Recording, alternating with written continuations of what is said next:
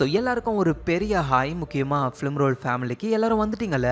இன்னைக்கு நம்ம ஒரு தரமான வேற லெவல் சைஃபை சீரீஸாக பார்க்க போகிறோம். ஸோ இதில் வந்து கதைன்றதை தாண்டி நிறைய சயின்ஸு ஈக்குவேஷன்ஸ்னு வித்தியாசமான விஷயங்கள்லாம் இருக்கும். ஸோ அதனால் நமக்கு லைட்டாக குழம்பும், ஆனால் ப்ராப்ளம் இல்லை. முடிஞ்ச வரைக்கும் தெளிவாக நம்ம பார்க்கலாம். ஒரு சைனீஸ் ஆத்தரு 3 பாடி ப்ராப்ளம்னு ஒரு சயின்ஸ் ஃபிக்ஷன் நாவலை எடுக்கிறாரு. அந்த நாவலை பேஸ் பண்ணி தான் 3 பாடி ப்ராப்ளம்னு அதே பேரில் இந்த சீரீஸையும் எடுத்திருக்காங்க.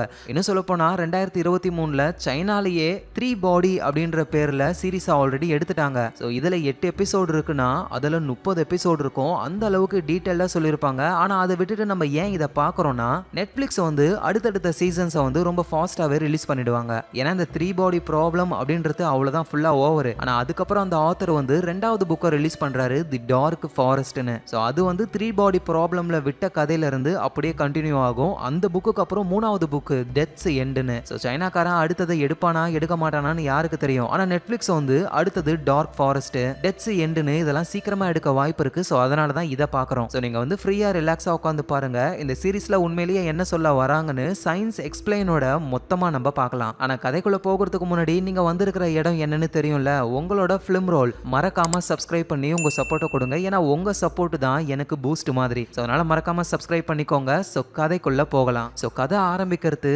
1966 வருஷம். அந்த காலகட்டத்தில் சைனால தி கல்ச்சுரல் ரெவல்யூஷன், சைனாவுடைய சர்வாதிகாரியான மாவோவுடைய தலைமையில ஒரு போராட்டமே நடக்குது. இதனால பெரிய கலவரமே நடந்துகிட்டு இருக்கு. இப்போ நான் சொல்ல போற விஷயம் வந்து இந்த சீரீஸ்ல வராது, ஆனா நாவல்ல வந்து தெளிவா சொல்லியிருப்பாங்க.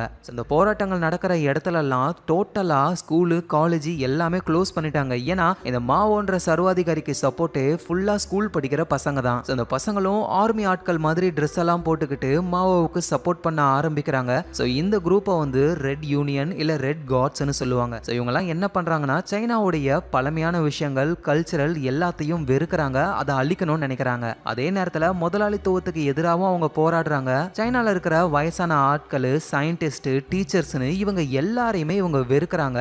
அவங்கள அட்டாக் பண்ணி மன்னிப்பு கேட்க வைக்கிறாங்க. ஸோ அப்படிதான் இந்த ஸ்டூடெண்ட்ஸோடைய ஆர்மி இருக்காங்கல்ல, அவங்க ஒரு யூனிவர்சிட்டியில் இருக்கிற டீச்சர்ஸ் எல்லாம் கொண்டு வந்து அவங்கள மன்னிப்பு கேட்க வைக்கிறாங்க. இதுல இருந்து தான் இந்த சீரீஸே ஸ்டார்ட் ஆகுது. ஸோ ஒவ்வொரு டீச்சரும் உயிர் தப்பிக்கணும் அப்படின்றதுக்காக ஆமா ஆமா நீங்க சொல்றது தான் சரி அப்படின்னு சொல்லி மன்னிப்பு கேட்டு அங்க இருந்து போறாங்க. ஸோ அப்படியே ஒரு டீச்சரை கூட்டிட்டு வராங்க. அவர் ஒரு பிசிக்ஸ் வாத்தியாரு. ஏ வாத்தி, நீ பிசிக்ஸ் தானே சொல்லி தர? டீச்சரும், ஏன் உனக்கு தெரியாதா, நீ என்னோட ஸ்டூடெண்ட் தானே அப்படின்னு சொல்றாரு. ஸோ பிசிக்ஸ் டீச்சருடைய ஸ்டூடெண்ட் தான் இப்ப நெக்கெல்லாம் அவர்கிட்ட கேள்வியவே கேட்டுக்கிட்டு இருக்கிறது. யோ, நீ தானே இந்த ஐன்ஸ்டீனுடைய ரிலேட்டிவிட்டி தியரி எல்லாம் எங்களுக்கு சொல்லி கொடுத்தது, அது எவ்வளவு கேவலமான விஷயம்னு தெரியும் தானே? அது ஒன்றும் கேவலமான விஷயம் கிடையாது. நம்ம முன்னேறணும்னா அதுக்கு ரிலேட்டிவிட்டி தியரி ரொம்ப ரொம்ப முக்கியம். ஸோ உடனே அங்க இருந்த ஒரு பொண்ணு, முன்னேறணும்னா எப்படி? அந்த ரிலேட்டிவிட்டி தியரியை யூஸ் பண்ணி தானே அட்டாமிக் பாமையை உருவாக்குனாங்க, அதனால எவ்வளவு மக்கள் இறந்து போனாங்க. இது என்ன முன்னேற்றமா? இது நமக்கு சாவுதான். உன்னோட ஒய்ஃப் புரிஞ்சுக்கிட்ட அளவுக்கு கூட நீ புரிஞ்சுக்கலையே வாத்தி அப்படின்னு பிசிக்ஸ் டீச்சருடைய ஒய்ஃபை கூட்டிட்டு வராங்க. அவங்களும் எல்லாரும் முன்னாடியும் சொல்றாங்க, நீங்க சொல்றது சரிதான், சயின்ஸ்லாம் வேஸ்ட், கடவுள் தான் எல்லாமே அப்படின்ற மாதிரி அவங்க பேசுறாங்க. ஸோ இதே மாதிரியே பிசிக்ஸ் வாத்தியாரும் பேசினார்னா அவரை விட்டுருப்பாங்க. ஆனா அவர் எதுவும் பேசாம இருக்காரு. அந்த பொண்ணும் வந்து கடவுள் இருக்காரா இல்லையா, உன் சயின்ஸ் என்ன சொல்லுது அப்படின்னு கேட்க, என்னோட சயின்ஸ் கடவுள் இருக்கிறதுக்கான எந்த ஒரு ஆதாரத்தையும் கொடுக்கல, ஸோ அதனால கடவுள் இல்ல அப்படின்னு சொல்ல அங்க இருக்கிறவங்க கடுப்பாகி அந்த பிசிக்ஸ் வாத்தியாரை போட்டு செம்ம அடி அடிக்கிறாங்க. அவரை சாகவே அடிச்சிடறாங்க. அப்புறம் அங்க இருந்து எல்லாரும் போனதுக்கு அப்புறம் அந்த பிசிக்ஸ் டீச்சருடைய பொண்ணு வந்து அவங்க அப்பா இறந்து போனதை நினைச்சு ரொம்ப ஃபீல் பண்ணி அழ ஆரம்பிக்கிறாங்க. ஸோ அப்ப பின்னாடி அந்த ஆர்மியை சேர்ந்த லேடி வந்து டீச்சருடைய பொண்ணை கூட்டிட்டு போறாங்க. ஸோ அந்த பொண்ணை அரெஸ்ட் பண்ணி வேலைலாம் வாங்க ஆரம்பிக்கிறாங்க. ஸோ பொருட்களை செய்யறதுக்கு கட்டைகள் தேவைப்படுதுன்றதுக்காக காட்டுல இருக்கிற நல்ல நல்ல மரங்கள் எல்லாம் வெட்ட ஆரம்பிக்கிறாங்க. ஸோ இதுக்காக அந்த டீச்சருடைய பொண்ணு இன்னும் நிறைய பேர் அரெஸ்ட் பண்ணி கொண்டு வந்திருப்பாங்கல்ல, அவங்கள யூஸ் பண்றாங்க. ஸோ அந்த பிசிக்ஸ் வாத்தியாருடைய பொண்ணோட பேரு வந்து ஈ. அந்த ஈ வந்து ஒரு பெரிய வெட்டப்பட்ட மரத்து மேல உட்காந்துக்கிட்டு இருக்காங்க. பக்கத்துல இன்னொருத்தர் உட்காந்துக்கிட்டு இருக்காரு. அவர் ஒரு புக்கை கொடுக்கறாரு. இந்த புக்கை வந்து மனுஷங்க இந்த உலகத்தை எவ்வளவு கொடுமைப்படுத்துறாங்கன்றது தான் அப்படின்னு சொல்லி கொடுக்க, அதையும் அவங்க படிக்க ஆரம்பிக்கிறாங்க. ஸோ இந்த இடத்துல ஈக்கு ஹெல்ப் பண்ணது இவர் ஒருத்தர் மட்டும் தான். ஸோ 2 பேரும் ஃப்ரெண்ட்ஸ் ஆக ஆரம்பிக்கிறாங்க. இங்க இருக்கிறவங்களாம் மரத்தை சும்மா கண்ணா முன்னான்னு வெட்டிக்கிட்டே இருக்காங்க. அப்பதான் ஈ ஒரு முடிவு எடுக்கிறாங்க, சாப்பிட ஃப்ரூட் எல்லாம் கொடுப்பாங்கல்ல, அதோடைய விதைகள் எல்லாம் அப்படியே அழகா சேர்த்து வச்சு யாருமே இல்லாத டைம்ல அழகா மரத்தெல்லாம் வெட்டின இடத்துல இவங்க விதைகளை விதைச்சுக்கிட்டே போறாங்க. ஸோ இப்படியே கொஞ்ச நாள் போகுது. நம்ம ஈ கிட்ட இருக்கிற அந்த புக்கை அந்த ஆர்மி ஆளுங்க கண்டுபிடிச்சிடுறாங்க. ஸோ அவ்வளவுதான், ஈயை பிடிச்சி அரெஸ்ட் பண்ணி ஜெயிலுக்குள்ள அடைக்கிறாங்க. வாழ்க்கை ஃபுல்லா அவங்க அந்த ஜெயிலே இருக்க வேண்டியதுதான். ஸோ நம்ம ஈயோடைய அப்பா வந்து ஒரு பிசிக்ஸ் வாத்தியார்ல, ஸோ அதனால ஈக்கும் பிசிக்ஸ்ல வந்து ரொம்ப ரொம்ப இன்ட்ரெஸ்ட் இருக்கும். அதை புரிஞ்சுக்கிட்டு இங்க பாரு, இந்த இடத்துலயே இருந்து நீ கஷ்டப்படுறதுக்கு உங்க அப்பா மாதிரியே உனக்கும் பிசிக்ஸ் ரொம்ப ரொம்ப பிடிக்கும் தானே, ஸோ அதுக்கு ஏற்ற மாதிரி ஒரு வேலை வாங்கி தரேன், அந்த இடத்துலயே இரு அப்படின்னு சொல்றாங்க. ஸோ நம்ம ஈயும் ஒத்துக்கிட்டு ஒரு இடத்துக்கு போறாங்க. பார்த்தா ஒரு பெரிய ஆண்டனா மாதிரி இருக்கு. அந்த ரிசர்ச் சென்டர்ல தான் இவங்க வேலை செய்ய போறாங்க. ஸோ அந்த இடம் வந்து மிலிட்டரி கண்ட்ரோல்ல இருக்கு. போகிறதுக்கு முன்னாடியே ஒரு கான்ட்ராக்ட்ல சைன் பண்ண சொல்றாங்க. இங்க பாரு, இதுதான் உன்னுடைய லாஸ்ட் வாய்ப்பு, இதை யூஸ் பண்ணிக்கோ, வாழ்க்கை ஃபுல்லா இதுக்கு மேல நீ இங்க தான் இருக்கணும் அப்படின்னு சொல்ல ஈக்கு ஒரு மாதிரி ஆகுது. சரி பரவாயில்ல அப்படின்னு சொல்லி கான்ட்ராக்ட்ல சைன் போட்டு வேலை செய்யவும் ஆரம்பிக்கிறாங்க. ஸோ அந்த பெரிய ஆண்டனாவை வச்சு இவங்க என்ன பண்றாங்க அப்படின்னு ஈக்கு புரியல. சொல்ற வேலையெல்லாம் செய்யறாங்க. ஸோ அந்த ஆண்டனாவை ஒரு பர்டிகுலர் டார்கெட்டை செட் பண்ணி ரேடியோ வேவ்ஸை அனுப்ப ஆரம்பிக்கிறாங்க. அந்த ரேடியோ வேவ்ஸ்னால பறவைகள்லாம் பறந்துகிட்டு இருந்தது அப்படியே கொத்து கொத்தா இறந்து போகுதுங்க. ஸோ என்ன நடக்குதுன்னு ஈக்கு சுத்தமா எதுவும் புரியல. ஈ வந்து ரொம்ப நல்லா வேலை செய்யறாங்க. அதோட அவங்களுக்கு சயின்ஸ் நாலேஜ் அதிகமா இருக்கிறதுனால இவங்க என்ன ஆராய்ச்சி பண்றாங்க அப்படின்னு ஈ கிட்ட சொல்ல ஆரம்பிக்கிறாங்க. ஈயும் நீங்க பண்றதெல்லாம் வச்சு பார்க்கும் பொழுது கண்டிப்பா இது ஒரு வெப்பனுக்கான ஆராய்ச்சி கிடையாது, ஏதோ ஒரு கம்யூனிகேஷன் தானே. கரெக்டா சொன்ன இது ஒரு கம்யூனிகேட் பண்றதுக்கான ஒரு ஆராய்ச்சி தான். ஆனா சார், பூமியில இருக்கிற யாரு கூட வேணாலும் ரேடியோ சிக்னல் மூலியமா நம்மளால ஈஸியா கம்யூனிகேட் பண்ண முடியுமே, எதுக்காக இவ்வளவு பெரிய ஆண்டனாவை யூஸ் பண்றீங்க அப்படின்னு கேட்கும்போது தான் அவர் சொல்றாரு, பூமியில இருக்கிறவங்க கூட கான்டாக்ட் பண்ணணுன்றதுக்காகலாம் நம்ம இந்த ஆராய்ச்சியை பண்ணல, பூமியை தாண்டி வெளியே என்ன இருக்கோ அது கூட கான்டாக்ட் பண்றதுக்காக தான் பண்ணிக்கிட்டு இருக்கோம்னு சொல்றாரு. சிம்பிளா சொல்லணும்னா ஏலியன் கூட கம்யூனிகேஷன் பண்றதுக்காக தான் இந்த ஆராய்ச்சியை இவங்க பண்ணிக்கிட்டு இருக்காங்களே. இதை கேட்டு ஈயும் அப்படியே ஷாக் ஆகுறாங்க. இப்ப கதை அப்படியே பல வருஷங்கள் கடந்து போகுது. 2024வது வருஷம் லண்டன்ல ஒரு டிடெக்டிவ் ஒருத்தர் ஒரு கேஸ் விஷயமா கிரைம் சீனுக்கு போறாரு. அங்க ஒருத்தர் இறந்து போயிட்டாராம். யாருன்னு விசாரிக்கும் பொழுதுதான் ஒரு பெரிய சயின்டிஸ்ட், காஸ்மாலஜி, தியரிட்டிக்கல் பிசிக்ஸ் எல்லாம் படிச்சவரு, இந்த வருஷத்துக்கான நோபல் பிரைஸ் கூட அவருக்கு கிடைக்கிற வாய்ப்பு இருந்துதான். அப்பேற்பட்ட சயின்டிஸ்ட் இப்ப இறந்து போயிட்டாரு. அதுவும் ஒரு கத்தியால அவரோட கண்ணை அவரே நோண்டிக்கிட்டு இறந்து போயிட்டாரு. இந்த விஷயங்களை டிடெக்டிவ் பாக்குறாரு. அப்படியே லைட் ஆன் பண்ணி இறந்து போன அந்த சயின்டிஸ்டோடைய வீட்டோட வாலெல்லாம் பார்க்கும்பொழுது என்னமோ கவுண்ட் டவுன் மாதிரி ரத்தத்தாலேயே இறந்து போனவர் எழுதி வச்சிருக்காரு. அந்த கவுண்ட் டவுனோட லாஸ்ட்ல இன்னமும் நான் அதை பார்த்துக்கிட்டு தான் இருக்கேன் அப்படின்ற மாதிரி எழுதி வச்சுட்டு தான் அவர் இறந்தே போயிருக்காரு. எங்க டிடெக்டிவ்க்கு எதுவும் புரியல. ஏன்னா ரீசெண்டா நிறைய சயின்டிஸ்ட் வந்து அவங்க உயிரை அவங்களே எடுத்துக்கிட்டு இறந்து போயிருக்காங்க. அவங்க இறந்து போன இடத்துல போய் பார்த்தா இந்த மாதிரி கவுண்ட் டவுன்ஸ் மட்டும் தான் இருக்கு. ஏன் என்னன்னு டிடெக்டிவ்க்கு புரியல. இந்த நேரத்துல ஆக்ஸ்போர்ட் யூனிவர்சிட்டியோட பார்ட்டிகல் ஆக்சலரேட்டர் ரிசர்ச் சென்டர்ல சால்னு ஒருத்தர் ரொம்ப சோகமா அங்க இருக்கிற மானிட்டரையே உத்து பார்த்துக்கிட்டே இருக்காரு. அப்ப சாலோடைய பாஸ் அந்த இடத்துக்கு வராங்க. என்ன சால், கடைசியா இருக்கிறது நீ ஒருத்தன் தான் போல, இந்த ஆராய்ச்சினால எந்த ஒரு யூஸும் இல்லைன்னு அவ்வளவுதான், மொத்தமா எல்லாத்தையும் க்ளோஸ் பண்ணிட்டாங்க, எல்லாரும் போயிட்டாங்க, நீ மட்டும் உட்காந்துக்கிட்டு என்ன பண்ணிக்கிட்டு இருக்க? ஏன்னா பாஸ், மொத்தமா ஷட் டவுன் பண்றதுக்கு நீங்க நைட் வரைக்கும் டைம் இருக்கு, அதுக்குள்ள ஏதாவது ஒரு சேஞ்சஸ் வராதா, நம்ம திரும்பவும் வேலை பார்க்க மாட்டோமான்னு யோசிச்சுக்கிட்டு இருக்கேன். உலகம் ஃபுல்லா எல்லா பார்ட்டிகல் ஆக்சலரேட்டர்லயும் அந்த ரிசல்ட்டை பார்க்கும் பொழுது எல்லாமே வித்தியாசமா இருக்கு பாஸ் அப்படின்னு சால் ஏதோ ஒரு விஷயத்தை பத்தி பேசுறாரு. அவங்க எதை பத்தி பேசுறாங்கன்றத ஃபர்ஸ்ட் நம்ம தெரிஞ்சுக்கணும்னா பார்ட்டிகல் ஆக்சலரேட்டர்னா என்னன்னு பார்க்கணும். இந்த யூனிவர்ஸ்ல இருக்கிற எல்லாமே, நானு, நீங்க, நம்மளை சுத்தி இருக்கிற எல்லா பொருளுமே நம்ம ஜூம் பண்ணி அப்படியே பார்த்துக்கிட்டே போய்கிட்டே இருந்தா கடைசியா ஆட்டம்ல முடியும். அந்த ஆட்டம்குள்ளேயும் நியூட்ரான், புரோட்டான்ன்ற பார்ட்டிகல் இருக்கும். அதை எலக்ட்ரான் சுத்தி வந்துகிட்டு இருக்கும். ஒவ்வொரு ஆட்டமுக்கும் இந்த நியூட்ரான், எலக்ட்ரான், புரோட்டானுடைய எண்ணிக்கை வந்து வேற வேறையா இருக்கும். எக்ஸாம்பிளுக்கு வந்து ஒரு ஹைட்ரஜன் ஆட்டமை எடுத்துப்போம். அந்த ஆட்டம்ல வந்து ஒரு புரோட்டான் இருக்கும், நியூட்ரான் எதுவுமே இருக்காது. இதை ஒரே ஒரு எலக்ட்ரான் மட்டும் சுத்தி வந்துகிட்டே இருக்கும். இதுதான் ஹைட்ரஜன் ஆட்டமுடைய ஸ்ட்ரக்சர். அடுத்தது ஆக்சிஜனுடைய ஆட்டமை நம்ம எடுத்துக்கலாம். இதுல 8 நியூட்ரான், 8 புரோட்டான் இருக்கும். அதை 8 எலக்ட்ரான் வந்து சுத்தி வரும். இதுதான் அதோட ஸ்ட்ரக்சர். இப்போ நம்ம கிட்ட ஹைட்ரஜன் ஆட்டமும் ஆக்சிஜன் ஆட்டமும் இருக்கு. எக்ஸ்ட்ராவா இன்னொரு ஹைட்ரஜன் எடுத்துப்போம். இப்போ 2 ஹைட்ரஜன் ஆட்டம், ஒரு ஆக்சிஜன் இருக்கு. இந்த மூணுத்தையும் ஒன்னு சேர்க்கும் பொழுது ஒரு காம்பனன்ட் உருவாகுது. இதுக்கு பேர் வந்து டை ஹைட்ரஜன் மோனாக்சைடு, சிம்பிளா H2O சொல்லுவாங்க. இதுதான் நம்ம குடிக்கிற தண்ணி. நம்ம குடிக்கிற தண்ணியை நல்லா ஜூம் பண்ணி பார்க்கும் பொழுது 2 ஹைட்ரஜன், ஒரு ஆக்சிஜன் இருக்கும். இதே மாதிரி தான் ஒவ்வொரு பொருளும் அதோட தன்மைக்கு ஏத்த மாதிரி அதோட ஆட்டம்ஸ்லாம் இருக்கும். இப்போ ஆட்டம்ஸ் ஓகே தானே? இப்போ இந்த ஆட்டம்ஸ் எல்லாத்துக்குமே ஒரு வெயிட் இருக்கும். அதை வந்து மாஸ்ன்னு சொல்லுவாங்க. அதை வந்து ஆட்டமுடைய வெயிட்னு சொல்றதை விட அதுக்குள்ள இருக்கிற நியூட்ரான், எலக்ட்ரான், புரோட்டானுடைய மாஸ்ன்னு சொல்லலாம்.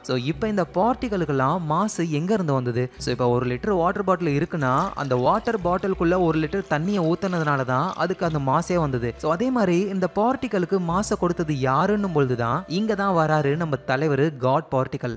ஆட்டம்குள்ள இருக்கிற பார்ட்டிகல்ஸ்க்கு மாசை கொடுத்ததே இந்த காட் பார்ட்டிகல் தான். இந்த காட் பார்ட்டிகளை பத்தி நம்ம தெரிஞ்சுக்க இந்த யூனிவர்ஸை பத்தியும் நம்ம அதிகமா தெரிஞ்சுப்போம். யோசிச்சு பாருங்க, நமக்கு இப்போ ஒரு ஆப்பிள் வேணும் அப்படின்னா ஒரு விதைய மண்ணுல போட்டு புதைச்சி தண்ணியை ஊத்தி அது செடியா மரமா வளர்ந்து அதுக்கப்புறம் தான் அந்த ஆப்பிள் நம்ம கையில கிடைக்கும். ஆனா இதுவே அந்த ஆப்பிளுடைய ஃபுல் ஆட்டம் ஸ்ட்ரக்சரையும் நம்மளால ரீக்ரியேட் பண்ண முடிஞ்சதுன்னா ஆப்பிள ஒரு செகண்ட்ல டக்குன்னு நம்மளால உருவாக்க முடியும். மரம், செடி, தண்ணி எதுவுமே தேவையில்லை. ஆனா இந்த ப்ராசஸ்க்கு கண்டிப்பா காட் பார்ட்டிகளோட ஹெல்ப் நமக்கு வேணும். ஸோ அதுக்கு ஃபர்ஸ்ட் இந்த காட் பார்ட்டிகளை நம்ம உருவாக்கணும். அதுக்காக என்ன பண்றாங்கன்னா ஒரு வளையம் ஷேப்ல ரொம்ப பெருசா ஒரு பைப் மாதிரியான செட்டப், அதுக்குள்ள காத்து தூசு எதுவும் இருக்காது, ஃபுல் வேக்யூமா இருக்கும். ஸோ அதுல வந்து இந்த புரோட்டான் மாதிரியான பார்ட்டிகல்ஸை வந்து வேகமா ஒன்னோட ஒன்னு மோத வைப்பாங்க. ஸோ அப்படி மோதும் பொழுது காட் பார்ட்டிகளும் அதுல இருந்து வெளியே வரும். ஆனா வெளியே வந்தது கொஞ்ச நேரம் தான் இருக்கும், டக்குன்னு மறைஞ்சு போயிடும். ஆனா அந்த கொஞ்ச நேரத்திலையும் டேட்டாஸ் எல்லாம் யூஸ் பண்ணி அந்த கடவுள் துகளை பத்தி இவங்க ஆராய்ச்சி பண்ணிக்கிட்டு இருக்காங்க. இவ்வளவு நாள் எல்லாமே கரெக்டா தான் போய்கிட்டு இருந்தது.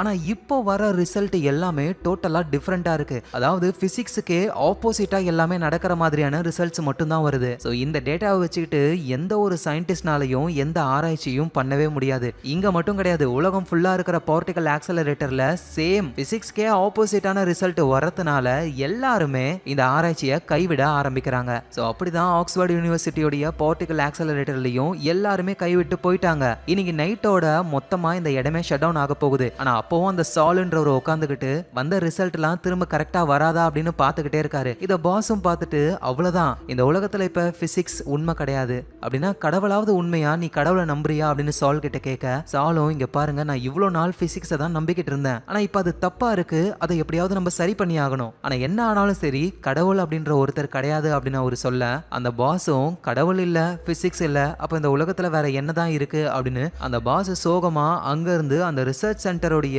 ஒரு இடத்துல இருந்து அப்படியே கீழே குதிச்சு இறந்து போறாங்க. இந்த நேரத்துல ஒரு பார்ல ஒரு 2 பொண்ணுங்க பேசிக்கிட்டு இருக்காங்க. இவங்களோட பேரு ஆகி. சோ இவங்களும் ஒரு சயின்டிஸ்ட் தான், புதுசா ஒரு விஷயத்துல ஆராய்ச்சி பண்ணிக்கிட்டு இருக்காங்க. நம்ம கண்ணுக்கே தெரியாத அளவுக்கு நானோமீட்டர் சைஸ்ல ஒரு ஃபைபரை யூஸ் பண்ணி ஒரு ஸ்ட்ராங்கான பொருளை உருவாக்குறாங்க. இது எந்த ஒரு பொருளையும் கட் பண்ணி 2 துண்டாக்கிடும். அந்த ஆராய்ச்சியை மட்டும் இவங்க சக்சஸ்ஃபுல்லா முடிச்சிட்டாங்க அப்படின்னா ஒரு பெரிய பெரிய ஸ்பேஸ் ஷிப்பை செய்யறதுக்கு அந்த மெட்டல் எல்லாம் கட் பண்ண ரொம்ப நேரம் டைம் ஆகுது. ஆனா இந்த நானோ ஃபைபர்ஸ் மூலியமா டக்குன்னு அதுங்களை கட் பண்ண முடியும். அதெல்லாம் தாண்டி மெடிக்கல் ஃபீல்ட்லயும் அந்த நானோ ஃபைபர் வேற லெவல்ல யூஸ்ஃபுல்லா இருக்கும். ஸோ அதுக்கான ஆராய்ச்சி தான் அவங்க பண்ணிக்கிட்டு இருக்காங்க. ஸோ அகியோடைய ஃப்ரெண்டு, இவங்களோட பேரு ஜின்னு. இந்த ஜின்னு வந்து ஒரு தியரிட்டிக்கல் பிசிசிஸ்ட். உலகம் ஃபுல்லா இருக்கிற பார்ட்டிகல் ஆக்சலரேட்டர் மிஷின்ல இருக்கிற டேட்டாவெல்லாம் ரிசர்ச் பண்றது இவங்களோட வேலை. ஸோ ஜின்னும் ஆகி கிட்ட ஒரு விஷயத்த சொல்றாங்க, இதை சால் எனக்கு அனுப்பினா அந்த டேட்டா எல்லாமே ரொம்ப வித்தியாசமா இருக்கு, உலகம் ஃபுல்லாவே பிசிக்ஸே குழம்புற அளவுக்கு டேட்டாஸ் எல்லாமே மாறி மாறி வருது. உடனே ஆகியும் மேபி யாராவது சிஸ்டமை ஹேக் பண்ணிருக்கலாம்ல, நான் அதை செக் பண்ணி பார்த்துட்டேன், எந்த ஒரு ஹேக்கிங்கும் நடக்கவே இல்லை. ஒருவேளை ஹார்ட்வேர் பிரச்சனையா இருந்தா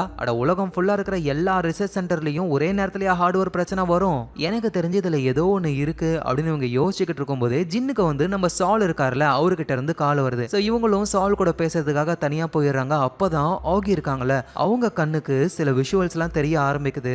ஏதோ அவங்க கண்ணு முன்னாடி ஒரு டைமர் மாதிரி ஒன்று வருது. அந்த டைமர் கொஞ்சம் கொஞ்சமா குறைஞ்சிக்கிட்டே இருக்கு. ஸோ ஸ்டார்டிங்ல ஒரு சயின்டிஸ்ட் வந்து இறந்து போனார்ல, அவரோட வீட்லயும் இந்த மாதிரி டைமர் தான் இருக்குமே. ஆக்சுவலா நம்ம ஆகிக்கு தெரியுதுல டைமர், அதே மாதிரி தான் அந்த சயின்டிஸ்டுக்கும் தெரிஞ்சிருக்கு போல.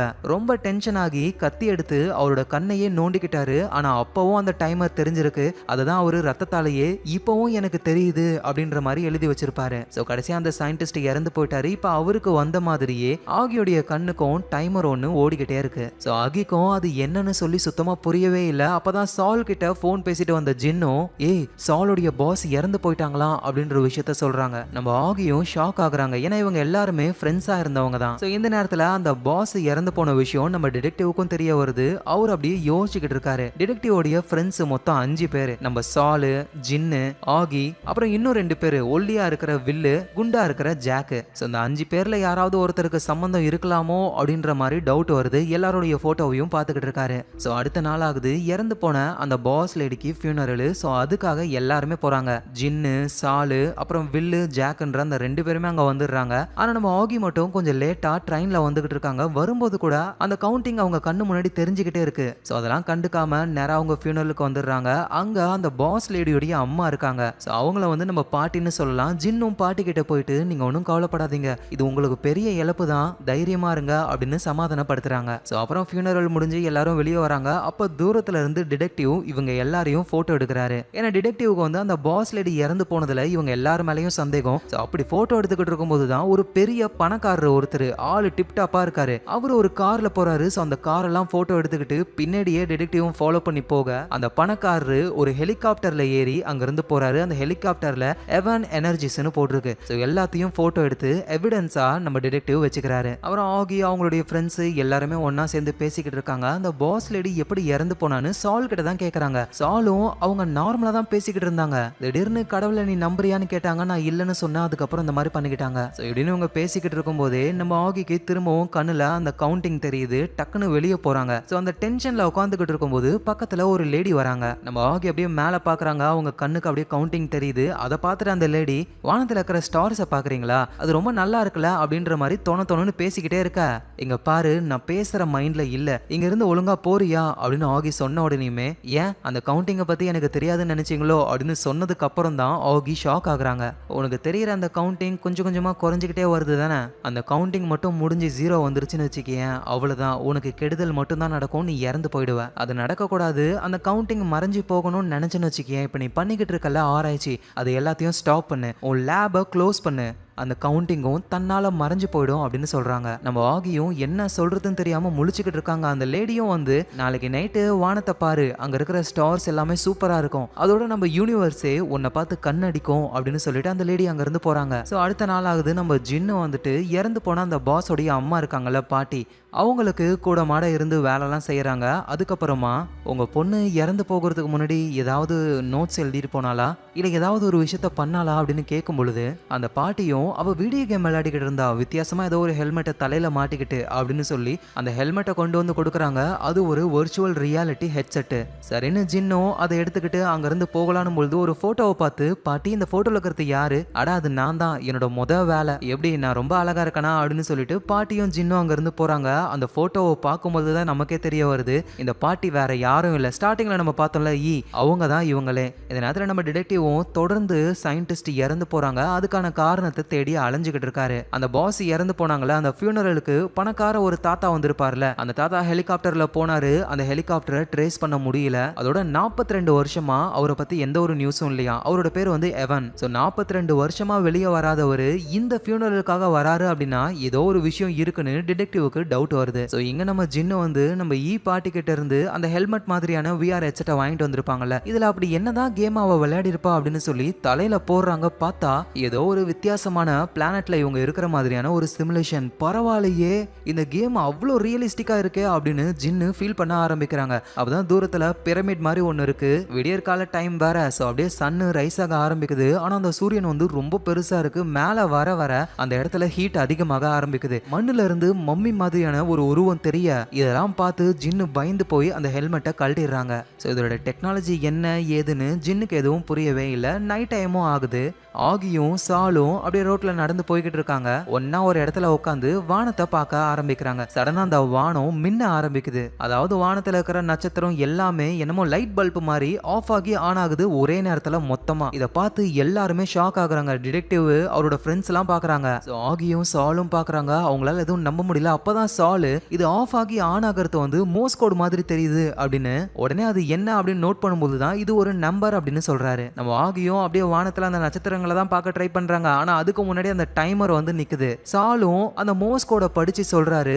10 34 06 05ன்னு சொல்ல நம்ம ஆகிக்கு வர அந்த டைமிங் தான் இந்த வானமே மின்னி மின்னி மோர்ஸ் கோட்ல சொல்லிக்கிட்டு இருக்கு. இதை கேட்டு ஆகியும் ஷாக் ஆகுறாங்க. அப்படின்னா அந்த லேடி சொன்னது உண்மைதான். இந்த டைமர் 0க்கு வந்துருச்சுன்னா அவ்வளவுதான், நம்ம இறந்து போயிடுவோம் அப்படின்னு அவங்க புரிஞ்சுக்கிறாங்க. அடுத்த நாள் ஆகுது. ஆகியோடைய டைமிங் முடிய இன்னும் கொஞ்ச நேரம் தான் இருக்கு. அவங்க அவங்களுடைய லேப்ல ஒரு டெஸ்ட் பண்ணிக்கிட்டு இருக்காங்க. அவங்க உருவாக்குன அந்த நானோ ஃபைபர் டெக்னாலஜி, அது ரொம்ப ரொம்ப ஷார்ப்பு. எந்த அளவுக்கு ஷார்ப்னா டைமண்டையே அதால கட் பண்ண முடியுமான்னு செக் பண்ணிக்கிட்டு இருக்காங்க. அந்த நானோ டெக்னாலஜியும் டைமண்டை கட் பண்ணுது. பார்க்குற யாருக்குமே ஒன்றுமே தெரியல. ஏன்னா அந்த நானோ ஃபைபர் வந்து மனுஷங்களோட கண்ணுக்கே தெரியாது. அது டைமண்டை எப்படி கட் பண்ணுச்சுன்னு ஒன்றுமே தெரியல. ஸோ அப்புறம் லிட்டை ஓப்பன் பண்ணி நம்ம ஆகி ஜஸ்ட் அந்த டைமண்டை தொடுறாங்க. அப்படியே பீஸ் பீஸா உடஞ்சி விழுது. ஸோ அவ்வளோதான், இந்த நானோ ஃபைபருடைய ஃபர்ஸ்ட் டெஸ்ட் சக்ஸஸ்ஃபுல்லாக முடிஞ்சிருச்சு. எல்லாரும் ரொம்ப சந்தோஷப்படுறாங்க. அப்பதான் ஆகியோடைய கண்ணுக்கு இன்னும் ஒரு நிமிஷம் தான் இருக்குன்ற மாதிரி டைமர் ஓட இவங்க ரொம்ப பயந்து போறாங்க. டக்குன்னு அங்க இருக்கிற எல்லாருக்கிட்டையும் அவ்வளவுதான், இதுக்கு மேல ஆராய்ச்சியே கிடையாது, லேபை இழுத்து மூடுங்க அப்படின்னு சொல்லிட்டு யாருக்கிட்டையும் எதுவும் சொல்லாம ஆகி அங்க இருந்து போய்கிட்டே இருக்காங்க. அப்படி ரோட்ல நடந்து போய்கிட்டு இருக்கும் போதுதான் அந்த டைமரும் அப்படியே மறைஞ்சு போகுது. ஆனா கரெக்டா அந்த இடத்துக்கு நம்ம டிடெக்டிவ் வராரு. என்ன மேடம், உங்க லேபை க்ளோஸ் பண்ணிட்டீங்க போல, ஆனா நம்ம ஆகி கண்டுக்கிற மாதிரியே இல்ல. அப்பதான் டிடெக்டிவும் சொல்றாரு, இப்ப நீங்க உங்க லேப க்ளோஸ் பண்ணதுனால உங்களுக்கு அந்த டைமர் தெரியாம போயிடுச்சுல, எப்படியோ தப்பிச்சிட்டீங்க அப்படின்னு சொன்னதுக்கு அப்புறம் தான் உங்களுக்கு எப்படி இந்த விஷயம் தெரியும்னு ஆகியும் ஷாக் ஆகுறாங்க. சோ டிடெக்டிவ் அவரோட இடத்துக்கு ஆகியை கூட்டிட்டு போறாரு. உங்க வேலையை விட்டு நீங்க விட்டாதான் இந்த டைமர் போகும் அப்படின்னு உங்களுக்கு சொன்னது யாரு? அந்த இறந்து போன பாஸ் லேடியோட ஃபியூனரல்ல ஏதோ ஒரு பொண்ணு வந்து தான் என்கிட்ட சொன்னா அப்படின்னு இவங்க சொல்றாங்க. சோ டிடெக்டிவும் கரெக்டா டைமிங் என்ன அப்படின்னு கேட்டு அங்க இருந்தா ஒரு சிசிடிவி ஃபுட்டேஜை ப்ளே பண்ணி காட்டுறாரு. பார்த்தா அந்த ஃபுட்டேஜ்ல நம்ம ஆகி மட்டும் தான் இருக்காங்க. பக்கத்துல பேசிக்கிட்டு இருந்த அந்த பொண்ணை காணோம். சோ ஆகி வந்து அவங்களுக்கு அவங்களே பேசிக்கிட்ட மாதிரி தான் தெரியுது. இதை பார்த்த உடனே ஆகியும் இதுக்கெல்லாம் வாய்ப்பே கிடையாது, ஏன் முன்னாடி தான் அந்த பொண்ணு நின்று பேசிக்கிட்டு இருந்தா, நான் உண்மையா தான் சொல்றேன் டிடெக்டிவ், நீங்க உண்மையா தான் சொல்றீங்கன்னு எனக்கும் தெரியும். ஆனா யோசிச்சு பாருங்க, உங்க கூட பேசிக்கிட்டு இருந்த அந்த பொண்ணை இந்த ஃபுட்டேஜ்ல இருந்து கரெக்டா அழிச்சு எடுத்திருக்காங்க. அதுவும் எந்த ஒரு எடிட்டிங்கும் பண்ணாம என்ன டெக்னாலஜியை யூஸ் பண்ணாங்கன்னு தெரியல. அதோட நீங்க வேலையை விட்டு நின்ன உடனேயுமே அந்த டைமர் உங்களுக்கு ஸ்டாப் ஆயிடுச்சு அப்படின்னா என்ன அர்த்தம்? நீங்க வேலை செய்யக்கூடாது அப்படின்னு யாரும் நினைக்கிறாங்க. ஆனா டிடெக்டிவ், நான் என்ன அவ்வளவு தப்பான வேலையா செய்யறேன்? ஜஸ்ட் நான் ஆராய்ச்சி தானே பண்ணிக்கிட்டு இருக்கேன். இங்க தான் ப்ராப்ளமே. நீங்க பண்ணிக்கிட்டு இருக்கிற ஆராய்ச்சி நானோ ஃபைபர், கண்ணுக்கே தெரியாத ஒரு நூல் மாதிரியான ஒரு பொருள், ஸ்டீலை விட ரொம்ப ரொம்ப ஸ்ட்ராங்கா இருக்கும். ஸோ இது மூலியமா ப்ராப்ளம் கூட வர வாய்ப்பு இருக்குல்ல. ஸோ அதனால தான் யாரோ தடுக்க ட்ரை பண்ணிருக்காங்க. ஆனா இருந்தாலும் உங்க கண்ணுக்கு மட்டும் தெரியிற அந்த டைமரு, வானத்துல நட்சத்திரங்கள் எல்லாம் ஆஃப் பண்ணி ஆன் பண்றது, இதெல்லாம் எப்படி பண்றாங்க? எதுவுமே புரியவே இல்லை இப்படின்னு டிடெக்டிவும் புலம்புறாரு. உடனே ஆகியும் எங்க ஃப்ரெண்ட் அந்த பாஸ் லேடி எப்படி இறந்து போனான்னு ஏதாவது தெரியுமா அப்படின்னு கேட்கும் பொழுது, இப்ப வரைக்கும் எதுவும் தெரியல, ஆனா மேபி உங்களுக்கு வந்து அதே ப்ராப்ளம் கூட அவங்களுக்கு இருந்திருக்கலாம். என்ன சொல்றீங்க? இந்த ப்ராப்ளம் எனக்கு மட்டும் தான் இருக்குன்னு நினைச்சேன். அப்படின்னா என்ன மாதிரியே டைமர் தெரிஞ்ச நிறைய பேர் இருக்காங்களான்னு இவங்க கேட்கும் போதுதான் உலகம் முழுக்க பெரிய பெரிய ஆராய்ச்சியை பண்ற எல்லாரு கண்ணுக்குமே இந்த டைமர் தெரிஞ்சிருக்கு. அந்த டைமர் முடியறதுக்குள்ள அவங்க அவங்க வேலையை விட்டு நின்னுணுமா. உங்கள மாதிரியே நிறைய பேர் வேலையை ஸ்டாப் பண்ணவங்களாம் இப்ப உயிரோட இருக்காங்க. வேலையை ஸ்டாப் பண்ணாம இருந்த எல்லாருமே இறந்தே போயிட்டாங்க. ஆனா என்னோட ஃப்ரெண்டு பாஸ் லேடியும் வேலையை ஸ்டாப் பண்ணிட்டா தானே, அப்புறம் எதுக்காக அவ இறந்து போகணும்?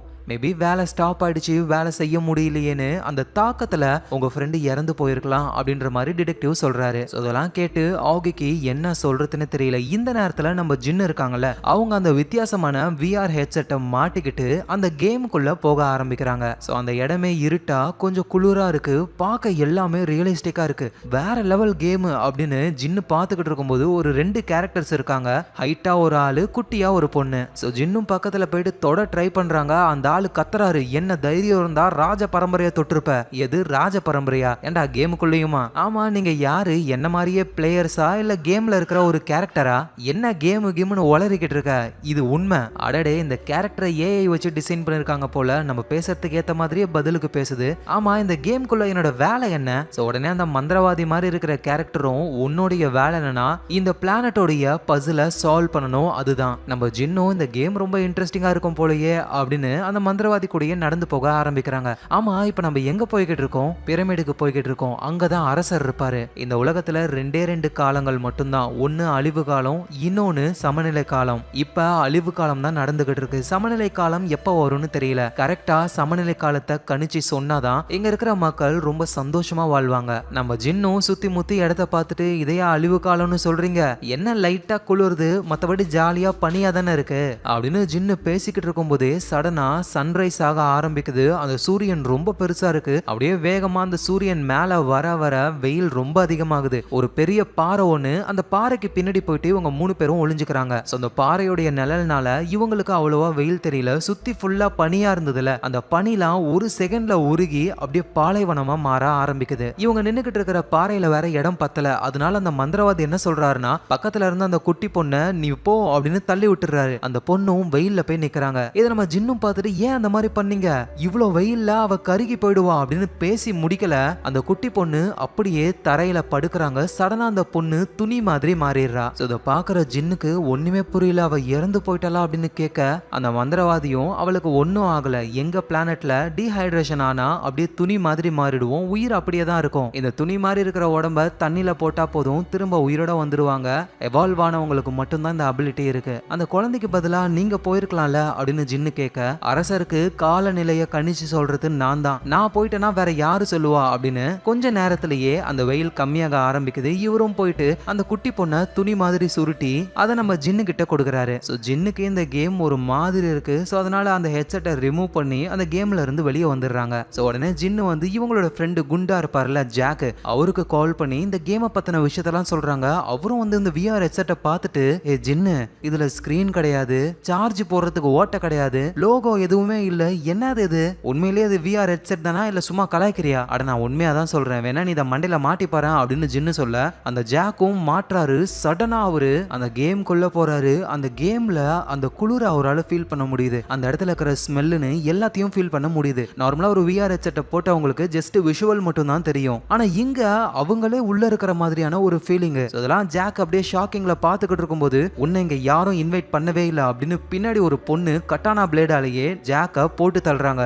இவரு பயந்து டக்குன்னு அந்த ஹெட்செட்டை கலட்டுறாரு. ஏ ஜின்னு, அந்த கேம்குள்ள யாரோ உன்னை நான் இன்வைட் பண்ணவே இல்லை அப்படின்னு சொல்லி பெரிய கத்தியாலேயே என் கழுத்து அறுக்குறாங்க. அதோட எனக்கு என்னமோ இது தப்பா இருக்கு. இந்த டெக்னாலஜி நம்ம காலகட்டத்தை சேர்ந்ததே கிடையாது. எப்படியும் ஒரு 50-150 வருஷங்கள் ஃபியூச்சரிஸ்டிக்கான டெக்னாலஜி இது அப்படின்னு அவரு சொல்றாரு. அதே தான் நானும் யோசிச்சேன் ஜாக். நம்ம ஃப்ரெண்டு பாஸ் லேடி சாகிறதுக்கு முன்னாடி இந்த கேமை தான் விளையாடிக்கிட்டு இருந்தாலாம். ஸோ நம்ம ஃப்ரெண்டோட சாவுக்கும் இந்த கேமுக்கும் சம்மந்தம் இருக்குமான்னு பார்க்கறதுக்காக தான் விளையாடவே ஆரம்பிச்சேன். உன்னை யாரோ கத்தியால வெட்டுறாங்கன்னு சொல்ற, குடு நான் விளையாடுறேன் அப்படின்னு ஜின்னு திரும்பவும் தலையில மாட்டிக்கிறாங்க. ஸோ இப்படி இவங்க ரெண்டு பேரும் பேசிக்கிட்டு இருக்கிறதெல்லாம் ஒரு சீக்ரெட் மைக் வழியா நம்ம டிடெக்டிவ் ஒட்டு கேட்டுக்கிட்டு இருக்காரு. ஸோ அவருக்கும் இந்த மாதிரி ஒரு ஹெட்செட் இருக்கிற விஷயம் புரிய வருது. ஸோ அப்புறம் டிடெக்டிவ் ஒரு கிரேவியார்டுக்கு போறாரு. அங்கதான் அவரோட ஒய்ஃபோட சமாதி இருக்கு. அங்க ஒரு ரெட் வெல்வெட் கேக்க வச்சு அவரோட ஒய்ஃபை நினைச்சு ஃபீல் பண்ணிக்கிட்டு இருக்கும்போது அந்த இடத்துக்கு ஒரு லேடி வராங்க.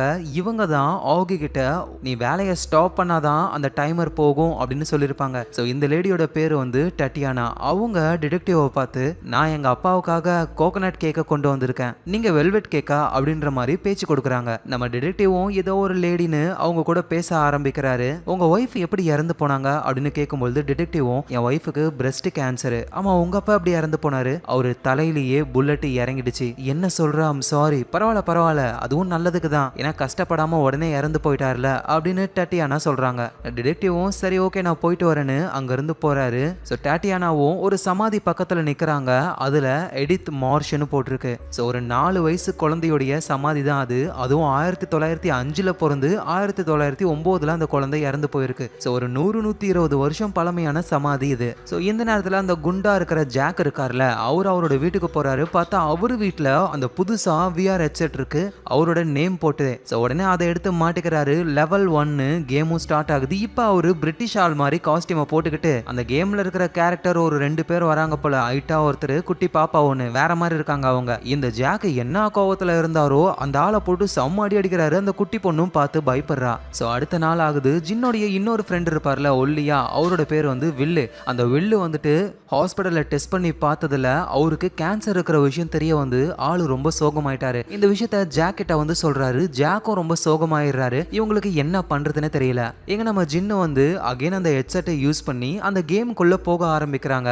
அந்த மந்திரவாதி மாதிரி இருந்தார்ல, அவரு மன்னரை பார்க்க போறாரு. ஸோ இவங்களும் பிரமிட்குள்ள போறாங்க. அங்க மன்னர்லாம் இருக்காரு. இந்த மந்திரவாதி வந்து சில குச்சிகளெல்லாம் வச்சு அதை வித்தியாசமா அடுக்கி இந்த பிளானட்டோடைய அழிவு காலம் எப்போ முடியும், சமநிலை காலம் எப்போ வரும் அப்படின்னு சொல்லி கணக்கு பண்ண ட்ரை பண்றாரு. இதை பார்க்குற நம்ம ஜின்னும் இந்த மாதிரி பண்றதெல்லாம் மூட நம்பிக்கை தான் அப்படின்னு சொல்ல, உடனே அரசர் இதை பத்தி உனக்கு என்ன தெரியும் சொல்லு அப்படின்னு கேட்கும் பொழுது இவங்களும் எக்ஸ்பிளைன் பண்ண ஆரம்பிக்கிறாங்க. இது எல்லாத்தையுமே நம்ம சயின்டிஃபிக்கலாக தான் அப்ரோச் பண்ணணும். அதை விட்டுட்டு மந்திரம் தந்திரம்னு இறங்கணும்னா அதோட கணிப்பு எப்பவுமே பர்ஃபெக்டாக இருக்காது அப்படின்னு சொல்ல, ஆனால் அதெல்லாம் அந்த மந்திரவாதி கண்டுக்காம அவர் அடுக்கி வச்சிருந்த குச்சிலாம் அப்படியே லைட் எறிய ஆரம்பிக்குது. இப்போ சொல்றாரு அரசரே, இன்னும் 8 நாளில் அழிவு காலம் முடிஞ்சு சமநிலை காலம் ஆரம்பிச்சிரும். அதுவும் அந்த சமநிலை காலம் 60 வருஷத்துக்கு மேலே இருக்கும் அப்படின்னு சொல்ல அரசருக்கு அவ்வளோ சந்தோஷம். ரூஃப் டாப் ஓப்பன் பண்ண சொல்றாங்க. ரூஃபும் ஓப்பன் ஆகுது.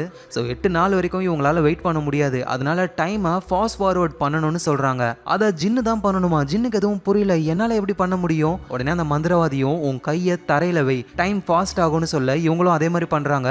டைமும் ஃபாஸ்ட் ஆகுது. ஸோ இந்த ஜின்னு வந்து அப்படியே ரூஃப்ல பாக்குறாங்க. அந்த சூரியன்லாம் என்னமோ அப்படியே வளைஞ்சு போகுது. நம்மளோட பூமியில எப்படி சூரியன் அழகா எழும்பி ஒரே நேர்கோட்டில் போயிட்டு அழகா மறையும், ஆனா இந்த பிளானட்ல சூரியன் இஷ்டத்துக்கும் லெஃப்ட் ரைட்னு வாங்கி ஓடுது. ஸோ 8 நாட்கள் அப்படியே டைம் ஃபார்வர்ட்ல போன உடனே உடனேயுமே ஒரு ஸ்டேபிளான நிலைமை ஒன்று வருது. இதை தான் சமநிலை காலம்னு சொல்றாங்க. ஸோ அந்த அரசருக்கும் அவ்வளோ சந்தோஷம். ஸ்டார்டிங்ல ஒரு சின்ன பொண்ணு வந்து அந்த சூரியனால அப்படியே துணி மாதிரி மாறிட்டால, அந்த மாதிரி இந்த ஊருக்குள்ள நிறைய மக்கள் மாறி இருக்காங்க. இவங்கள தண்ணிக்குள்ள போட்டாதான் அவங்க திரும்ப பழைய மாதிரி வருவாங்க. ஸோ அதனால அரசரும் திரும்ப எல்லாரையுமே உயிரோட கொண்டு வாங்க அப்படின்னு வேகமா போறாங்க. ஸோ பெரிய கடல் மாதிரி ஒன்று இருக்கு. அந்த இடத்துல அந்த துணியை தூக்கி போடுறாங்க. எல்லாருமே மனுஷங்க தான். தண்ணிக்குள்ள போன உடனேயுமே அவங்க திரும்ப உயிரோட வெளியே வர ஆரம்பிக்கிறாங்க. ஸோ நம்ம ஜின்னும் போயிட்டு அவங்க கிட்ட அந்த குட்டி பொண்ணுடைய துணி இருக்குல்ல, அதை தூக்கி போடுறாங்க. அந்த குட்டி பொண்ணும் திரும்ப உயிரோட வந்துடுறா. ஸோ அந்த மந்திரவாதி சொன்ன மாதிரியே 8 நாள் கழிச்சு சமநிலை காலம் வந்துருச்சு. அப்படின்னா இன்னும் 60 வருஷத்துக்கு இவங்க எல்லாரும் ரொம்ப சந்தோஷமா இருக்கலாம் அப்படின்னு நினைக்கும் பொழுது சடனா அந்த பிளானட்டோடைய காலநிலை மாற ஆரம்பிக்குது. பயங்கரமான குளிர் அடிக்குது. அதனால மக்கள் எல்லாருமே உறைஞ்சி போறாங்க. நம்ம ஜின்னு காப்பாத்தின அந்த பொண்ணு கூட உறைஞ்சி போய் அப்படியே உடஞ்சிடுறா. இதெல்லாம் பார்த்து ஜின்னு ரொம்ப கஷ்டப்படுறாங்க. அந்த மக்கள் எல்லோருமே அழிஞ்சு போறாங்க.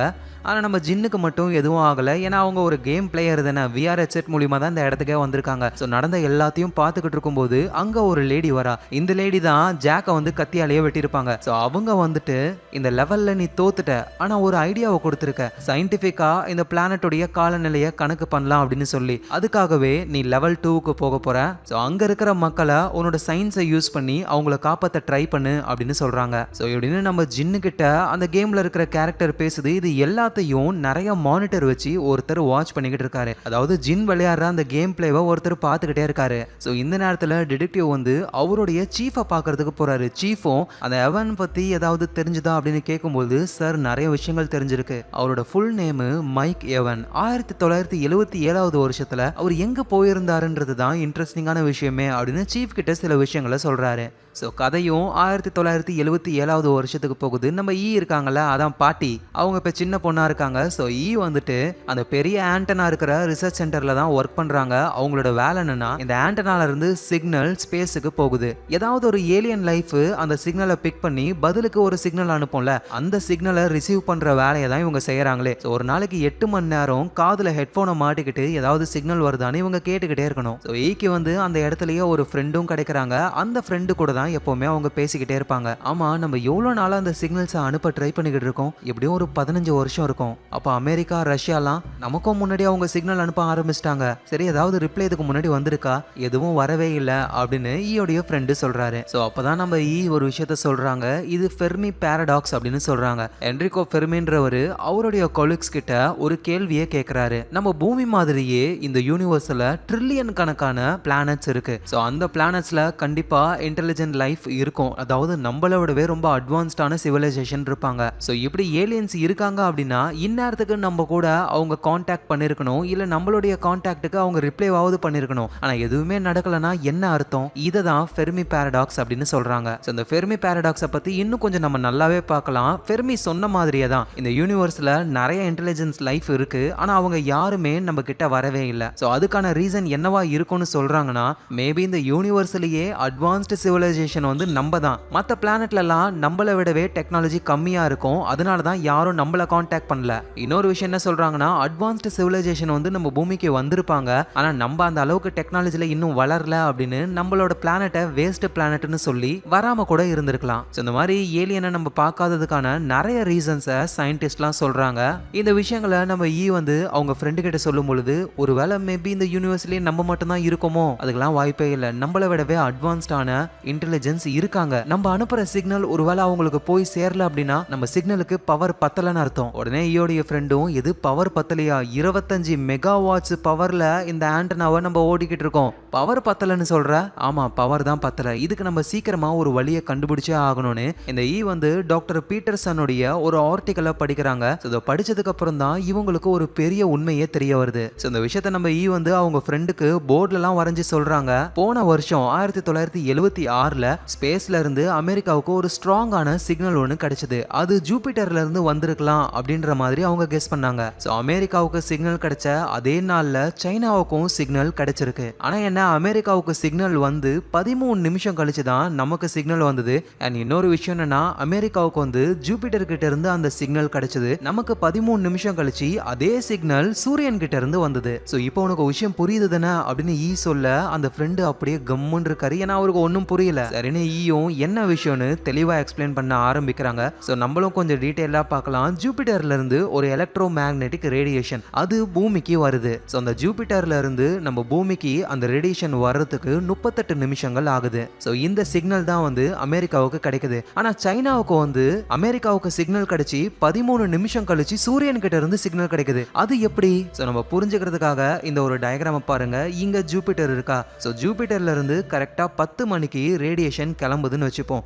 38 நிமிஷம் டிராவல் பண்ணி பூமியில அந்த ரேடியேஷன் படுது. அப்படின்னா 10:38க்கு பூமியில அந்த ரேடியேஷன் படுது. அதை தான் அமெரிக்காக்காரங்க டிடெக்ட் பண்ணாங்களே. ஸோ அதே ரேடியேஷன் தான் சூரியனுக்கும் போகுது. ஸோ ஜூபிட்டர்ல இருந்து சூரியனுக்கு அந்த ரேடியேஷன் போகிறதுக்கு 43 நிமிஷம் ஆகும். அதாவது 10 மணிக்கு கிளம்பின ரேடியேஷன் சூரியனுக்கு போறதுக்கு 10:43 ஆகும். ஸோ அந்த ரேடியேஷன் வந்து சன்னுல பட்ட உடனே சன் அந்த ரேடியேஷனை அதிகமாக்கி ஆம்பிளிஃபை பண்ணி திரும்ப பூமிக்கு அனுப்புது. ஸோ அப்படி சூரியன் கிட்ட இருந்து அந்த ரேடியேஷன் 10:43க்கு கிளம்பி 8 நிமிஷம் கழிச்சு கரெக்டா 10:51க்கு அகைன் பூமிக்கு வருது. இந்த ரேடியேஷனை தான் சைனாக்காரங்க டிடெக்ட் பண்ணாங்க. அதாவது அமெரிக்காக்காரங்க டிடெக்ட் பண்ணி 13 நிமிஷம் கழிச்சு தான் சைனாக்காரங்க டிடெக்ட் பண்ணிருக்காங்க. என்ன அமெரிக்காக்காரனுக்கு வந்து ஜூபிட்டர் கிட்ட இருந்து சிக்னல் வந்திருக்கு, இவங்களுக்கு சன்னு கிட்ட இருந்து வந்திருக்கு. ஸோ அப்படி வந்த சிக்னல் வந்து அமெரிக்காவுக்கு கிடைச்ச சிக்னலை விட ரொம்ப ஸ்ட்ராங்கா சைனால இருந்திருக்கு. அப்படின்னா என்ன அர்த்தம்? ஜூபிட்டர்ல இருந்து கிளம்பின அந்த ரேடியேஷன் சூரியன்ல பட்டு சூரியன் அதை ஆம்பிளிஃபை பண்ணி பவரை ஏத்தி விடுது. ஸோ இப்போ இவங்க வந்து ஏலியன் கூட கான்டாக்ட் பண்ணணும்னு சும்மா ஸ்பேஸ்ல சிக்னல் அனுப்புறாங்க. இதனால எந்த ஒரு யூஸும் இல்ல. ஆனா இதுவே இந்த சிக்னலை இவங்க சூரியனுக்கு அனுப்புனா அந்த சூரியனுக்கு போற சிக்னல் ஆம்பிளிஃபை ஆகி இன்னும் பவர் அதிகமாகி அந்த சிக்னல் ரொம்ப தூரம் டிராவல் பண்ணும். இது மூலியமா இவங்க ஏலியன் கூட கான்டாக்ட் பண்ண வாய்ப்பு இருக்குல்ல. சோ இதை தான் நம்ம சொல்றாங்களே. இதை கேட்ட உடனே அந்த ஃப்ரெண்டு சும்மா வேற லெவல்ல இருக்கு அப்படின்னு நேரா ஜெனரல் கிட்ட போயிட்டு இந்த ஃப்ரெண்டு இது என்னமோ அவரோட ஐடியா மாதிரி எல்லாத்தையும் அவரே சொல்றாரு. நம்ம ஈயோடைய முகமே மாறுது. ஆனா அந்த ஜெனரலுக்கு வந்து இந்த ஐடியா சுத்தமா பிடிக்கவே இல்லை. ஏன்னா சைனாவுடைய அந்த மாவோன்ற சர்வாதிகாரி இருக்கார்ல, அவரை வந்து எல்லாருமே சிகப்பு சூரியனே அப்படின்னு சொல்லுவாங்களாம். அப்பேற்பட்ட சூரியன் மேல நீங்க சிக்னல் அனுப்புனீங்கன்னா நம்ம தலைவரை கேவலப்படுத்துறதா அர்த்தம். இந்த மாதிரி வேலைலாம் பண்ணாதீங்கன்னு அப்படின்னு திட்டி விடுறாங்க. ஆனா நம்ம ஈக்கு வந்து மனசே கேட்கல. இது ஒரு நல்ல பிளான், ஏன் அவர் வேணான்னு சொல்றாரு அப்படின்னு யாரும் இல்லாத நேரமா பார்த்து சிக்னலை சூரியனுக்கு அனுப்புறாங்க. இது மூலியமா ஆம்பிளிஃபை ஆகி அந்த சிக்னல் இவங்க நார்மலா அனுப்புறதை விட ரொம்ப தூரம் டிராவல் பண்ணும். மேபி ஏலியன் இதை கண்டுபிடிச்சி இவங்களுக்கு ரிப்ளை பண்ணவும் வாய்ப்பு இருக்கு. ஸோ அந்த நம்பிக்கையில வேலை செய்ய ஆரம்பிக்கிறாங்க. ஸோ அப்படியே நாட்கள் கடந்து போகுது. அப்பதான் அவங்க இருக்கிற ஏரியால ஒரு வெளிநாட்டுக்காரர் இருக்காரு. அவரை செக் பண்ண போங்கன்னு சொல்ல நம்ம ஈயும் அவருடைய ஃப்ரெண்டும் தான் போறாங்க. போய் பார்த்தா அங்க இருக்கிறவர் தான் மைக் எவன். 2024ல நம்ம ஈயோடைய பொண்ணு அந்த பாஸ் லேடி இறந்து போய் அந்த ஃபியூனரலுக்கு வந்தார்ல ஒரு வயசான பணக்காரரு. அவர் இப்ப எங்க இருக்காரு, இந்த இடத்துல என்ன பண்றீங்க அப்படின்னு கேட்கும்போது தான் உங்க ஆளுங்க இங்க இருக்கிற மரத்தெல்லாம் அழிச்சு எவ்வளவு உயிரினங்கள் கஷ்டப்படுதுன்னு தெரியுமா, அதான் நான் தனியாலா திரும்ப மரத்தை நட ஆரம்பிச்சேன், பாத்தீங்களா எவ்வளவு அழகா இருக்குன்னு சொல்றாரு. இந்த மைக் எவன் வந்து இயற்கையை இவ்வளவு லவ் பண்றாரா, அதனாலேயே ஈக்கு எவனை பிடிச்சி போகுது. ஸோ ஈயும் எவனுக்கு ஹேண்ட் ஷேக் பண்ணிட்டு அங்கிருந்து போறதுக்கு முன்னாடி எங்க வீரர்கள் இதுக்கு மேல தப்பு பண்ணாம நான் பாத்துக்கிறேன் அப்படின்னு சொல்லிட்டு போறாங்க. ஸோ இப்படியே வருஷங்கள் கடந்து போகுது. நம்ம ஈக்கு வந்து செம்ம காண்டு. ஏன்னா இந்த மனுஷங்க இந்த உலகத்தை கொஞ்சம் கொஞ்சமா அழிச்சுக்கிட்டு இருக்காங்க. இதெல்லாம் ஸ்டாப் பண்ற அளவுக்கு இவங்க பெரிய அதிகாரத்திலையும் இல்ல. ஸோ இப்படியே யோசிச்சுக்கிட்டு நாட்களை ஓட்டிக்கிட்டு இருக்கும்போது தான் இவங்களுக்கு ஏலியன்ஸ் கிட்ட இருந்து ஒரு சிக்னல் வருது. ஸோ நல்ல வேலையா இந்த சிக்னலை வந்து நம்ம தான் பாக்குறாங்க, வேற யாரும் பார்க்கல. அந்த சிக்னலை டீகோட் பண்ணி பார்க்கும்போது தான் ப்ளீஸ் இன்னொரு தடவை எந்த ஒரு சிக்னலையும் அனுப்பாதீங்க, உங்க நல்ல நேரம் என்கிட்ட உங்க சிக்னல் மாட்டுச்சு, நான் எங்க உலகத்துல அமைதியை விரும்புறவன், அதனால நான் இந்த விஷயத்தை இதோட மறைச்சிட போறேன். ஸோ திரும்பவும் சொல்றேன், அகைன் சிக்னல் அனுப்பாதீங்க, நீங்க அனுப்புனா எங்க ஆளுங்க பாத்துருவாங்க, உங்க பிளானட்டுக்கு வந்து உங்க பிளானட்டையே நாங்க கைப்பற்றிடுவோம். ஸோ இப்படின்னு ஏலியன் கிட்ட இருந்து சிக்னல் வருது. ஈயும் அப்படியே பயத்துல நடுங்குறாங்க. ஆனா அவங்க கண்ணு முன்னாடி ஆல்ரெடி இந்த மனுஷங்க உலகத்தை பாடா படுத்திக்கிட்டு இருக்காங்கல்ல, அந்த விஷயம் அவங்களுக்கு தோணுது. நேரா சிஸ்டமுக்கு போயிட்டு அகைன் ஒரு ரிப்ளைவர் ரெடி பண்ண ஆரம்பிக்கிறாங்க. சோ என்ன சிக்னலை அனுப்புறாங்கன்னா, நீங்க வாங்க, ஏன்னா எங்க கிட்ட இருந்து எங்களையே காப்பாற்ற முடியல, எங்க உலகத்தை கைப்பற்றதுக்கு உங்களுக்கு நான் உதவியா இருப்பேன் அப்படின்ற மாதிரி மெசேஜ சிக்னலா இவங்க சூரியனுக்கு அனுப்ப அது ஆம்பிளிஃபை பண்ணி அந்த ஏலியன் பிளானட்டுக்கு அனுப்பிடும். சோ ஒரு ஆடு வந்து ஓரமா நின்னுகிட்டு இருந்தாலே புடிச்சு தலையை வெட்டுவாங்க. ஆனா ஆடே வந்து வாங்க என் தலையை வெட்டுங்கன்னு சொன்னா சும்மா விடுவாங்களா? இப்ப கதை அப்படியே பிரசன்ட் டைமுக்கு வருது. நம்ம டிடெக்டிவ் சுவிட்சர்லாந்துக்கு போறாரு. ஏன்னா அங்கேயும் ஒரு சயின்டிஸ்ட் இறந்து போயிட்டாராம். ஆனா அந்த சயின்டிஸ்ட் வந்து அந்த கவுண்டிங் நம்பர் எல்லாம் பார்க்கல போல. ஆனா ஒரு பாத் டப்ல இறந்து போயிருக்காரு. சோ இந்த விஷயங்களை நம்ம டிடெக்டிவ் பாக்குறாரு. டிடெக்டிவ் கூட இருக்கிற ஒருத்தர், சார் இந்த ஒரு மாசத்திலேயே 30 சயின்டிஸ்ட் இறந்து போயிட்டாங்கல்ல, 30 இல்ல 32 பேரு அப்படின்னு டிடெக்டிவ் சொல்லிக்கிட்டே அந்த இறந்து போன சயின்டிஸ்டோட வீடு தேடி பார்க்கும்போது தான் அந்த வித்தியாசமான VR ஹெட்செட் அவருக்கு கிடைக்குது. சோ டிடெக்டிவும் அதை எடுத்துக்கிட்டு அவருடைய டிபார்ட்மெண்ட்டுக்கே போறாரு. இந்த நேரத்துல சயின்டிஸ்ட் இறந்து போயிட்டார்ல, அதை பத்தி நம்ம ஜின்னு ஆகி, சாலு, வில்லு, ஜாக்னு எல்லாரும் உட்காந்து பேசிக்கிட்டு இருக்காங்க. அப்போ ஆகி கிட்ட, ஏ ஆகி, உன் கண்ணுல அந்த டைமர் தெரிஞ்சதுல, அது திரும்ப வரலாம் இல்லல? இல்ல அது போயிடுச்சு, கூடவே என் வேலையும் போயிடுச்சு, நான் சும்மா தான் இருக்கேன். அட நீ ஒன்றும் கவலைப்படாத, வேற ஏதாவது வேலை பார்த்துக்கலாம். எப்பா சாமி, இந்த கருத்தூசி போடுற வேலையெல்லாம் விடுங்க, எனக்கு ரெஸ்ட் ரூம் வருது, நான் போயிட்டு வரேன் அப்படின்னு ரெஸ்ட் ரூமுக்கு போறாங்க. ஸோ இவங்க எல்லாருமே இருக்கிறத வந்து அந்த குண்டா இருப்பார்ல ஜாக், அவருடைய வீட்டில் தான் பேசிக்கிட்டு இருக்காங்க. ஸோ ஆகி ரெஸ்ட் ரூமுக்கு போயிட்டு வரும்போது தான் ஜாக்கோடைய வீட்டில் அந்த ஹெட்செட் ஒன்று இருக்கும்ல, அதை ஆகி பார்த்து என்னது இது வித்தியாசமா இருக்குன்னு போட்டு பார்க்குறாங்க. பார்த்தா அந்த சிமுலேஷனுக்குள்ள போறாங்க. அங்க வந்து அவங்களால இந்த கோல்டு ஸ்மெல்லு எல்லாத்தையும் ஃபீல் பண்ண முடியுது. இது வேற லெவல் டெக்னாலஜின்னு புரிஞ்சுக்கிறாங்க. ஆனா அந்த இடத்துக்கு கத்திய வச்சுக்கிட்டு ஒரு பொண்ணு உன்னை இன்வைட்டே பண்ணல அப்படின்னு சொல்லி சஜக்குன்னு ஒரு போடு போட ஆகி பயந்து போயிடுறாங்க. கீழே வந்து டேய் ஜாக்கு, என்ன கன்றாவிடா இது அப்படின்னு கேக்குறாங்க. இது வந்து ஒரு கேமு. அட அது தெரியுதுடா வெண்ண, இந்த கேம் என்ன இவ்வளோ அட்வான்ஸ்டா இருக்கு, இந்த மாதிரி டெக்னாலஜி இது வரைக்கும் மனுஷங்க உருவாக்குனதே கிடையாது, இதை உனக்கு யார் கொடுத்தது ஃபர்ஸ்ட் அதை சொல்லு. அது வந்து எனக்கு தெரியாது. என்னது தெரியாதா? உடனே ஜின்னு குறுக்க வந்து ஆமா அவனுக்கு இதை கொடுத்தது யாருன்னு தெரியாது, ஆனா எனக்கு வந்து நம்ம ஃப்ரெண்டு பாஸ் லேடி இறந்து போனால அவளுடைய அம்மா ஈ தான் கொடுத்தாங்க. இதை கேட்ட உடனே ஆகி கடுப்பாகிறாங்க. என்னது ஜின்னு, நீயும் இது விளையாடிக்கிட்டு இருக்கியா? நம்ம ஃப்ரெண்டு சாகிறதுக்கு முன்னாடி இந்த கேம் தான் விளையாடிக்கிட்டு இருந்தா அப்படின்னா இது நீங்களும் இப்ப விளையாடுறீங்க, உங்களுக்கு ஏதாவது ஆயிடுச்சுன்னா? அட அப்பெல்லாம் ஒன்றும் ஆகாதுப்பா, அதெல்லாம் ஒன்றும் தேவையில்லை, இதுக்கு மேல நீங்க அந்த கேமை விளையாடக்கூடாது, ப்ராமிஸ் பண்ணுங்க அப்படின்னு ஜாக் கிட்டையும் ஜின் கிட்டையும் ஆகி ப்ராமிஸா வாங்குறாங்க. ஆனா அதை இவங்க ரெண்டு பேரும் கேட்காம அன்னைக்கு நைட்டே அந்த கேமை விளையாட ஆரம்பிக்கிறாங்க. ஆனா அந்த கேம் விளையாடுறதுக்கு முன்னாடி நம்ம ஜின்னு வந்து ஜாக்குக்கு இந்த கேமோடைய மோட்டிவ் என்ன அப்படின்னு சொல்றாங்க. நம்ம ஒரு பிளானட்ல இருக்கோம், அந்த பிளானட்ல வந்து காலநிலைகள் மாறி மாறி வருது. அழிவு காலம் வருது, மக்கள் அழிஞ்சு போறாங்க, சமநிலை காலம் வருது, மக்கள் வாழ்றாங்க. அந்த அழிவு காலமும் சமநிலை காலமும் எப்பப்ப வரும், எவ்வளவு நாளைக்கு அது இருக்கும் அப்படின்றத நம்ம கரெக்டா கெஸ் பண்ணி சொல்லணும் அப்படின்னு ஜின்னு வந்து ஒரு ஒயிட் போர்டை கொண்டு வராங்க. அதுல ஃபுல்லா எழுதி வச்சிருக்காங்க. இந்த கேமை நான் அடிக்கடி விளையாடி சமநிலை காலமும் அழிவு காலமும் எவ்வளவு நாட்கள் இடையில வருதுன்னு சொல்லி எல்லாத்தையும் எழுதியிருக்கேன். ஆனா இது எதுலையுமே ஒரு பேட்டர்ன் எனக்கு தெரியவே இல்லை. உடனே ஜாக்கும் மேபி இது எல்லாமே ரேண்டமா கூட இருக்கலாம்ல, எனக்கும் அதான் தெரியல, இதை பத்தி நம்ம தெரிஞ்சுக்கணும்னா அகைன் கேமை தான் விளையாடணும் அப்படின்னு ரெண்டு பேருமே அந்த கேம்குள்ள போறாங்க. ஆனா இந்த தடவை வந்து ரெண்டு பேரும் ஒரே கேம் விளையாடுறாங்க, மல்டி பிளேயர் மாதிரி. இப்படி ஜின்னும் ஜாக்கும் இந்த கேமை பத்தி எல்லாம் பேசிக்கிட்டு இருக்காங்களே, இது எல்லாத்தையும் நம்ம டிடெக்டிவ் ஒட்டு கேட்டுக்கிட்டு இருக்காரு. ஏன்னா சுவிட்சர்லாந்துல இறந்து போனா அந்த சயின்டிஸ்டோடைய வீட்டுல இருந்தும் இதே மாதிரி விஆர் ஹெட்செட்டை தான் நம்ம டிடெக்டிவ் எடுத்துட்டு வந்திருப்பாரு. ஸோ அதை அவருடைய சீஃப் கிட்ட கொடுக்கும் பொழுது சீஃபும் அவருடைய ஆளுங்களும் டெஸ்ட் பண்ணி பார்த்ததுல இந்த விஆர் ஹெட்செட்டை கண்டிப்பா மனுஷங்க உருவாக்கி இருக்க வாய்ப்பே இல்லை. ஏன்னா அந்த அளவுக்கு டெக்னாலஜி இன்னும் நம்ம கிட்ட வளரவே இல்லை. அதோட இந்த ஹெட்செட்டை செக் பண்ணி பார்க்கும்போது இது ஒரு மனுஷனுடைய எல்லா பயோமெட்ரிக் டேட்டாவையும் கலெக்ட் பண்ணுது. ஸோ இதை யார் உருவாக்குனாங்க அப்படின்ற கேள்விக்கு இதை சயின்டிஸ்டுங்க கிட்ட கொடுக்கறது யாருன்னு கண்டுபிடிச்சாலே போதுன்னு அந்த வேலையில இறங்குறாங்க இவங்க.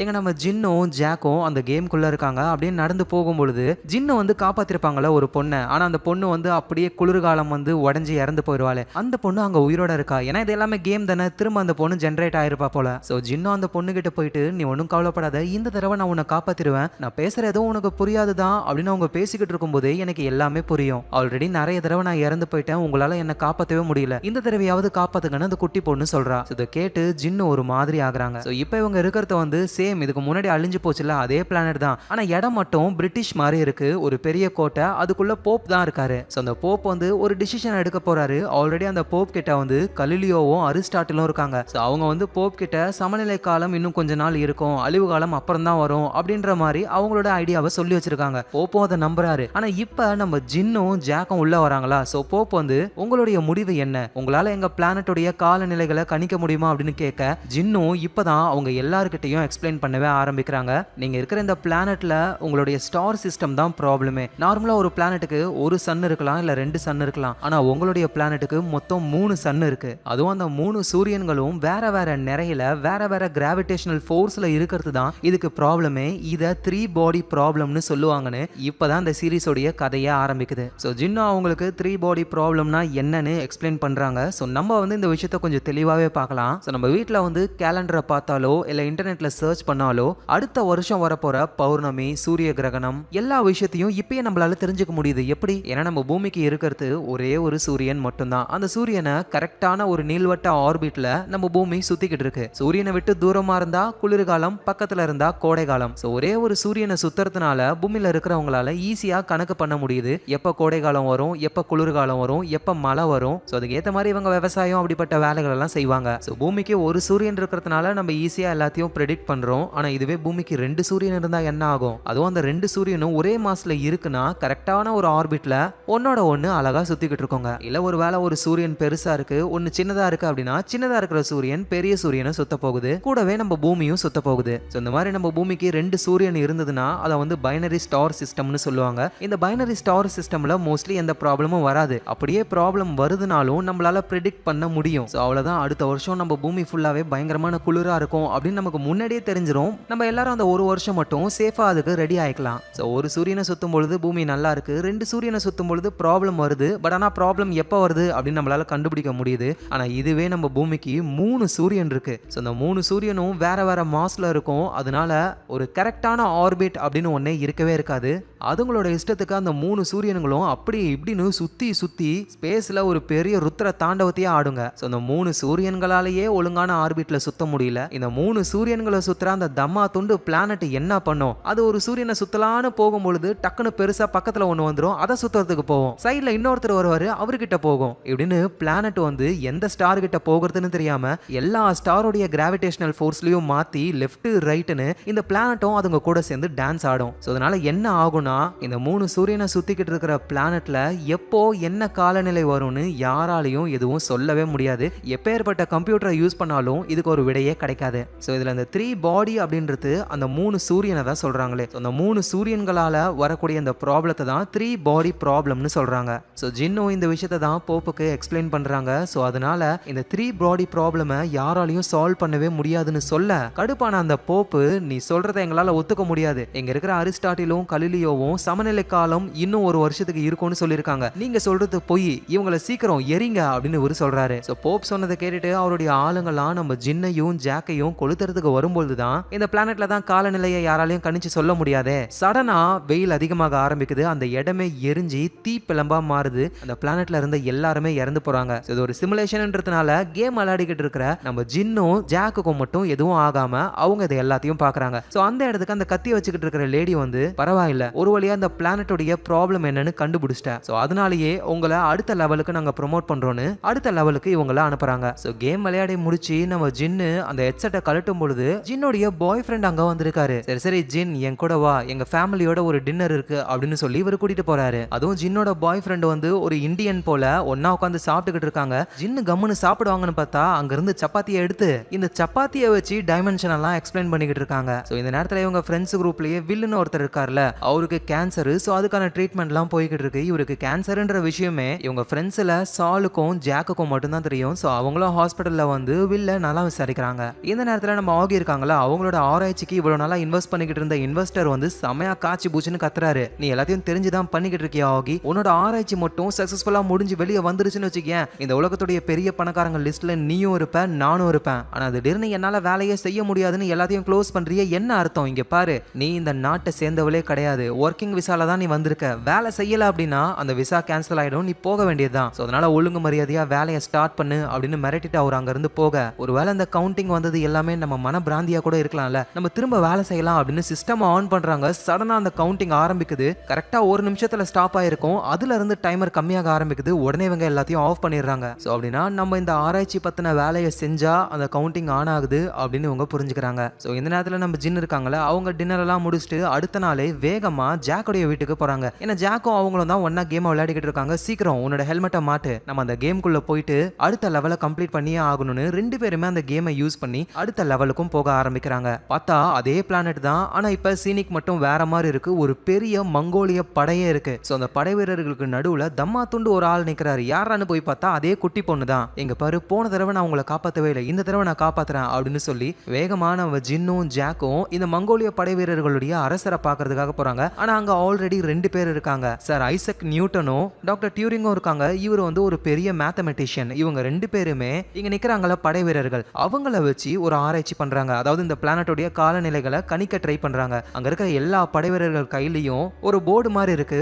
ஒரு சைடு பிளாக், ஒரு சைடு ஒயிட். ஸோ பிளாக்னா 0, ஒயிட்னா 1. ஸோ இங்க மொத்தம் 3 லட்சம் படை வீரர்கள் இருக்காங்க. இவங்க எல்லாரையுமே வச்சு ஒரு கம்ப்யூட்டர் மாதிரி ப்ரோக்ராமிங் பண்றாரு. அதுல கிடைக்கிற ரிசல்ட்டை வச்சு இவரால் இந்த வெதரை கணிக்க முடியுமா? ஸோ அதே மாதிரி ரிசல்ட்டும் வருது. அதான் அந்த அரசர்கிட்ட சொல்றாங்க, இன்னும் 3 நாள்ல இந்த சமநிலை காலம் முடிஞ்சு அழிவு காலம் ஆரம்பிச்சிரும். 8 மாசத்துக்கு அந்த அழிவு காலம் இருந்துகிட்டே இருக்கும். 8 மாசம் கழிச்சு சமநிலை காலம் வரும். அந்த சமநிலை காலம் வந்து 10,000 வருஷத்துக்கு இருக்கும் அப்படின்னு நியூட்டனும் டாக்டர் டியூரிங்கும் சொல்றாங்க. இதை கேட்ட உடனே அந்த அரசருக்கு ரொம்ப சந்தோஷம். அவரோட படை வீரர்கள் எல்லாம் டீஹைட்ரேஷன் பண்ண சொல்றாரு. அதான் அந்த துணி மாதிரி மாற சொல்றாரு. எல்லாருமே மாற ஆரம்பிக்கிறாங்க. அதுக்கப்புறம் 8 மாசம் காலங்களை டைம் ஃபார்வர்டு பண்றாங்க. அழிவு காலம் முடிஞ்சு 8 மாசம் கழிச்சு கரெக்டா சமநிலை காலம் உருவாகுது. இதை பார்த்ததுக்கு அப்புறம் அப்படின்னா நீங்க சொன்னது உண்மைதான், சமநிலை காலம் 10,000 வருஷத்துக்கு இருக்க போகுது அப்படின்னு எல்லாருமே சந்தோஷப்படுறாங்க. இதை பார்க்குற ஜின்னுக்கும் ஜாக்குக்கும் சுத்தமா எதுவும் புரியல. ஏன்னா 3 பாடி ப்ராப்ளமை யாராலையும் சால்வ் பண்ணவே முடியாது. அதுவும் 10,000 வருஷத்துக்கு சமநிலை காலம்லாம் வாய்ப்பே கிடையாது அப்படின்னு இவங்க பேசும்பொழுது நியூட்டனும் டாக்டர் டியூரிங்கும் வந்து உங்களுக்கு எங்க மேல போறாம நாங்க கண்டுபிடிச்சிட்டோன்னு அந்த அரசரும் நம்ம ஜின்னையும் ஜாக்கையும் சுடு தண்ணியில போட சொல்றாரு. ஜின்னும் கத்துறாங்க, இங்க பாருங்க 3 பாடி ப்ராப்ளமை சால்வ் பண்ண வாய்ப்பு இல்ல, 10,000 வருஷத்துக்குலாம் கண்டிப்பா இந்த சமநிலை இருக்காது அப்படின்ற மாதிரி கத்திக்கிட்டே இருக்காங்க. ஆனா அதெல்லாம் கண்டுக்காம சுடு தண்ணிக்குள்ள போடுறாங்க. நம்ம ஜின்னு என்ன பண்றாங்கன்னா அப்படியே அந்த தண்ணிக்குள்ள போயிட்டு இவங்களாலையும் டைம் ஃபாஸ்ட் ஃபார்வர்ட் பண்ண முடியும்ல, அதே மாதிரி பண்ணும்பொழுது ஒரு 4-5 நாள்லயே அழிவு காலம் வர ஆரம்பிக்குது. இதை பார்த்துட்டு அந்த அரசர் ரொம்ப ஷாக் ஆகுறாரு. ஏன்னா இவங்க 10,000 வருஷத்துக்கு அழிவு காலம் வராதுன்னாங்க, பார்த்தா 3-4 நாள்லயே வந்துருச்சா. அதுவும் இந்த அழிவு காலம் ரொம்ப ரொம்ப மோசமா இருக்கு. ஏன்னா இந்த பிளானட் சுத்திக்கிட்டு இருக்கிற அந்த 3 சூரியன்களும் ஒரே நேர்கோட்டில் வருதுங்க. இதனால அந்த 3 சூரியன்களுடைய கிராவிடேஷனல் ஃபோர்ஸும் இந்த பிளானட்டை தான் இழுக்குது. ஸோ இந்த பிளானட்ல இருக்கிற எல்லாருமே அந்த இடத்துல அப்படியே பறக்க ஆரம்பிக்கிறாங்க. ஏன்னா அந்த ஸ்டார்ஸோடைய கிராவிடேஷனல் ஃபோர்ஸ் இவங்களை இழுத்துக்கிட்டு இருக்கு. ஸோ படை வீரர்கள்லாம் பறக்கிறாங்க, பில்டிங்ஸ் எல்லாம் உடையுது, எல்லாருமே இறந்து போறாங்க. அதுல அந்த குட்டி பொண்ணும் இருக்கா. நம்ம ஜின்னும் அந்த குட்டி பொண்ணை காப்பாற்ற ட்ரை பண்றாங்க, ஆனா அவங்களால முடியல. ஸோ இப்பதான் ஜின்னும் புரிஞ்சுக்கிறாங்க, நம்ம இந்த 3 பாடி ப்ராப்ளமை சால்வ் பண்ண வாய்ப்பே இல்லை. ஆனா அதுக்கு பதிலா இங்க இருக்கிற மக்களை எப்படியாவது காப்பாற்றணும், அதை பத்தி நம்ம யோசிக்கணும் அப்படின்னு சொல்லும் பொழுதே அந்த உலகமும் அழிஞ்சு போகுது. கத்திய வச்சுக்கிட்டு இருக்கிற அந்த லேடி வந்து பரவாயில்ல, இந்த கேமுக்கான முக்கியமான நோக்கத்தை கண்டுபிடிச்சிட்டீங்க, இங்க இருக்கிற மக்களை காப்பாத்துறது தான். ஸோ அதுக்காகவே அடுத்த லெவலுக்கு நீங்க போறீங்கன்னு சொல்றாங்க. ஸோ இப்படி நம்ம ஜின்னும் ஜாக்கும் கேமை பிளே பண்ணிக்கிட்டு இருக்காங்களே, இந்த கேம் பிளேவையே ஒருத்தர் மானிட்டர்ல பாத்துக்கிட்டு இருக்காரு. ஆல்ரெடி நம்ம பார்த்திருப்போம். இப்போ அவரு பார்த்தது மட்டும் இல்லாம இவங்க அடுத்த லெவலுக்கு வந்துட்டாங்கன்னு யாருக்கிட்டயோ ஒரு போய் சொல்றாரு. யாரான்னு பார்த்தா அது அந்த எவன்ன்றவர் தான். அதான் அந்த வாஸ் லேடி இறந்து போன ஃபியூனருக்கு வந்து பார்க்க வந்திருப்பாரு ஒரு பெரிய பணக்காரரு. அவரோட பேர் தான் மைக் எவன். ஸோ இந்த மைக் எவன் தான் இந்த VR ஹெட்செட்டை வச்சு ஏதோ ஒரு ஆராய்ச்சியை பண்ணிக்கிட்டு இருக்காரு போல. அதோட ரேடியோல யார் கூடவோ பேசுறாரு. பதிலுக்கு பேசுறவங்க ஒரு மாதிரி பேசுறாங்க. ஸோ இப்பதான் நமக்கும் புரிய வருது, ஆக்சுவலா அந்த மைக் எவன்ன்றவர் வந்து ஏலியன்ஸ் கிட்ட தான் பேசிக்கிட்டு இருக்காரு. அதோட அந்த ஏலியன்ஸுக்கு மனுஷங்களுடைய ஹிஸ்டரி பத்தி நிறைய புக்ஸோடைய கதையெல்லாம் அவரு சொல்ல ஆரம்பிக்கிறாரு. இந்த மைக் எவன் வந்து அந்த ஏலியன்ஸை எப்படி கூப்பிடுறாருன்னா அவர் லார்ட், மை லார்ட் அப்படின்னு, கடவுள் அப்படின்னு சொல்லி தான் கூப்பிடுறாரு. நம்ம ஜின்னை பத்தியும் ஜாக்க பத்தியுமே அவரு சொல்ல ஆரம்பிக்கிறாரு. நம்ம குரூப்ல புதுசா அடுத்த லெவலுக்கு 2 பேர் வந்திருக்காங்க, ஒரு பொண்ணு ஒரு பையன். அதுல அந்த பொண்ணு வந்து தைரியமா இருக்கா, ஆனா அந்த பையன் வந்து பயந்து நடுங்குறான் அப்படின்னு சொல்ல உடனே அந்த ஏலியன்ஸும் ஏன் ஒருத்தர் பயப்படுறாரு ஒருத்தர் பயப்பட மாட்டாங்க, எல்லாருமே ஒரே ஃபீலிங்ஸ் தானே.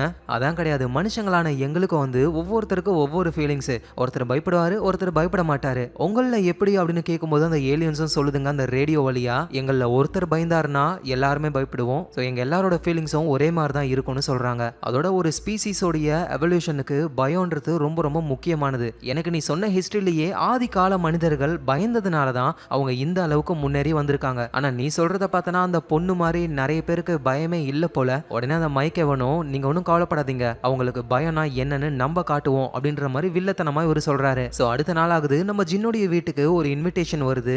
அடுத்த லெவல் விளையாடுறதுக்கான லொகேஷனை போட்டிருக்காங்க. ஆனா இவங்க விஆர்ல தான் இவ்வளவு நேரம் கேமை விளையாடிக்கிட்டு இருந்தாங்க. இப்ப நேர்ல வர சொல்றாங்களா என்னன்னு புரியல. ஸோ உடனே ஜாக்க கூட்டிட்டு அந்த லொகேஷனுக்கு இவங்க போக ஆரம்பிக்கிறாங்க. இவங்களை ஃபாலோ பண்ணி நம்ம டிடெக்டிவும் வராரு. ஸோ அந்த இடத்துல அந்த டட்டியானான்ற பொண்ணு இருக்கா. இந்த பொண்ணு தான் ஆகி கிட்ட அந்த டைமரை பத்தியும் வானம் உன்னை பார்த்து கண்ணடிக்கும் அப்படின்ற மாதிரிலாம் சொல்லுவாங்க. ஸோ அவங்க ஜின்னையும் ஜாக்கையும் பார்த்து உண்மையிலேயே நீங்க 2 பேரும் வேற லெவல், ஏன்னா இது வரைக்கும் உங்களை மாதிரி தான் நிறைய பேர் லெவல் 4 வரைக்கும் வந்திருக்காங்க. அந்த பிளானட்ல 3 ஸ்டார்ஸ் இருக்கு, இது 3 பாடி ப்ராப்ளம்னு எல்லாத்தையும் சொன்னாங்க. ஆனா யாருமே இது வரைக்கும் இந்த 3 பாடி ப்ராப்ளத்தை விட அந்த மக்களை காப்பாத்துறது தான் ரொம்ப ரொம்ப முக்கியம்னு சொன்னதே கிடையாது. நீங்க தான் முத ஆளுங்க. ஸோ இப்போ அடுத்த லெவலுக்கு நீங்க போக போறீங்க, அந்த VR ஹெட்செட்டை மாட்டிக்கோங்கன்னு சொல்ல இவங்களும் மாட்டுறாங்க, கேம் குள்ள போறாங்க. ஸோ கேம்ல வந்து அடிக்கடி கத்திய வச்சுக்கிட்டு ஒரு லேடி வருவாங்கல்ல, அவங்களும் அந்த குட்டி பொண்ணும் இருக்காங்க. அந்த லேடி வந்து இப்பதான் எல்லா விஷயத்தையும் சொல்ல ஆரம்பிக்கிறாங்க.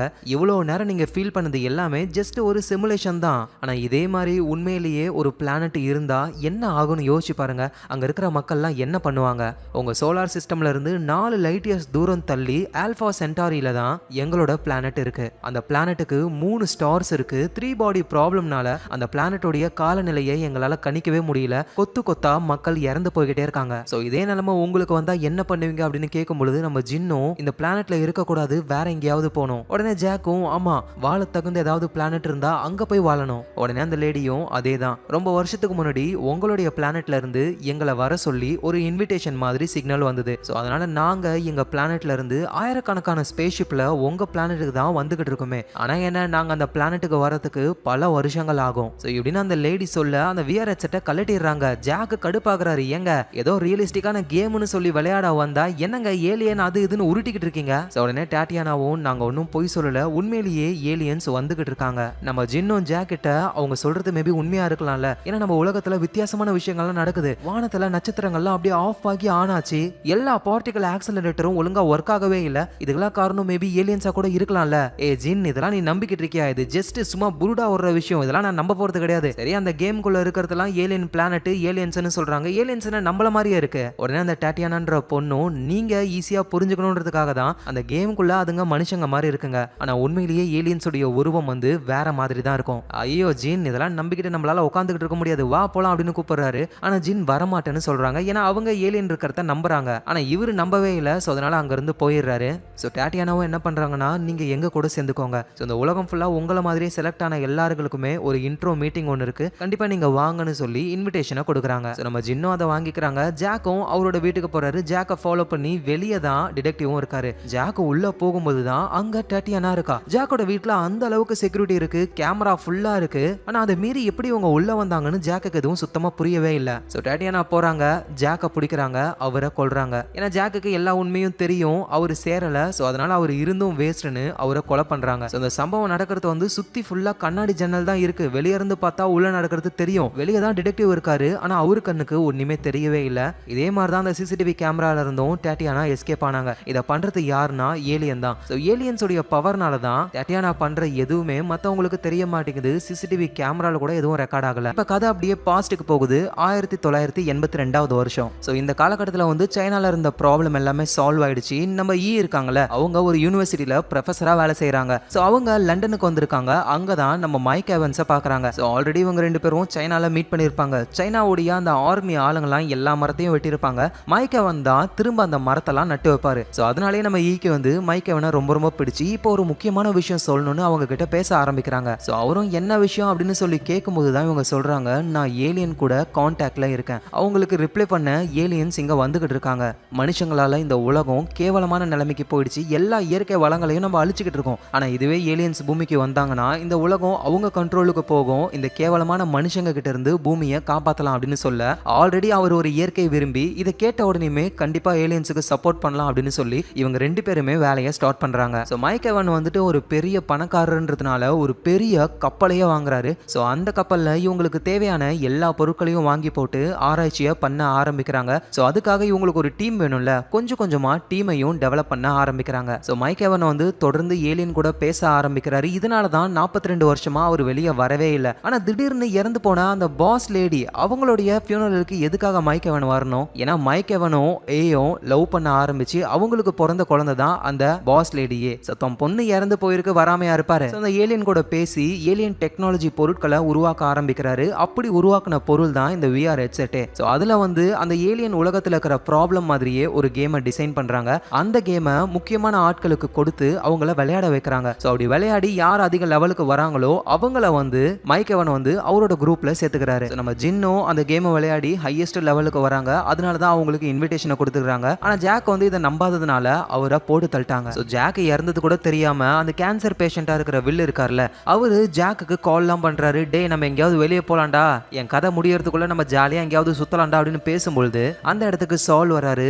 ஜாக் இறந்து போன விஷயத்த சொல்ல அவர் அப்படியே ஷாக் ஆகுறாரு. ஸோ நம்ம டிடெக்டிவும் ஜின்னு அவங்க ஃப்ரெண்ட்ஸ் எல்லாரையுமே கூப்பிட்டு ஜாக்கோடைய வீட்டில் சிசிடிவி ஃபுட்டேஜ் எல்லாம் ப்ளே பண்ணி காட்ட ஜாக் வந்து தன்னாலேயே இறந்து போன மாதிரி தெரியுதே தவிர அந்த டட்டியானா வந்து அந்த ஃபுட்டேஜில் தெரியவே இல்லை. ஸோ அந்த ஃபுட்டேஜை பார்த்து ஜின்னு ரொம்ப கஷ்டப்படுறாங்க. ஜின்னுக்கு தெரியும் கொலை பண்ணது இவங்க தான் அப்படின்னு சொல்லி. ஏன்னா அவர் எதையும் ஒத்துக்காம அங்கிருந்து வந்துட்டாரு, அதனால கொன்னுட்டாங்க. ஸோ அதை நினைச்சு அவங்க ரொம்ப ஃபீல் பண்றாங்க. பக்கத்துலேயே ஆகியும் இருந்து ஜின்னை சமாதானப்படுத்திக்கிட்டு இருக்காங்க. அதோட டிடெக்டிவையும் பார்த்து இதே மாதிரி தான் ஒரு பொண்ணு என் கூட பேசிக்கிட்டு இருந்தா, சிசிடிவி கேமரால ரெக்கார்டே ஆகல. இப்போ அதே பொண்ணு தான் என் ஃப்ரெண்டு ஜாக்கையும் கொண்டு இருக்கா. இதெல்லாம் கண்டுபிடிக்க வேண்டியது நீங்க தான். என்ன பண்ணிக்கிட்டு இருக்கீங்க மேடம்? உங்க ஃப்ரெண்டு ஜாக்கோட வீட்டில் 15 கேமராவுக்கு மேல இருக்கு. ஆனா ஒண்ணுத்துல கூட அந்த பொண்ணு ரெக்கார்ட் ஆகவே இல்லை. ஸோ நம்ம ஏதோ ஒரு வித்தியாசமான விஷயத்த கூட மோதிக்கிட்டு இருக்கோம், சீக்கிரமாவே கண்டுபிடிக்கணும் அப்படின்ற மாதிரி சொல்றாரு. ஸோ டிடெக்டிவோடைய சீஃப் இருக்கார்ல, அவரு நம்ம ஜின்னை பார்த்து உனக்கு ஏதாவது இன்விடேஷன் கொடுத்துருப்பாங்களே 3 ஸ்டார் இருக்கிற மாதிரி, இதெல்லாம் எப்படி உங்களுக்கு தெரியும்? அதெல்லாம் உங்ககிட்ட சொல்லணுன்ற அவசியம் இல்லை, அந்த இன்விடேஷனை என்கிட்ட கொடு அப்படின்னு சீஃப் கேட்க ஜின்னும் கொடுக்குறாங்க. ஸோ அதை வாங்கி கையில் வச்சுக்கிட்டு ஜின் உங்ககிட்ட 2 ஆப்ஷன் இருக்கு. ஒன்று இந்த இன்விடேஷனை ஏற்றுக்கிட்டு அவங்க கூடவே நீ சேர்ந்துக்கலாம். இன்னொரு ஆப்ஷன் என்னன்னா நீ அங்கே தான் போகணும், ஆனால் நாங்கள் சொல்கிறத கேட்டுட்டு நாங்கள் சொல்கிறத பண்ணணும். ஸோ இப்படி பண்ணனா அவங்க எல்லாரையுமே மொத்தமாக பிடிச்சிடலாம். இறந்து போன உன் ஃப்ரெண்டு ஜாக்குக்கும் நீ நல்லது பண்ண மாதிரி இருக்கும். உடனே ஆகியும் ஜின் மட்டும் அங்கே தனியாக போனால் ஆபத்து, அவ கூடவே நானும் போகிறேன். உன்னால் போக முடியாது. இல்லை என்னால் போக முடியும், இன்விடேஷன் இல்லாமல் யாருமே அங்கே போகவே முடியாது. ஸோ அங்கே ஜின் மட்டும் தான் தனியாக போகணும். என்ன ஜின் ஓகேவா அப்படின்னு கேட்க ஜின்னும் ஜாக் அவங்க கொண்டுட்டாங்கல்ல, ஸோ அதனாலேயே போலீஸ் டிபார்ட்மெண்ட்டுக்கு அவங்க ஹெல்ப் பண்ண ரெடி ஆகுறாங்க. ஸோ ஜின்னு ரொம்ப சோகமாக இருக்காங்க. பக்கத்துலேயே ஆகியும் சமாதானப்படுத்திக்கிட்டு இருக்காங்க. அப்போ ஜின்னு ஆகி கிட்ட நம்ம எல்லாருமே சயின்டிஸ்ட், முன்ன பின்ன நம்ம ஏலியன் கூட சண்டை போட்டது கூட கிடையாது, இப்போ ஏலியன் எல்லாம் நம்ம எப்படி தடுக்க போறோம் அப்படின்னு கேட்கறதுக்கு ஜின் நீ சொன்னதை வச்சு பார்க்கும்பொழுது அந்த ஏலியன்ஸ் இன்னும் இங்க வரல தானே, ஆனா அந்த ஏலியனுக்காக இந்த மனுஷங்க தான் இந்த வேலையை பண்றாங்களே, நம்ம மனுஷங்க கூட சண்டை போட்டிருக்கோம், அவங்களையும் நம்மளால தடுத்து நிறுத்த முடியும்னு சொல்றாங்க. ஸோ நம்ம டிடெக்டிவ் அவருடைய சீஃப் கிட்ட போயிட்டு சார் சேட்டலைட் இமேஜ் ஒன்று வந்திருக்கு அப்படின்னு சொல்லி காட்டுறாரு. கடலுக்கு நடுவில் இருக்கிற ஒரு ஆயில் டேங்கர், ஒரு பெரிய கப்பல் தான் அது. அதை ஜூம் பண்ணி பார்க்கும்பொழுது அங்க மைக் எவன் இருக்காரு. சார் இந்த ஆயில் டேங்க் வந்து ரெஜிஸ்டர் ஆகிருக்கு, ஆனா 40 வருஷமா அதுல இருந்து எந்த ஒரு ஆயிலும் அது சப்ளை பண்ணதே கிடையாது. ஸோ நடுக்கடல்ல அவ்வளோ பெரிய கப்பல் சும்மா இருக்குன்னா அங்கதான் அவங்களுடைய சீக்ரெட் பேஸ் இருக்குன்னு நினைக்கிறேன். ஸோ நம்ம அட்டாக் பண்ணலாமா சார் அப்படின்னு டிடெக்டிவ் கேட்க சீஃபும் அதெல்லாம் ஒன்றும் வேணாம் நீ வெயிட் பண்ணுன்னு சொல்றாரு. அந்த நேரத்தில் அந்த ஆயில் டேங்கரை தான் அந்த பெரிய கப்பல்ல மைக் எவன் இருக்காரு. அவர் மட்டும் கிடையாது, இவரோட குரூப்ல யார் யாரெல்லாம் சேர்றாங்களோ அவங்க எல்லாருமே இந்த கப்பலுக்குள்ள தான் வாழ்றாங்க. அங்கேயே மேரேஜ் ஆகி குழந்தைங்கலாம் பிறக்குதுங்க. அந்த குழந்தைங்களாம் ஓடி வந்து தாத்தா நம்ம கடவுளை எப்ப பார்க்க போறோம் அப்படின்ற மாதிரிலாம் கேக்குதுங்க. ஸோ ஏலியனை வந்து கடவுள் அப்படின்னு நம்பிக்கிட்டு ஒரு புது கல்ட் குரூப்பையே மைக் எவன் உருவாக்குறாரு. ஸோ அப்புறம் அவருடைய ரூமுக்கு போயிட்டு மை லார்ட் அப்படின்னு கூப்பிடுறாரு. அந்த ஏலியன்ஸ் தான் அவர் கடவுள்னு கூப்பிடுறாரு. அந்த ஏலியன்ஸும் பதிலுக்கு ரெஸ்பான்ஸ் பண்ணுதுங்க. அந்த ஏலியன்ஸ்லாம் வந்து ஸ்பேஸ் ஷிப்ல நம்ம பூமிக்கு தான் வந்துகிட்டு இருக்காங்களே, 4 லைட் இயர்ஸ் தூரத்துல இருந்து வந்துகிட்டு இருக்காங்க. ஸோ அந்த ஏலியன்ஸ் மட்டும் லைட்டோட ஸ்பீட்ல வந்திருந்தாங்கன்னா 4 வருஷத்துல பூமிக்கு வந்திருப்பாங்க. ஆனா அந்த ஏலியன்ஸ் கிட்ட வந்து லைட்டோட ஸ்பீட் அளவுக்கு வர அளவுக்கு டெக்னாலஜி வளரல. ஆனா மத்தபடி மத்த டெக்னாலஜிலாம் வேற லெவல்ல இருக்கு. இப்போ கூட ஒரு ரேடியோ வழியா அந்த ஏலியன்ஸ்னால அவ்வளவு தூரத்துல இருந்தும் ரியல் டைம்ல இந்த மைக் எவன் கூட பேச முடியுது. மைக் எவனும் அந்த ஏலியன்ஸ் வர வரைக்கும் இவர் பூமியோடைய ஹிஸ்டரி புக்ஸ் எல்லாத்தையுமே படிச்சு காட்டிக்கிட்டு இருக்காரு. ஸோ இப்போ அவர் அந்த ஏலியன்ஸ் கிட்ட புதுசா செலக்ட் ஆன எல்லாரையும் வெல்கம் பண்ற மாதிரியான ஒரு மீட்டிங் நடக்க போகுது அப்படின்னு பேசிக்கிட்டு இருக்கும்போது அந்த ஏலியன்ஸ் நீங்க மீட்டிங் பண்ண போற இடம் எல்லாமே உங்களோட எதிரிகளான போலீஸ்களுக்கு தெரியும். இப்போ நீங்க இருக்கிற இடத்த கூட போலீஸ் கண்டுபிடிச்சிட்டாங்க, அவங்க உங்களை வாட்ச் பண்ணிக்கிட்டு இருக்காங்க அப்படின்னு அந்த ஏலியன்ஸ் சொல்ல இவரு ஷாக் ஆகுறாரு. ஆனா நீ ஒன்னும் கவலைப்படாத, உங்க யாருக்கும் எதுவும் ஆகாது அப்படின்ற மாதிரி ஏலியன்ஸ் சொல்றாங்க. ஏன்னா அந்த பூமியில வந்து என்ன நடந்துகிட்டு இருக்கு எல்லாமே ஏலியன்ஸ் வாட்ச் பண்ணிக்கிட்டு இருக்காங்க. ஸோ ஏலியன்ஸை தாண்டி இந்த டிடெக்டிவ் சீஃப்னாலலாம் கண்டிப்பா இவங்களை பிடிக்க வாய்ப்பே கிடையாது. ஏன்னா வானத்துல இருக்கிற ஸ்டார்ஸ் அது எல்லாத்தையும் என்னமோ லைட் பல்ப் மாதிரி ஆஃப் பண்ண முடியற அளவுக்கு சக்தி இருக்கிற ஏலியன்ஸ்னால இவங்களை சமாளிக்கிறதுலாம் கால் தூசிக்கு சமம். ஸோ இந்த நேரத்தில் டிடெக்டிவ் அவரோட வீட்டில் இருக்காரு. டிடெக்டிவ்க்கு வந்து ஒரு பையன் இருக்கான். அந்த பையன் அவங்க அப்பா டிடெக்டிவை பார்த்து அப்பா நான் ஒரு சூப்பரான வேலைக்கு போக போறேன், பணம் சம்பாதிச்சு அப்படியே ரிச் ஆக போறேன், நீங்களும் தான் இருக்கீங்களே வேஸ்ட் பண்ணீங்க, இது வரைக்கும் ஒரு பணம் கூட நீங்க சம்பாதிச்சதே இல்லை. உடனே நம்ம டிடெக்டிவும் பணம் சம்பாதிக்கிறதுக்காக நான் அந்த வேலையில சேரல, மக்களுக்கு ஹெல்ப் பண்ணணும் அதுக்காக தான் சேர்ந்திருக்கேன் அப்படின்னு சொல்றாரு. ஸோ அதுக்கப்புறமா நம்ம ஜின்னை பார்க்கறதுக்கு டிடெக்டிவ் போறாரு. ஜின்னை பக்காவா ரெடி பண்றாரு, என்னென்ன பண்ணணும் எல்லாத்தையும் சொல்றாரு. ஜின்னும் அப்படியே குழம்பி போறாங்க. சார் நான் ஒரு சயின்டிஸ்ட் சார், வேற ஏதாவது விஷயம் பண்ண சொல்றீங்களா, என்னால் ஈஸியா பண்ண முடியும், ஆனா நான் ஒன்றும் ஸ்பை கிடையாது, இவ்வளோ சொல்றீங்களே, ஏன்னா இது அவ்வளோ முக்கியமான விஷயம் ஜின், நீ சந்தேகமே வராத மாதிரி நைஸா உள்ள போ, எவ்வளோ நேரம் நீ அங்க இருக்கியோ அந்த அளவுக்கு நமக்கு ரொம்ப ரொம்ப சேஃப், ஸோ அதனால நல்லபடியா பண்ணிட்டு வான்னு சொல்லி அனுப்புறாங்க. நம்ம ஜின்னும் அந்த மீட்டிங் நடக்கிற இடத்துக்கு போக ஆரம்பிக்கிறாங்க. ஸோ இதே நேரத்தில் அந்த கப்பல்ல மைக் எவன் ரேடியோ மூலியமா அந்த ஏலியன்களுக்கு கதை சொல்லிக்கிட்டு இருக்காரு. ஆக்சுவலா இவர் வந்து மனுஷங்களோட ஹிஸ்டரி அது இதுன்னு எல்லாத்தையுமே தொடர்ந்து சொல்லிக்கிட்டே வராரு. ஸோ அந்த ஏலியன் டெக்னாலஜி இருக்குல்ல, அந்த விஆர் ஹெட்செட் மாதிரி, அதை முதல்ல நம்ம ஜின்னு போடும் பொழுது ரொம்ப பழங்காலத்துல வாழ்ந்த மக்கள் மாதிரி ஆட்கள் இருப்பாங்க. ஏன்னா அந்த டைம்ல வந்து மைக் எவன் அந்த கதைகளை தான் சொல்லியிருப்பாரு. ஸோ அதே கதைகளையே அந்த ஏலியன்ஸ் அதோட டெக்னாலஜில ஜின்னு பாக்குற மாதிரி பண்ணிருக்கு. ஸோ அப்புறம் ஜின்னு வந்து தொடர்ந்து யூஸ் பண்ண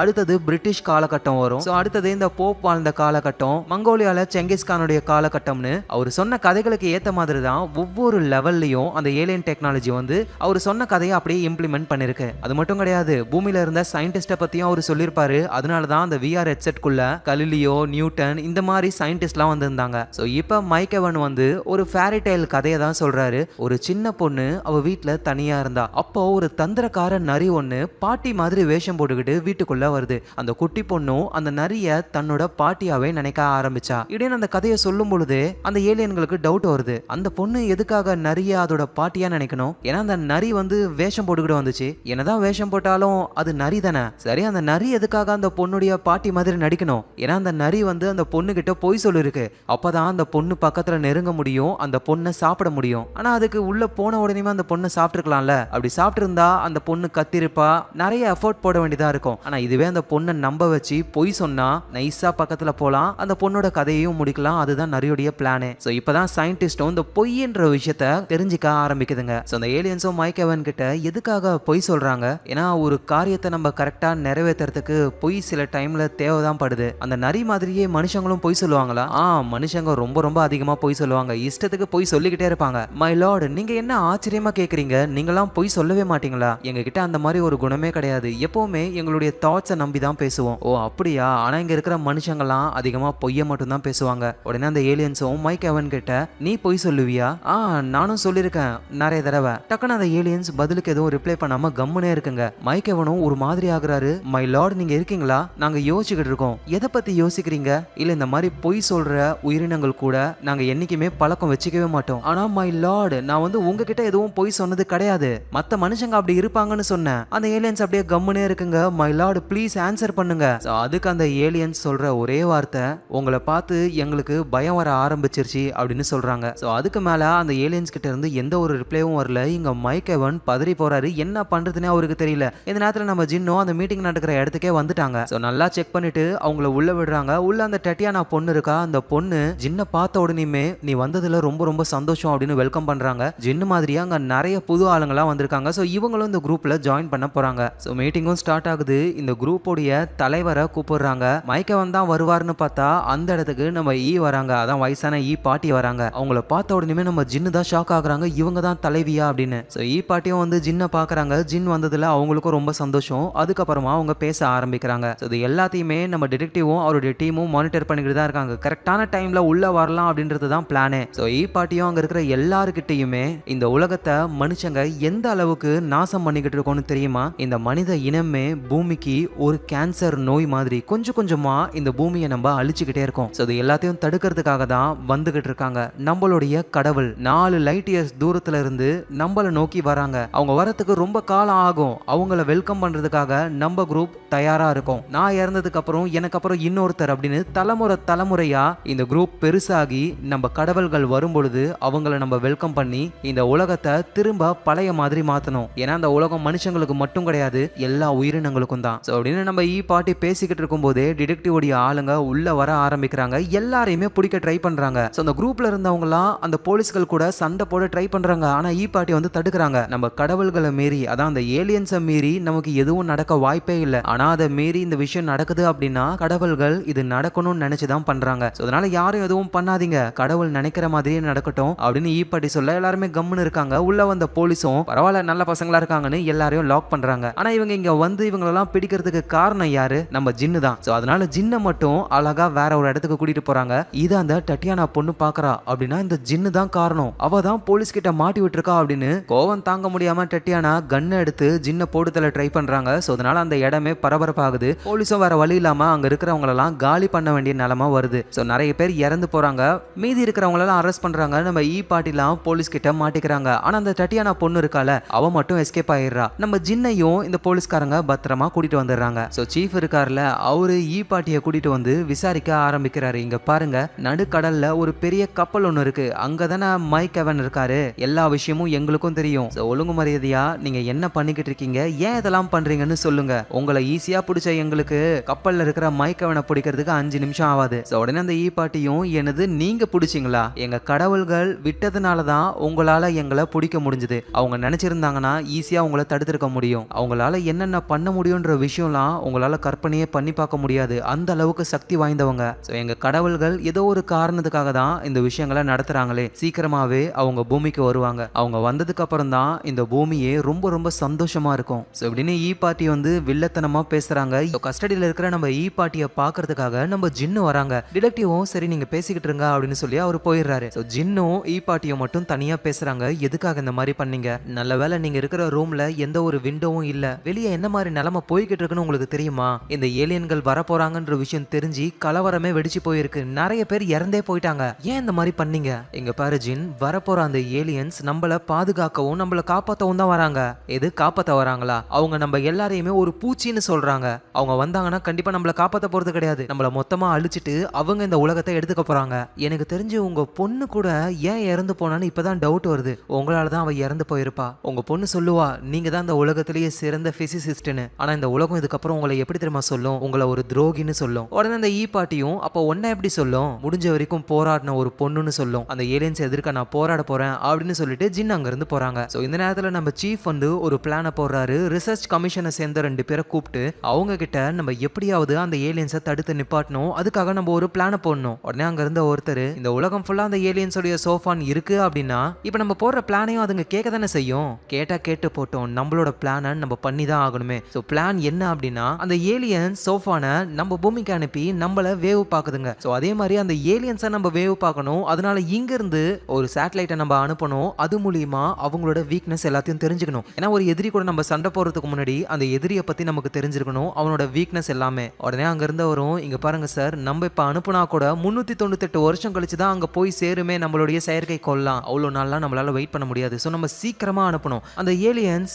லைட்டோடைய ஸ்பீட்ல 1% அச்சீவ் பண்ணி வேகமா வந்துகிட்டு இருக்காங்க. ஸோ நம்மளும் அந்த அளவுக்கு வேகமா போகணும். ஆனா சீஃப் நீங்க சொல்ற மாதிரி லைட்டோடைய ஸ்பீட்ல 1% அளவுக்கு நம்ம போகணும் அப்படின்னா அந்த அளவுக்கு டெக்னாலஜி இன்னும் நமக்கு வளரவே இல்லை. அதுக்கு இன்னும் 100 வருஷம் ஆகும். கடுப்பான சீஃபும் ஏன் முடியாதுன்னே சொல்றீங்க?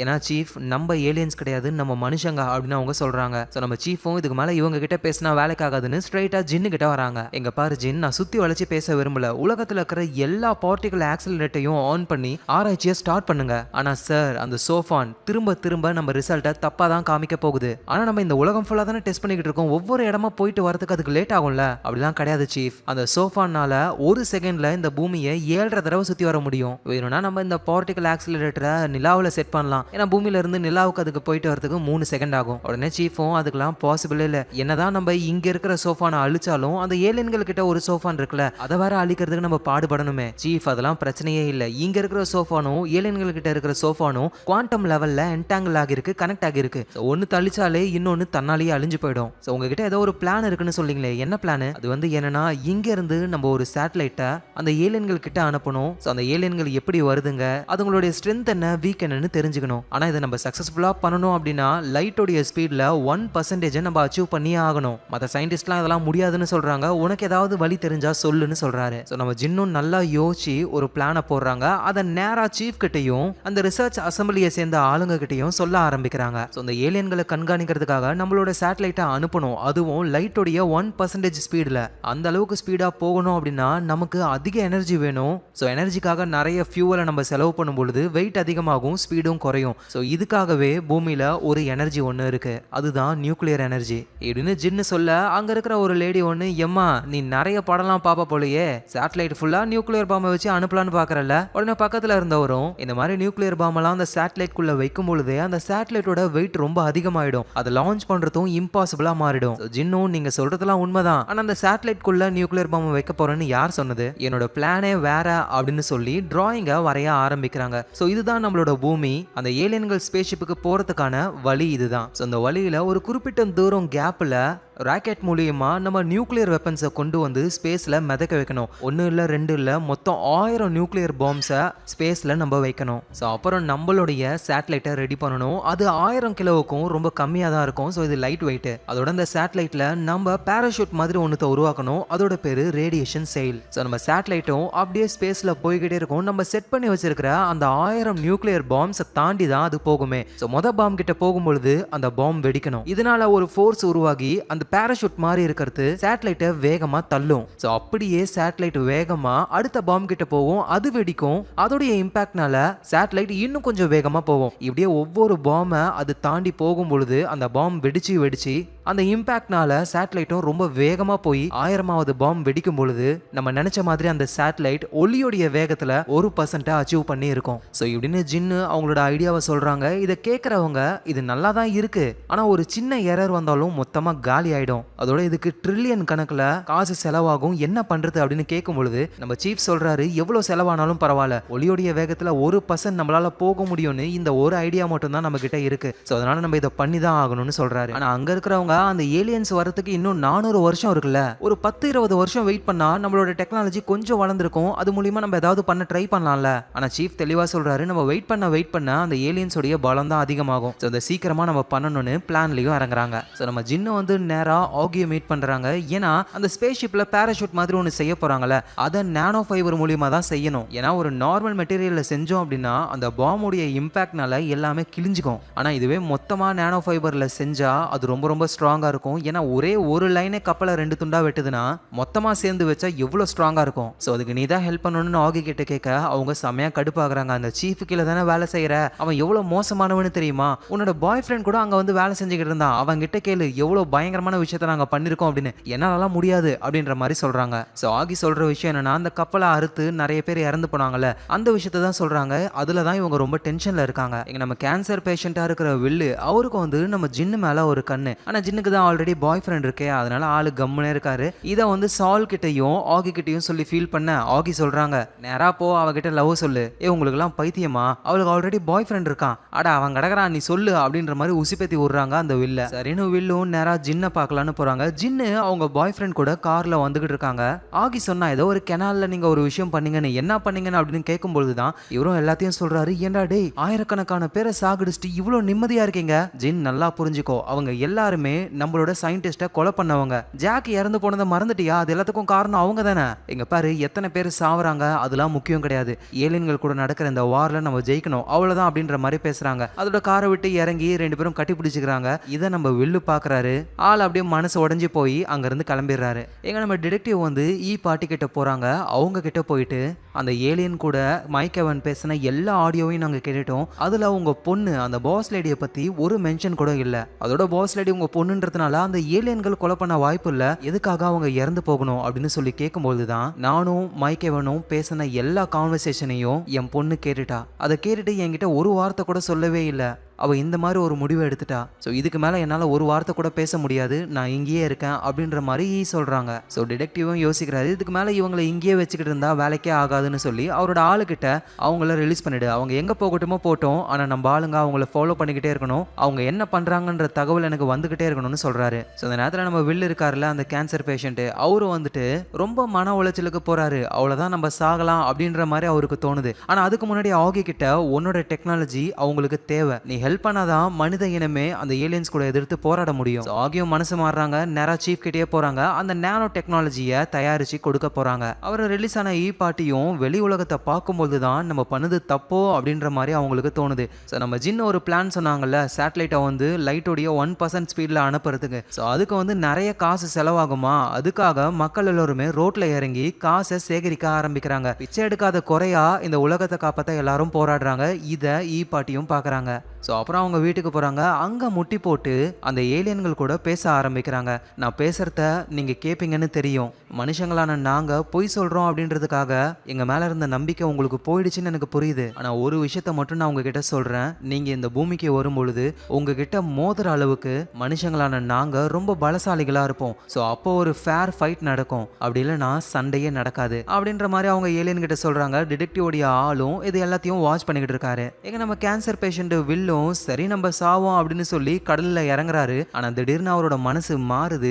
ஏன்னா இந்த உலகத்தை அழிக்க ஏலியன்ஸ் வந்துகிட்டு இருக்காங்க, அவங்கள எதிர்க்க எல்லாரும் போராடிக்கிட்டு இருக்காங்க. ஆனா நம்ம ஒன்னும் பண்ணாம சாகறதுக்கு போறோமே அப்படின்னு அந்த ஜாக் இறந்து போய் இவருக்கு நிறைய மில்லியன் பணம் வந்தது இல்ல, அந்த பணத்தை எடுத்துக்கிட்டு நேரா ஒரு இடத்துக்கு போறாரு. சோ அது என்ன இடம்னா, வானத்துல தெரியுற ஸ்டார்ஸ் எல்லாம் நம்மளால விலை கொடுத்து வாங்க முடியும். அதெல்லாம் வந்து பெரிய பெரிய பணக்காரங்க மட்டும் தான் வாங்குவாங்க. அந்த மாதிரி இவரும் எனக்கு ஒரு ஸ்டார் வேணும் அப்படின்னு சொல்லி வாங்குறாரு. அங்க போகலாம் முடியாது, ஜஸ்ட் அது என்னோட ஸ்டார் அப்படின்னு லீகலா நம்ம கிட்ட டாக்குமெண்ட் இருக்கும், அவ்வளவுதான். சோ இப்படி வில் இந்த வேலையை பார்க்க நம்ம ஜின்னு வேக வேகமா சீஃபை பார்க்கறதுக்கு வராங்க, ஒரு பெரிய ப்ராப்ளம்னு சொல்லி. சோ சீஃபும் காமா என்ன ப்ராப்ளம்னு சொல்லு ஜின், நம்ம இங்க இருந்து சேட்டலைட்டை ரொம்ப வேகமா அனுப்புறோம். லைட்டோடைய 1% ஸ்பீட்ல, அதாவது அந்த ஏலியன் எவ்வளவு ஸ்பீட்ல வராங்களோ அதே ஸ்பீடுக்கு ஆப்போசிட்ல நம்ம இந்த சேட்டலைட்டை அனுப்புறோம். இந்த சேட்டலைட்ல ஸ்பீடை ஸ்லோ பண்றதுக்கான எந்த ஒரு ஆப்ஷனையும் நம்ம ஃபிக்ஸ் பண்ணவே இல்ல. சோ அதனால இந்த சேட்டலைட் வந்து ஸ்லோ ஆகவே ஆகாது, ஸ்பீடா போய்கிட்டே தான் இருக்கும். அந்த ஏலியனும் நம்ம சேட்டலைட்டும் ஒன்னோட ஒன்னு கிராஸ் பண்றது வந்து ஒரு செகண்ட் கூட இருக்காது. அந்த கேப்ல நமக்கு கிடைக்கிற இன்ஃபர்மேஷன்லாம் பத்தும்னு நினைக்கிறீங்களா? அந்த ஒரு செகண்ட்ல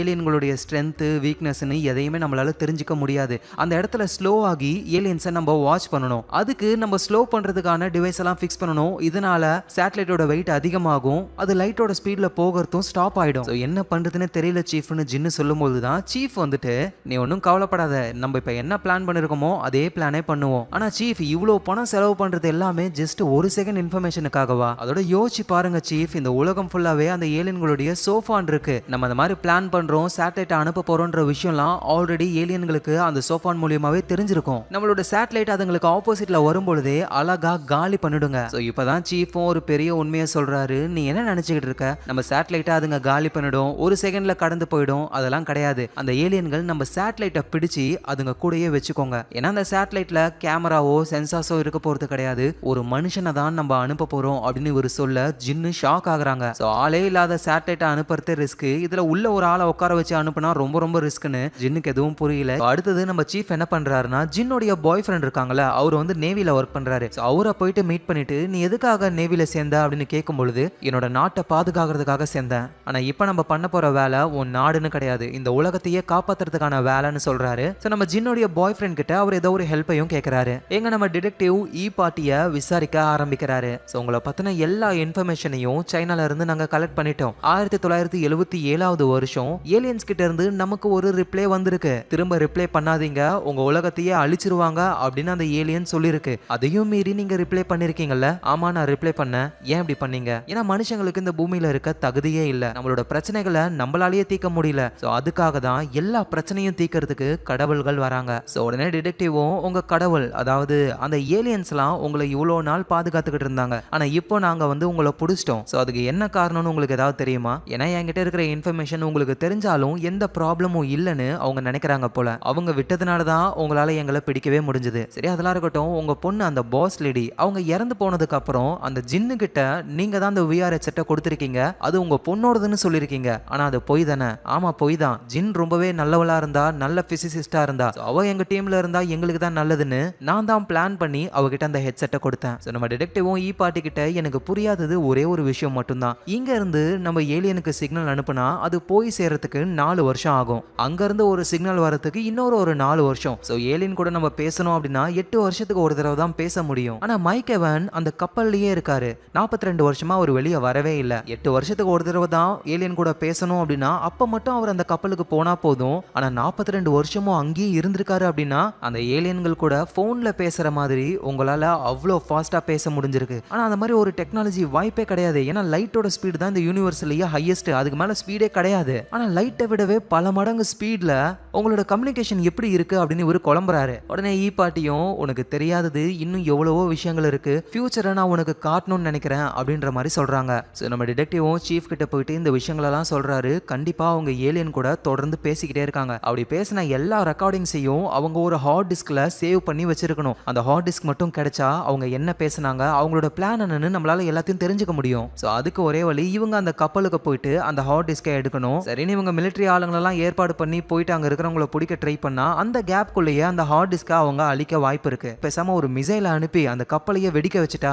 அங்க இருக்கிறவங்களும் இறந்து போவாங்க, அந்த ஹார்ட் டிஸ்கும் அழிஞ்சு போயிடும். நம்ம வேற ஏதாவது ஒரு பிளான் பண்ணணும். ஸோ அப்பதான் டிடெக்டிவும் மைக் எவன் இருக்கிற அந்த கப்பல் ஒரு கெனால் வழியா போக போகுது. ஸோ அந்த இடத்துல தான் நம்ம ஏதாவது ஒன்று பண்ணி அந்த கப்பலை காலி பண்ணணும் அப்படின்னு இவங்க பிளானை யோசிக்கிறாங்க. ஸோ இந்த நேரத்தில் அந்த கப்பலில் இருக்கிற நம்ம மைக் எவன் அவரோட அசிஸ்டன்ட் கிட்ட பேசிக்கிட்டு இருக்காரு. அந்த அசிஸ்டன்ட்டும், சார் விஷயம் தெரியுமா உங்களுக்கு, போலீஸ்காரங்களாம் வந்து நம்ம ஆளுங்களை பிடிச்சிட்டாங்க, முக்கியமா பார்ட்டியை பிடிச்சிட்டாங்க, நம்ம கடவுள்கள்லாம் எல்லாத்தையும் வாட்ச் பண்ணிக்கிட்டு இருக்காங்க அப்படின்னா இது எப்படி நடந்தது? என்னடா கடவுள் மேல உனக்கு நம்பிக்கை இல்லையா? நான் அப்படி சொல்லல சார், ஆனா அவங்கள மீறி இது நடந்திருக்கு அப்படின்னா நம்ம என்ன பண்றது? நமக்கு ஒண்ணுமே புரியல. உடனே மைக் எவனும், நீ ஒரு பூனை வச்சிருக்கல, அந்த பூனைக்கு தெரியுமா நம்ம கப்பல்ல எங்க போய்கிட்டு இருக்கோம், என்ன பண்றோம்னு? அதே மாதிரிதான் நம்மளும் கடவுளுடைய பிளான் என்னன்னு நமக்கு புரியாது. ஸோ நம்பிக்கையை மட்டும் நம்ம இழக்கக்கூடாது அப்படின்ற மாதிரி அவரோட அசிஸ்டன்ட் கிட்ட சொல்லிட்டு மைக் எவன் நேரா அவருடைய ரூமுக்கு போயிட்டு அந்த ஏலியன்ஸ் கிட்ட பேச ட்ரை பண்றாரு. மை லார்ட் ப்ளீஸ், நீங்க ஏன் சைலண்டா இருக்கீங்கன்னு எனக்கு புரியுது, ஆனா நாங்க உங்ககிட்ட போய் சொல்லவே இல்லை, சொன்னதும் கிடையாது, ப்ளீஸ் எங்க கூட பேசுங்க அப்படின்னு அவர் கெஞ்சுறாரு. ஆனா ஏலியன்ஸ் எந்த ஒரு ரிப்ளையும் பண்ணல. ஸோ இங்க நம்ம டிடெக்டிவ் வந்து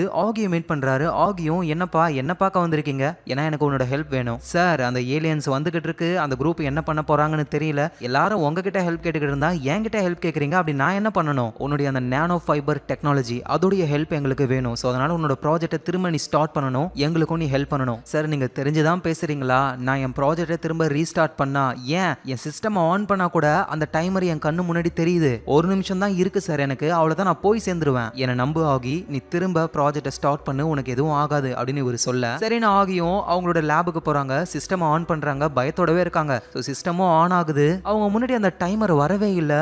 ஆகிக்கு அவ்வளோ சந்தோஷம். சார் உண்மையா எதுவுமே என் கண்ணுக்கு தெரியவே இல்லை, எப்படி நீங்க சொன்னீங்க இதை?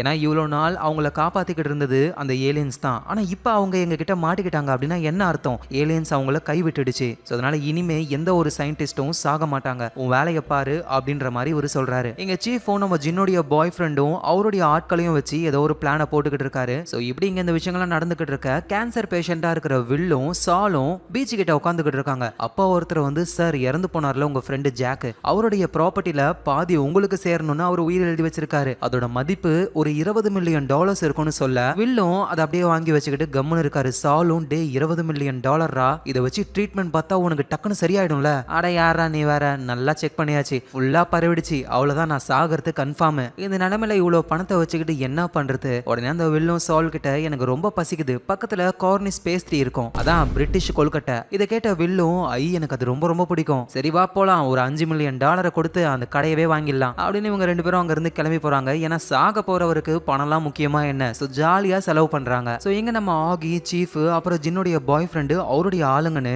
ஒரு கெனால் பக்கத்துல ஒரு வேலையை செஞ்சுக்கிட்டு இருக்காங்க. ஆக்சுவலா பிளான் என்னன்னா இந்த கெனால் வழியா தான் நம்ம மைக் எவன் இருக்கிற கப்பல் போக போகுது. ஸோ அப்படி போற கப்பலை காலி பண்ணணும், எந்த ஒரு சந்தேகமும் வராத மாதிரி. ஸோ அதுக்காக நம்ம ஆகி உருவாக்க போற அந்த நானோ ஃபைபர் இருக்குல்ல, அது சுத்தமா கண்ணுக்கே தெரியாது, அதோட அது செம ஸ்ட்ராங்கு, வைரத்தையே 2-3 துண்டா வெட்டிடும். ஸோ அவ்வளோ ஷார்ப்பா இருக்கிற நிறைய நானோ ஃபைபரை நல்லா லென்த்தா செஞ்சு அந்த கெனாலுக்கு நடுவில் வைக்கும் பொழுது அது கண்ணுக்கு வேற தெரியாதா. ஸோ அதனால அந்த கப்பல் முன்னாடி எதுவும் இல்லைன்னு நினைச்சுக்கிட்டு வேகமா போகும்பொழுது அந்த நானோ ஃபைபர் அந்த கப்பலையே துண்டு துண்டா வெட்டிடும். ஸோ அவங்க எதிர்பார்க்காத நேரத்தில் இந்த அட்டாக் பண்ணதுனால அந்த ஹார்ட் டிஸ்க் எல்லாம் காப்பாற்றணும் அப்படின்னு அவங்க யோசிக்கிறதுக்குள்ளேயே கதை முடிஞ்சிடும். ஸோ இதுதான் அவங்களுடைய பிளானே. ஸோ ஆகியும் அந்த வேலையை தான் செஞ்சுக்கிட்டு இருக்காங்க. அவங்க சீஃப் கிட்ட அந்த கப்பல்ல எவ்வளவு பேர் இருக்காங்க, அவங்களுக்குலாம் ஏதாவது ஆச்சுன்னா என்ன பண்றது, அவங்களுக்கு நம்ம வார்ன் பண்ணணும்ல. எங்க பாருங்க ஆகி இவ்வளவு பெரிய கெனாலை உருவாக்குறதுக்கு எத்தனை பேர் இறந்து போனாங்கன்னு தெரியுமா? யாருக்குமே தெரியாது. சில பேர் 20,000 பேருக்கு மேலன்னு சொல்றாங்க. அப்புறம் மலேரியா வந்து எவ்வளவு பேர் இறந்து போயிருக்காங்க. இதெல்லாம் தாண்டி அந்த ஏலியன்ஸ் இங்க வந்துருச்சுன்னா கொத்து கொத்தா எவ்வளவு பேர் சாக போறோம். அதுக்கு இவனுங்க சாகறதுல எந்த ஒரு பிரச்சனையும் கிடையாது. ஒழுங்கா வேலையை மட்டும் செய்யுங்க, இந்த மிஷனை நம்ம ஒழுங்கா முடிக்கணும் அப்படின்னு அவரு சொல்றாரு. ஸோ ஆகிக்கு மனசே கேட்கல. அதனால ஜின்னுடைய பாய் ஃப்ரெண்டை தனியா மீட் பண்ணி இந்த மாதிரி எவ்வளவு பேர் அங்க இருக்காங்க அப்படின்னு சொல்லி கேட்கும் பொழுது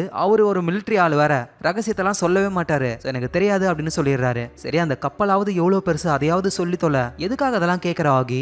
ஏன்னா இது வரைக்கும் இவ்வளவு பெரிய நானோ ஃபைபர்ஸை நாங்க உருவாக்குனதே இல்ல, அது கரெக்டா ஒர்க் ஆகுமா, அந்த கப்பலை வெட்டுமான்னு கான்ஃபிடென்ட்டா எங்களால சொல்ல முடியல, அது வெட்டுமா வெட்டாதான்னு நாளைக்கு நமக்கு தெரிஞ்சிரும் அப்படின்னு அவரு சொல்றாரு. ஸோ அடுத்த நாள் ஆகுது. இவங்க நினைச்ச மாதிரியே மைக் எவனுடைய கப்பல் அந்த கெனால் வழியா போக ஆரம்பிக்குது. குறுக்க இவங்க வந்து அந்த நானோ ஃபைபர்ஸையும் ஸ்டெடியா வச்சிருக்காங்க. ஸோ எல்லாமே கரெக்டா போகணும் அப்படின்னு இவங்க எல்லாருமே வாட்ச் பண்ணிக்கிட்டு இருக்காங்க. ஸோ நம்ம ஆகியும் வந்து அந்த கப்பல்ல அவ்வளவா யாரும் இருக்கக்கூடாது அப்படின்னு நினைக்கிறாங்க. அதான் அந்த கப்பலுடைய டாப் ஃப்ளோர்ல நிறைய குழந்தைங்கள்லாம் விளையாடிக்கிட்டு இருக்காங்க. அந்த குழந்தைங்க காதுக்கு ஏதோ ஒரு சவுண்ட் கேக்குது. என்னடான்னு திரும்பி பார்த்தா அங்க இருந்த ஹெலிகாப்டர் அப்படியே அந்த நானோ ஃபைபர் பட்டு துண்டு துண்டா உடைய ஆரம்பிக்குது. ஆனா அந்த நானோ ஃபைபர் கண்ணுக்கே தெரியாததுனால எல்லாமே தன்னால உடையிற மாதிரி தெரியுது.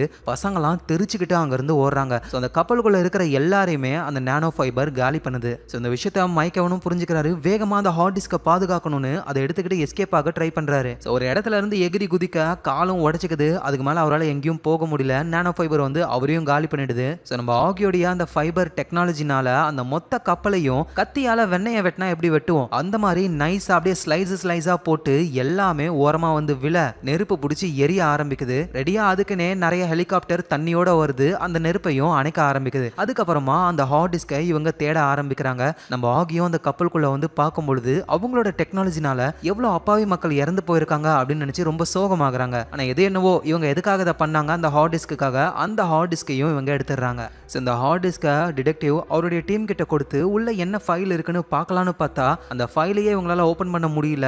ஏன்னா எல்லாமே குவாண்டம் லெவல்ல என்கிரிப்ட் பண்ணி வச்சிருக்காங்க. ஸோ இப்போ நம்ம கிட்ட இருக்கிற டெக்னாலஜியை வச்சு இந்த ஃபைலை ஓபன் பண்றதுக்கு எப்படியும் ஒரு 380 அப்படின்னு அந்த டெக்னீஷியன் இழுக்க நம்ம டிடெக்டிவும் என்ன 380 நாளா, அவ்வளோ நாள்னா நமக்கு டைம் கிடையாது சார், நான் ஒன்றும் சொல்லி முடிக்கல, 380 கோடி வருஷம் ஆகும். ஏன்னா அந்த அளவுக்கு அட்வான்ஸ்டு டெக்னாலஜியில தான் இந்த ஹார்ட் டிஸ்கோடைய ஃபைல் எல்லாமே இருக்கு. ஸோ என்ன பண்ணலான்னு இவங்க யோசிக்கும் போது டக்குன்னு அந்த ஃபைல் தன்னாலேயே ஓப்பன் ஆகுது. இவங்க யாருக்கும் எதுவும் புரியல. சரி உள்ள என்ன இருக்குன்னு பார்க்கலான்னு பார்த்தா டெக்ஸ்ட் டாக்குமெண்ட், சில மீடியா ஃபைல்னு எல்லாமே 80 MB தான். இதை பார்க்குற டிடெக்டிவும் அட இவ்வளோதானா, என் ஃபோன்லயே 256 GB இருக்கு, ஏலியன் டெக்னாலஜி வேற லெவல் நினைச்சேன், வேஸ்ட் அப்படின்னு பேசிக்கிட்டு இருக்கும்போது அந்த டெக்னீஷியன் அந்த ஃபைலெல்லாம் பார்க்குறாரு. அதில் ஒரு ஃபைல் மட்டும் வித்தியாசமா இருக்கு. அதோட சைஸ் மட்டுமே 102.31 PB. உடனே டிடெக்டிவும் எனது பிபியா, எனக்கு ஜிபி தெரியும், அது என்ன பிபி? அந்த டெக்னீஷியனும் பிபினா பெட்டாபைட். இவன் இந்த ஃபைலோட சைஸ் ஜிபியில் சொல்லணும்னா 10 கோடி ஜிபி. இதை கேட்டு டிடெக்டிவ் ஷாக் ஆகுறாரு. ஆமா என் ஃபோனை விடவே இது அதிகம் தான் அப்படின்னு சொல்றாரு. ஸோ அந்த ஃபைலை தவிர மற்ற ஃபைல்ஸ் எல்லாம் இவங்க ஓப்பன் பண்ணி செக் பண்ணும்போது தான் அந்த ஏலியன்ஸ் வந்து எதுக்காக இவங்களை கைவிட்டுட்டாங்க அப்படின்ற விஷயமே புரிய வருது. ஏன்னா மைக்கேவன் வந்துட்டு இந்த பொய் சொல்றதை பத்தி பேசியிருப்பார்ல, அந்த கான்வர்சேஷன் எல்லாம் எடுத்துக்கிட்டு சீஃப் நேரா நம்ம பார்ட்டியை பார்க்கறதுக்கு போறாரு. இப்போ நாங்கள் என்ன பண்ணிட்டு வந்திருக்கோம் தெரியுமா, மைக்கேவனுடைய ஷிப்பை மொத்தமாக அழிச்சு அங்கிருந்த எல்லாருமே இறந்து போயிட்டாங்க, ஹார்ட் டிஸ்கையும் நாங்கள் எடுத்துட்டு வந்துட்டோம். உடனே பார்ட்டியும் இதெல்லாம் நீங்களா பண்ணல, ஏலியன்ஸ் பண்ணணும்னு உங்களை விட்டுருக்காங்க, அதனால பண்ணீங்க. அதுதான் நானும் கேட்குறேன், எதுக்காக அவங்க எங்களை பண்ண விடணும், தடுத்துருக்கலாம்ல.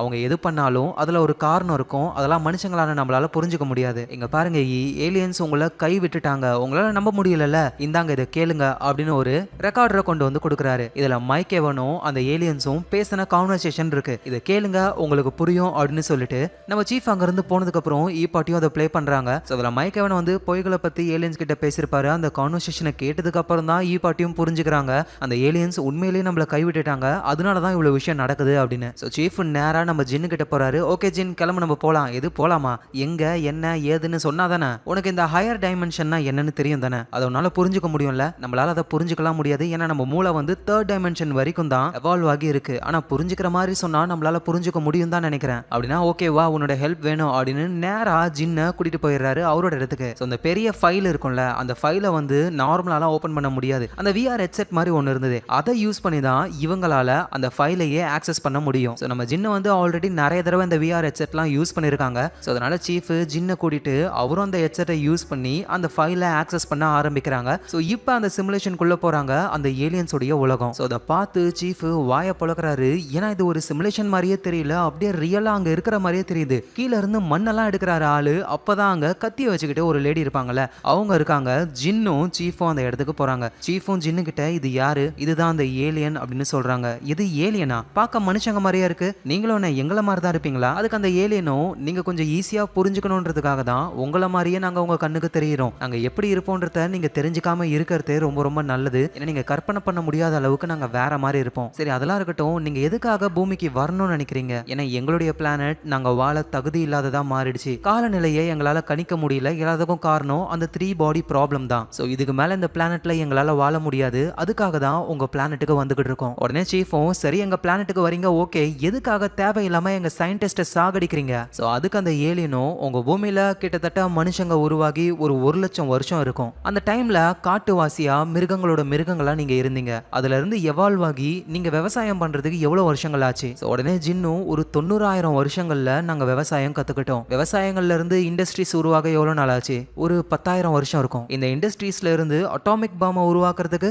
ஒரு 200 வருஷம், அதுல இருந்து கம்ப்யூட்டரை உருவாக்க 80 வருஷம். பாத்தீங்களா, 90,000 வருஷங்களா ஒரு மிருகமா இருந்த நீங்க என்னைக்கு விவசாயம் கண்டுபிடிச்சீங்களோ அடுத்த 10,000 வருஷத்திலேயே தொழிற்சாலைகள் வந்துருச்சு. தொழிற்சாலை வந்த அடுத்த 200 வருஷத்திலேயே அட்டாமிக் பாம்பை உருவாக்கிட்டீங்க. அப்படியே உங்களுடைய டெக்னாலஜி வேகமா வளர ஆரம்பிச்சது. இப்ப எங்க பிளானட்ல இருந்து உங்களுடைய பிளானட்டுக்கு வர்றதுக்கு 400 வருஷங்கள் ஆகும். இந்த 400 வருஷத்துல உங்களுடைய டெக்னாலஜி எங்களை விடவே மேல போயிடும். அந்த நேரத்துல நாங்க பூமிக்கு வந்தோம்னா நீங்க எங்களை ஈஸியாவே அழிச்சிருவீங்க, எங்களால எதுவுமே பண்ண முடியாது, அவ்வளவுதான், நாங்க மொத்தமா அழிஞ்சு போயிடுவோம். அதனாலதான் உங்க உலகத்துல டெக்னாலஜி வளரக்கூடாதுன்னு பெரிய பெரிய சயின்டிஸ்டா பார்த்து அவங்கள கொன்னோம். அப்படி இல்லைன்னா அவங்க ஆராய்ச்சியை செய்யாம இருந்தாங்கன்னா அவங்கள உயிரோட விட்டுடுவோம். உடனே சீஃபும் ஆனா இப்ப நீங்க எதுவுமே பண்ணவே இல்லையே, அப்படின்னா என்ன அர்த்தம்? எங்களை அழிக்க வேற ஏதாவது உங்ககிட்ட இருக்கா அப்படின்னு கேட்கும் பொழுது அதுக்கு அந்த ஏலியனும் ஆமா எங்க கிட்ட சோஃபான் இருக்கு, அது மூலியமா உங்க சயின்ஸை நாங்க மொத்தமாவே அழிச்சிருவோம். ஜின்னுக்கும் சீஃபுக்கும் எதுவும் புரியல. சோஃபான்னா என்ன அப்படின்னு கேட்கும் பொழுது அந்த ஏலியனும் அது ஒரு சின்ன புரோட்டான் தான், ஆனா என்ன இந்த உலகத்தை விடவே பெரிய கம்ப்யூட்டர் அதுக்குள்ள இருக்கு. இதை கேட்ட ஜின்னும் அந்த சின்ன புரோட்டான்குள்ள அவ்வளவு பெரிய கம்ப்யூட்டர் எல்லாம் உருவாக்க முடியாது, உங்களை பொறுத்த வரைக்கும் உருவாக்க முடியாது, ஆனா எங்களால முடியும்னு அவங்க எக்ஸ்பிளைன் பண்ண ஆரம்பிக்கிறாங்க. நம்ம மனுஷங்களா இருக்கட்டும் அந்த ஏலியனா இருக்கட்டும் எல்லாருமே 3 டைமென்ஷன்ல தான் வாழ்றாங்க. இந்த யூனிவர்ஸே 3 டைமென்ஷன்ல தான் இருக்கு. ஆனா அதையும் தாண்டி நிறைய டைமென்ஷன் எல்லாமே குவாண்டம் லெவல்ல ஒளிஞ்சு இருக்குங்க. ஸோ ஆல்ரெடி நம்ம ஆட்டமை பத்தி பார்த்திருப்போம். ஆட்டம்குள்ள வந்து புரோட்டான், நியூட்ரான், எலக்ட்ரான் இருக்கும்ல, அதுல ஒரே ஒரு புரோட்டானை மட்டும் இந்த ஏலியன் எடுத்துக்கிறாங்க. ஸோ அப்புறம் மனுஷங்களால கற்பனையே பண்ணி பார்க்க முடியாத அளவுக்கு ஒரு எனர்ஜி ரிங்கை உருவாக்குறாங்க. அதாவது ஸ்பேஸ்ல ரிங்கு மாதிரியான ஒரு செட்டப். அந்த ரிங்கு ஃபுல்லாவே நம்ப முடியாத அளவுக்கு அவ்வளோ எனர்ஜியை ஜென்ரேட் பண்ணும். அந்த ரிங்குக்கு நடுவுல தான் அந்த குட்டியோண்டு புரோட்டானை வச்சிருக்காங்க. ஸோ அந்த ரிங்கு வந்து அதோடைய ஃபுல் எனர்ஜியையும் நடுவுல இருக்கிற அந்த புரோட்டான் மேல அடிக்கிறாங்க. ஸோ அப்படி ஒரு குவாண்டம் லெவல்ல எனர்ஜியை இவங்க அடிக்கும் பொழுது மல்டி டைமென்ஷன்ஸ் உருவாகுது. இது மூலியமா சின்னோண்டா கண்ணுக்கே தெரியாத அளவுக்கு இருந்த புரோட்டான் பெருசாக ஆரம்பிக்குது. ஸோ இவங்க தொடர்ந்து அந்த ரிங் மூலியமா எனர்ஜியை அந்த புரோட்டான் மேல அடிக்க அடிக்க அந்த புரோட்டான் வந்து ஒரு கட்டத்தில் அப்படியே ஃபிளாட்டா மாறி அந்த ஏலியன் உலகத்தையே டோட்டலா க்ளோஸ் பண்ற அளவுக்கு அவ்வளோ பெருசாயிடுச்சு. ஸோ கண்ணுக்கே தெரியாத புரோட்டான் வந்து இப்போ இவ்வளோ பெருசா வானத்தில் இருக்கா. ஸோ அதனால இவங்க என்ன பண்றாங்கன்னா அந்த புரோட்டானுடைய சர்ஃபேஸ்ல வந்துட்டு இவங்களோட டெக்னாலஜி எல்லாத்தையுமே இன்ஸ்டால் பண்ண ஆரம்பிக்கிறாங்க. இதை எக்ஸாம்பிளோட சொல்லணும் அப்படின்னா ஒரு சின்னோண்டு பேப்பர்ல ஒரு புக்கு ஃபுல்லா இருக்கிற இன்ஃபர்மேஷனை நம்மளால எழுத முடியுமா? முடியாதுல்ல. ஆனா இதுவே அந்த சின்ன பேப்பரை அப்படியே பெருசாக்கிட்டு அப்புறம் அந்த புக்கில் இருக்கிற எல்லா இன்ஃபர்மேஷனையும் எழுதி திரும்ப அதை சின்னதாக்கிட்டா இப்போ அந்த சின்ன பேப்பரில் எல்லா இன்ஃபர்மேஷனும் இருக்கும். ஸோ அதே மாதிரி தான் ஒரு சின்ன புரோட்டான எனர்ஜி பீமை யூஸ் பண்ணி பெருசாக்கி அதில் இவங்களுக்கு தேவையான டெக்னாலஜிலாம் ஃபிக்ஸ் பண்ணுறாங்க. அந்த புரோட்டானையே ஒரு வேற லெவல், அதுவும் பூமி சைஸுக்கு இருக்கிற ஒரு பெரிய ஏஐ கம்ப்யூட்டராக உருவாக்குறாங்க. ஸோ அந்த கம்ப்யூட்டர்னால பேச முடியும், ஏலியன்கள் சொல்கிற எல்லா வேலையையும் அது செய்யும். ஸோ திரும்ப அது அதோடைய பழைய நிலைமைக்கு போகுது, அதாவது புரோட்டான் சைஸுக்கு போகுது. ஸோ இப்போ ஏலியன் வந்து ஒரு சின்ன பார்ட்டிகல் சைஸில் இருக்கிற இந்த யூனிவர்ஸோடைய பெரிய கம்ப்யூட்டரை உருவாக்கி இருக்காங்க. ஸோ இப்படி ஒரு புரோட்டானை வந்து இவங்க கம்ப்யூட்டரா மாத்திருக்காங்கல்ல, இதை தான் இவங்க சோஃபான்னு சொல்றாங்க. அந்த சோஃபானை பூமிக்கும் அனுப்பி வைக்கிறாங்க. அது சின்ன பார்ட்டிகல்ன்றதுனால அது லைட்டோட ஸ்பீட்ல டிராவல் பண்ணி வந்து 4 வருஷத்துல பூமிக்கு வந்துருது. ஸோ பூமிக்கு வந்த சோஃபானால பூமியில இருக்கிற எல்லா டெக்னாலஜியையும் அதால கண்ட்ரோல் பண்ண முடியும். ஸ்டார்டிங்ல இந்த பார்ட்டிகல் ஆக்சிலரேட்டர்ல இருந்து ரிசல்ட் எல்லாம் வேற வேற மாதிரி வந்ததுல, அதுக்கு காரணம் என்னன்னா இந்த சோஃபான் தான். ஏன்னா சரியான ரிசல்ட் கிடைச்சா அவங்களோட எக்ஸ்பெரிமெண்ட் சக்சஸ் ஆயிடும். ஸோ அதனால எல்லாத்தையுமே அந்த சோஃபான் தடுக்குது. ஸோ அதோட அந்த சோஃபான் தான் சயின்டிஸ்டோடைய கண்ணுக்கு முன்னாடி போய் அந்த டைமர் மாதிரி உருவாக்குது. ஸோ இதனால தான் எல்லாரும் பயந்து அவங்க வேலையை விட்டாங்க, முடியாதவங்க இறந்தும் போயிருக்காங்க. ஆனால் அந்த ஏலியன் வந்து இந்த பூமிக்கு வர்றதுக்கான ரீசனே நம்ம ஈயும் மைக்கேவனும் தான். ஸோ அதனால அவங்க சொல்றதை கேட்டுட்டு அவங்களுக்கு இந்த ஏலியன் வந்து சோஃபானை வச்சு ஹெல்ப் பண்ணுதுங்க. அந்த டெட்டியானான்ற பொண்ணு வந்து சிசிடிவி கேமரால ரெக்கார்டே ஆகியிருக்க மாட்டாங்கல்ல, அதுக்கான ரீசன் என்னன்னா இந்த சோஃபான் தான் அந்த சிசிடிவி கேமராஸ் எல்லாத்தையும் ஹேக் பண்ணி அவங்க மட்டும் தெரியாத மாதிரி பண்ணிருக்கு. அதோட இந்த சோஃபான் வந்து பூமியில இருக்கிற பொருள் மாதிரியே அப்படியே அழகா ரிஃப்ளெக்ஷன் பண்ணும். ஏன்னா டட்டியானா வந்து ஜாக்க சாகடிக்கும் பொழுது வெளியே தான் நம்ம டிடெக்டிவ் இருந்திருப்பாரு, ஃபுல்லா கண்ணாடி விண்டோ தான், அழகா உள்ள இருக்கிறது தெரியும். ஆனா டிடெக்டிவ்க்கு தெரியவே தெரியாது. ஏன்னா அந்த கண்ணாடிக்கு மேல இந்த சோஃபான் வந்து ஃபுல்லா மறைச்சி ஃபேக்கான ரிஃப்ளெக்ஷனை கொடுத்துருக்கு. ஸோ உள்ள எதுவும் நடக்காத மாதிரி. ஸோ அப்புறம் வானத்துல வந்து ஸ்டார்லாம் அப்படியே லைட் பல்ப் மாதிரி ஆஃப் ஆகி ஆனாச்சுல, உண்மையிலேயே அந்த ஸ்டார்ஸ் எல்லாம் ஆஃப் பண்ண முடியாது ஏலியன்ஸ்னால, அந்த அளவுக்கு இன்னும் அவங்க வளரல. அதுக்கு பதிலா இங்க இருந்து நம்ம பார்க்கும் பொழுது அந்த ஸ்டார்ஸ் மறையிற மாதிரி ஃபேக்கான ரிஃப்ளெக்ஷனை அந்த சோஃபான் கொடுத்திருக்கு. ஸோ இந்த ஏலியன்ஸ் வந்து மொத்தம் 4 சோஃபான்ஸை உருவாக்குறாங்க. அது ஒன்னோட ஒன்னு இணைஞ்சி இப்போ 2 சோஃபான் இருக்கு. அதுல ஒன்னு அந்த ஏலியன்ஸ் கிட்ட இருக்கும், இன்னொன்னு பூமிக்கு வந்துடும். ஸோ இப்போ ஏலியன் கிட்ட ஒன்னு இருக்கா, பூமிக்கு ஒன்னு வந்துச்சா, அது ரெண்டுமே குவாண்டம் லெவல்ல என்டாங்கிள்ட் ஆகியிருக்கும். அதாவது வந்து ஒரு 2 பார்ட்டிகல் வந்து குவாண்டம் லெவல்ல என்டாங்கிள் ஆகியிருந்தா, புரியுற மாதிரி சொல்லணும்னா ஒன்னோட ஒன்னு கனெக்ட் ஆகி இருந்தா ஒரு பார்ட்டிகலை நம்ம என்ன பண்றோமோ இன்னொரு பார்ட்டிகளும் அதே மாதிரி தான் நடந்துக்கும். ஸோ இந்த ஏலியன் கிட்ட இருக்கிற சோஃபானும் பூமியில இருக்கிற சோஃபானும் குவாண்டம் லெவல்ல கனெக்ட்ல இருக்குங்க. சோ அதனால பூமியில இருக்கிற சோஃபான் வந்து எதை பாக்குதோ அதை ஏலியன்களாலையும் பார்க்க முடியும் ரியல் டைம்ல. சோ இதனால தான் அந்த ஏலியன்ஸ் கூட ஏதோ போன்ல பேசுற மாதிரி அவ்வளவு சீக்கிரமா பேச முடிஞ்சது. ஒருவேளை இந்த சோஃபான் மட்டும் இல்ல அப்படின்னா இவங்க பேசுற மெசேஜ் வந்து ஏலியன்ஸ்க்கு போய் சேர 4 வருஷம் ஆகும். அவங்க திரும்ப ரிப்ளை அனுப்புறதுக்கு 4 வருஷம்னு 8 வருஷத்துக்கு ஒரு தடவை தான் பேசிக்கவே முடியும். ஆனா இந்த சோஃபான் வந்து குவாண்டம் லெவல்ல கனெக்ட் ஆகி இருக்கிறதுனால இவங்க போன்ல பேசிக்கிற மாதிரி டக்குன்னு பேச முடியும். ஏன்னா லைட்டை விடவே இந்த கம்யூனிகேஷன் ரொம்ப ஃபாஸ்ட். அது எப்படா சாத்தியம்னு கேட்டிங்கன்னா குவாண்டம் லெவலில் நம்ம போகும்பொழுது நம்மளுடைய நார்மல் ஃபிசிக்ஸ்லாம் ஒர்க்கே ஆகாது. டைமு அது இதுன்னு எதுவுமே ஒர்க் ஆகாது. குவாண்டம் லெவலில் உலகமே வேற மாதிரி இருக்கும். அதோட நம்ம ஜின்னும் சீஃபும் வந்து அந்த ஹெட்செட் மாட்டி இருக்காங்கல்ல, VR ஹெட்செட், அது ஒர்க் ஆகிறதுக்கு ரீசன் கூட சோஃபான் தான். ஸோ என்னதான் ஏலியன்ஸ் கிட்ட இந்த சோஃபான் இருந்தாலும் அதை முழுசா அதுங்க யூஸ் பண்ணவே இல்லை. ஏன்னா மனுஷங்கள்ல கொஞ்சம் பேரை அதுங்க நம்புச்சிங்க, நம்ம மைக் எவன் ஈயோடைய ஆட்கள் எல்லாம். ஆனா மைக் எவன் வந்து மனுஷங்க பொய் சொல்லுவாங்கன்னு சொன்ன உடனேயுமே ஏலியன்ஸ்னால மனுஷங்களை நம்ப முடியல. ஸோ அதனால இப்போ அந்த சோஃபானுடைய பவரை ரிலீஸ் பண்ண ஆரம்பிக்குதுங்க. எங்க நம்ம ஜின்னும் சீஃபும் பயந்து போறாங்க, என்ன நடக்க போகுதுன்னு சுத்தமா அவங்களுக்கு ஐடியாவே இல்லை. ஸோ அப்பதான் பூமியில இருக்கிற சோஃபான் அப்படியே பெருசா வளர்ந்து இந்த பூமியையே க்ளோஸ் பண்ற அளவுக்கு வானத்துல இருக்கு. அது மட்டும் இல்லாம கீழே என்ன இருக்கோ அதை அப்படியே அந்த சோஃபான் மிமிக் பண்ணவும் ஆரம்பிக்குது. ஸோ இந்த உலகத்துல இருக்கிற எல்லா மக்களும் பாக்குறாங்க, அப்படியே ஷாக் ஆகுறாங்க. அதோட இருக்கிற எல்லா டெக்னாலஜி ஸ்கிரீனு மானிட்டர்லாம் நீங்கெல்லாம் எங்களுக்கு பூச்சி மாதிரி அப்படின்ற மாதிரியான விஷயத்த அந்த சோஃபான் சொல்லுது. ஸோ அதை நம்ம ஈயும் பார்க்குறாங்க,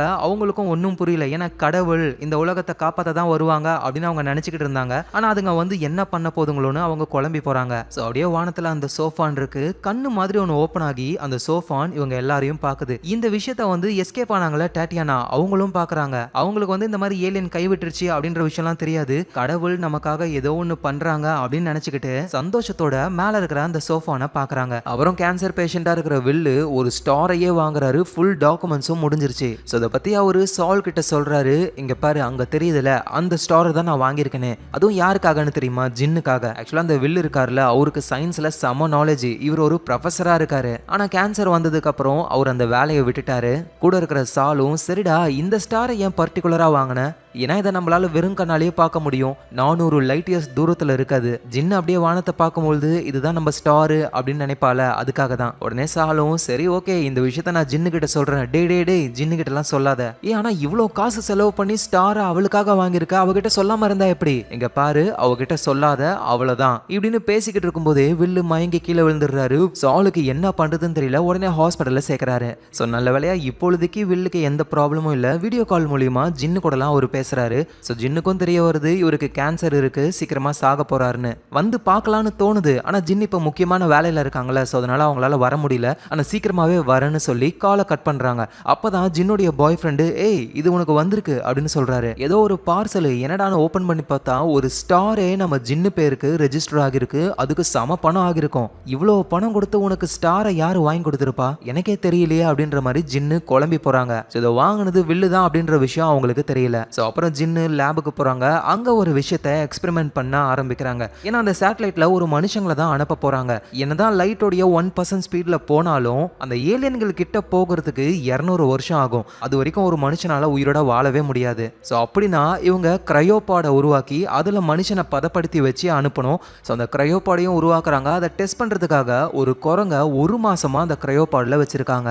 இப்போ அந்த குரங்க வந்து செத்தும் போகல உயிரோடவும் இல்லை, ரெண்டுத்துக்கும் நடுவில் ஒரு ஸ்டேஜில் இருக்கு. இப்போ அந்த மிஷின் ஆன் பண்ண உடனேயுமே அந்த குரங்கு எழுந்து நார்மலா இருக்கணும். ஸோ அதே மாதிரி ஆன் பண்றாங்க, அதுவும் எழுந்துக்குது. இவங்க எல்லாரும் சந்தோஷப்படுறாங்க. மென்டலா அதுக்கு எதுவும் பாதிப்பு இருக்கா அப்படின்னு சொல்லி செக் பண்றாங்க. ஆல்ரெடி அந்த குரங்க வந்து ட்ரெயின் பண்ணிருப்பாங்க, நம்ம சொல்ற ஷேப்பெல்லாம் அது கரெக்டா கிளிக் பண்ணும். அதே மாதிரி கிளிக் பண்ணுதான்னு செக் பண்ணி பார்க்க கரெக்டா கிளிக் பண்ணிடுது. ஸோ அதனால அந்த குரங்குக்கு ஒரு வாழைப்பழத்தை கொடுக்குறாங்க. அதை சாப்பிட்ட உடனே அது வாமிட் பண்ண ஆரம்பிக்குது. அந்த கிரையோபாட்ல இவ்வளவு நாள் இருந்ததுனால வந்த சைடு எஃபெக்ட்ஸ் தான் அது. ஸோ மற்றபடி எந்த ப்ராப்ளமும் இல்லை. இந்த கிரையோபாடு சக்சஸ்ன்னு சொல்ல இப்போ இதில் ஒரு மனுஷனா அனுப்பணும். சீஃப் என்ன சொல்றாருன்னா நானே இதில் போக போறேன் அப்படின்னு சொல்ல ஜின்னு குழம்புறாங்க. நீங்க எதுக்காக போறீங்க, வேற யாரை போகணும்னு சொல்ற ஜின், நான் தான் போக போறேன் அப்படின்னு அவரு சொல்றாரு. ஸோ இவங்க சேட்டலைட்ல வந்து பேராஷூட் மாதிரி அந்த நானோ ஃபைபராலேயே உருவாக்க போறாங்கல்ல, அதை பத்தி தெரிஞ்சுக்கலான்னு நம்ம ஆகி கிட்ட ஜின்னு போறாங்க.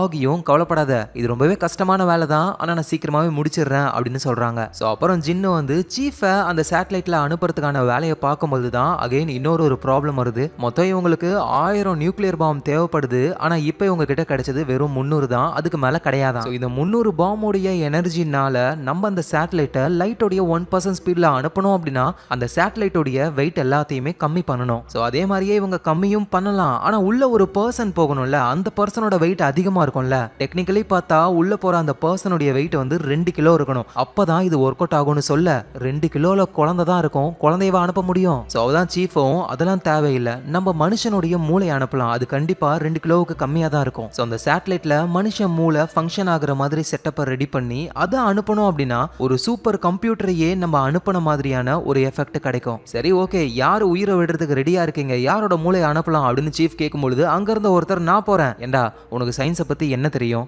எனக்கு எதுவுமே தெரியாது. ஸோ காய்ஸ் நல்லா யோசிச்சு பாருங்க, சயின்ஸை பத்தி நல்லா தெரிஞ்ச ஒருத்தன், சாகிறதுக்கு ரெடியா இருக்கிற ஒருத்தன், மேபி செத்துக்கிட்டு கூட இருக்கலாம், அந்த மாதிரி பர்சன் யாராவது தெரியுமான்னு கேட்கும்போது தான் நம்ம ஜின்னுக்கும் ஆகிக்கும் அவங்க ஃப்ரெண்டு வில்லு கேன்சர் பேஷண்ட் அவர் சாக போறாருல அவரை பத்தின விஷயம் தெரிய வருது. அது சீஃபுக்கும் சொல்ல சீஃபும் உடனே வில்ல அப்ரோச் பண்ண ஆரம்பிக்கிறாரு. இந்த நேரத்தில் ஆகி இருக்காங்க, அவங்க அவங்களுடைய இன்வெஸ்டரை மீட் பண்ண போறாங்க. ஏன்னா அந்த செயலை உருவாக்கணும் பேராஷூட் மாதிரி. ஆனா அவரு முடியாதுன்னு சொல்றாரு. இது கம்பெனி ப்ராப்பர்ட்டி, தேவையில்லாமலாம் யாருக்கும் ஹெல்ப்லாம் பண்ண முடியாது. இன்னும் சொல்ல போனா இதை யூஸ் பண்றதுக்கு உனக்கே ரைட்ஸ் கிடையாது தெரியுமா? ஓ அப்படியா அப்படின்னு சொல்லி இந்த ஃபைபர் டெக்னாலஜியை எப்படி எப்படிலாம் யூஸ் பண்ணணும், என்னென்னலாம் பண்ணணும்னு எல்லாத்தையுமே விக்கி லீக்ஸ்ல லீக் பண்ணி விட்டுறாங்க. இதை பார்த்த உடனே அந்த இன்வெஸ்டர் கடுப்பாகிறாரு. உன்னையும் சும்மா விட மாட்டேன், உன் பின்னாடி யார் இருக்காங்களோ அவங்களையும் சும்மா விட மாட்டேன், எல்லாரையும் ஜெயிலுக்கு அனுப்ப போறேன். எது ஜெயிலுக்கு அனுப்ப போறியா? நான் யாருக்கிட்ட வேலை செய்யறேன்னு தெரியுமா உனக்கு? கவர்மெண்ட் கிட்ட. கவர்மெண்ட்டையே ஜெயிலில் அடிப்பியா நீனு? உன்னால முடிஞ்சதை பார்த்துக்கோப்போ அப்படின்னு அங்க இருந்து ஆகி கிளம்புறாங்க. இந்த நேரத்தில் நம்ம ஈ பாட்டி இருக்காங்கல்ல, அவங்க சாலுக்கு கால் பண்றாங்க. ஏன்னா நம்ம ஈ பாட்டியோடைய பொண்ணு அந்த பாஸ் லேடி இருக்காங்கல்ல, அவங்களும் சாலும் தான் ரொம்ப ரொம்ப க்ளோஸ் ஃப்ரெண்ட்ஸ். ஸோ அதனால சாலுக்கு கால் பண்ணி சாலை தனியா மீட் பண்ணி பேசுறாங்க. ஆக்சுவலா நம்ம ஈ பாட்டிக்கு வந்து அந்த ஏலியன்ஸை எதிர்த்து போராடுறதுக்கு ஏதோ ஒரு விஷயம் தெரியும், ஆனா அவங்களால ஓப்பனா சொல்ல முடியாது. ஏன்னா இந்த உலகம் ஃபுல்லாவே அந்த சோஃபான் இருக்கு, பேசுற எல்லாத்தையும் கேட்டுக்கிட்டு இருக்கு. ஸோ அதனால அந்த ஏலியன்கள் சந்தேகப்படாத மாதிரி சால் கிட்ட ஒரு விஷயத்த சொல்றாங்க. ஏ சால், உனக்கு ஒரு ஜோக் சொல்றேன் வா அப்படின்னு உட்கார வச்சு ஐன்ஸ்டைன் இறந்து போன உடனேயுமே சொர்க்கத்துக்கு போறாரு.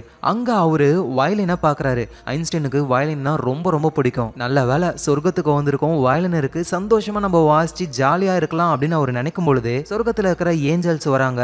இந்த மாதிரி வயலினா வாசிக்காத, இது கடவுளுக்கு பிடிக்காது, கடவுள் வந்து சாக்ஸோஃபோன் தான் வாசிப்பாரு, அவருக்கு வயலின் பிடிக்காது, அதனால வாசிக்காத அப்படின்னு ஐன்ஸ்டைனை வார்ன் பண்றாங்க. சரி ஐன்ஸ்டைனும் வாசிக்காம இருக்காரு, ஆனா அவரால் முடியல. ஏன்னா அவருக்கு வயலின் வாசிக்கிறது ரொம்ப ரொம்ப பிடிக்குமா. ஆனா இருந்தாலும் ஏஞ்சல்ஸ் வார்ன் பண்ணிருக்காங்களே அப்படின்னு வாசிக்காம கம்முன்னு இருக்காரு. அப்பதான் கடவுள் சாக்ஸோஃபோனை வாசிக்கிறாரு. டேக் ஏ ட்ரெயின் அப்படின்ற ஒரு சாங் அவரு வாசிக்கிறாரு. அந்த சாங் ஐன்ஸ்டைனுக்கும் தெரியும், கடவுள் சாக்ஸோஃபோனை வாசிக்கிறாரு, கூடவே நம்ம இந்த வயலினை வாசிச்சா செமையா இருக்குமேனு அதே சாங்க ஐன்ஸ்டைனும் வயலினை யூஸ் பண்ணி கடவுள் கூடவே வாசிக்க, இதனால கடவுள் காண்டாகி கீழே வந்து ஐன்ஸ்டைனை போட்டு செம்ம அடி அடிக்கிறாரு. ஸோ ஐன்ஸ்டைன் வழியில துடிச்சுக்கிட்டு இருக்கும்போது திரும்பவும் சொர்க்கத்துல இருந்த அந்த ஏஞ்சல்கள்லாம் வராங்க. நாங்க தான் ஆல்ரெடி உன்னை வார்ன் பண்ணோம்ல, கடவுளுக்கு அது பிடிக்காதுன்னு, ஸோ அதனால கடவுள் கூட விளையாடாத அப்படின்ற மாதிரி ஏஞ்சல் சொல்றாங்க. ஸோ இதுதான் அந்த ஜோக்கு அப்படின்னு சால் கிட்ட நம்ம ஈ பாட்டி சொல்ல சாலுக்கு எதுவும் புரியல. என்னது இது ஜோக்கா, என்ன சொல்றீங்க? உடனே ஈ பாட்டியும் இந்த ஜோக்கெல்லாம் புரிஞ்சுக்கிறதுக்கு ஒரு மைண்ட் வேணும். சில பேர் அதை கேட்டு சிரிப்பாங்க, சில பேர் அதை பார்த்து யோசிப்பாங்க. ஆனா எண்ட் ஆஃப் த டே மனுஷங்க வாழ்றதுக்கு ஜோக் ரொம்ப ரொம்ப முக்கியம் அப்படின்ற மாதிரி சொல்றாங்க. ஸோ இந்த ஜோக்குள்ள ஏதோ ஒரு விஷயம் இருக்கு, அதை சால் புரிஞ்சுக்கணுன்றதுக்காக தான் இதை சொல்றாங்க. ஆனா சாலுடைய மரமண்டைக்கு ஏறவே இல்லை. ஸோ அப்புறம் ஈ பாட்டியும் சரி நான் போயிட்டு வரேன்னு அங்கிருந்து கிளம்பி போறாங்க. இந்த நேரத்தில் நம்ம சீஃப் வில்ல மீட் பண்றாரு. ஸோ இந்த மாதிரி உன்னோட மூளையை எடுத்து சேட்டலைட்ல அனுப்ப போறோம் அப்படின்ற விஷயத்தெல்லாம் சொல்ல வில்லும் ஓகேன்னு சொல்றாரு. அப்படின்னா இந்த டாக்குமெண்ட்ஸ்ல கையெழுத்து போடு அப்படின்னு கொடுக்கும் பொழுது அதுல வந்து இந்த வில்லு வந்து மனித குலத்திற்காக இந்த வேலையை செய்யறார் அப்படின்னு போட்டிருக்கு. ஸோ வில்லும் என்னால சைன் பண்ண முடியாது, நான் ஒன்றும் இந்த மனித குலத்தை காப்பாத்துறதுக்காகலாம் இதெல்லாம் பண்ணவே இல்லை, ஜின்னு சொன்னா ஜின்னுக்காக நான் பண்றேன், அந்த மாதிரி டாக்குமெண்ட்டை கொண்டு வாங்க நான் சைன் பண்றேன் அப்படின்னு சொல்ல ஜின்னுக்கு அவ்வளோ சந்தோஷம், நமக்காக இந்த வில்லு இவ்வளோ பண்றானே அப்படின்னு சொல்லி சரின்னு சீஃபோ நான் டாக்குமெண்ட் எடுத்துட்டு வரேன்னு அங்க இருந்து கிளம்பி போயிடுறாரு. இந்த நேரத்தில் அந்த டட்டியானான்ற பொண்ணு ஊருக்கு ஒதுக்குப்புறமா ஒரு இடத்துல தங்கிக்கிட்டு இருக்காங்க. ஸோ அப்ப டிவில அந்த ஏலியன்கள் டட்டியானா கூட பேசுது. டட்டியானாவும் நீங்க எங்க கூட பேசுறத நிப்பாட்டிட்டீங்கன்னு நினைச்சேன், மைக் எவன் இறந்து போயிட்டாரு, இது எல்லாமே நடக்கணும்னு நீங்க தானே பண்ணது, ஏன்னா அவர்கிட்ட பேச வேண்டியது எதுவுமே கிடையாது, உங்ககிட்ட தான் நாங்க இதுக்கப்புறம் பேச போறோம், என்கிட்ட பேசி என்ன ஆக போகுது, நான் ஒண்ணுமே கிடையாது, சாதாரண பக்கு தானே, நீ நினைக்கிற மாதிரிலாம் கிடையாது, நீ சாதாரண ஆளு கிடையாது, நீ எங்கள்ல ஒருத்தி, உன்னோட ஹெல்ப் எங்களுக்கு வேணும் அப்படின்னு சொல்ல டட்டியானாவுக்கு அவ்வளோ சந்தோஷம். ஏன்னா கடவுள்களே, அதாவது அந்த ஏலியன்ஸே நம்ம கிட்ட வந்து ஹெல்ப் கேட்கறாங்களே அப்படின்னு. ஸோ அந்த ஏலியன்ஸ் என்ன சொல்லுதுங்கன்னா ஈ பாட்டி இருக்காங்கல்ல அவங்கள காலி பண்ணணும் அப்படின்னு சொல்லுதுங்க. ஸோ டட்டியானாவும் இதுக்கு ரெடி ஆகுறாங்க. நம்ம ஈ பாட்டியும் சைனாவுக்கு போகிறதுக்காக ஏர்போர்ட்ல இருக்காங்க. டிடெக்டிவோடைய ஆள் ஒருத்தர் ஈ பாட்டியை ஃபாலோ பண்ணிக்கிட்டு இருக்காருல, அந்த விஷயம் ஈ பாட்டிக்கு ஆல்ரெடி தெரியும். ஸோ அவர்கிட்டயே டேரக்டா போயிட்டு அந்த டிடெக்டிவ் என்ன ஃபாலோ பண்ண சொன்னானா, சரி வா அப்படின்னு ஃபாலோ பண்ணவன கூட கூட்டிட்டு போறாங்க இவங்க. ஸோ சைனால எந்த இடத்துக்கு போறாங்கன்னா முதல்ல ஈ பாட்டி வேலை செஞ்சாங்களா ஒரு பெரிய ஆண்டனா மாதிரியான இடம், அந்த இடத்துக்கு தான் போறாங்களே. ஸோ அந்த ஃபாலோ பண்ணிட்டு வந்தவர்கிட்ட நீ இங்கேயே இரு, நான் கொஞ்ச நேரம் தனியா இருக்கணும்னு ஆசைப்படுறேன் அப்படின்னு சொல்லிட்டு அந்த ஆண்டனா இருக்கிற இடத்துக்கு போறாங்க. போறாங்க. பார்த்தா அங்க டட்டியானா இருக்கா. ஸோ டட்டியானாவை பார்த்த உடனே ஈ பாட்டிக்கு புரிஞ்சிருச்சு அந்த ஏலியன்ஸ் டட்டியானா யூஸ் பண்ணி நம்மள காலி பண்றாங்க அப்படின்னு சொல்லி. டட்டியானாவுக்கும் ஈ பாட்டியை ரொம்ப ரொம்ப பிடிக்கும். ஆனா அந்த ஏலியன்ஸ் கடவுள்கள் சொல்லிட்டாங்க நம்ம செஞ்சுதான் ஆகணும்னு ஈ பாட்டியை கொல்றாங்க டட்டியானா. இந்த நேரத்தில் நம்ம சீஃபும் ஜின்னு கிட்ட அந்த பாம்பெல்லாம் ஸ்பேஸுக்கு அனுப்புறதுக்கான வேலை ஆரம்பிச்சிருச்சு.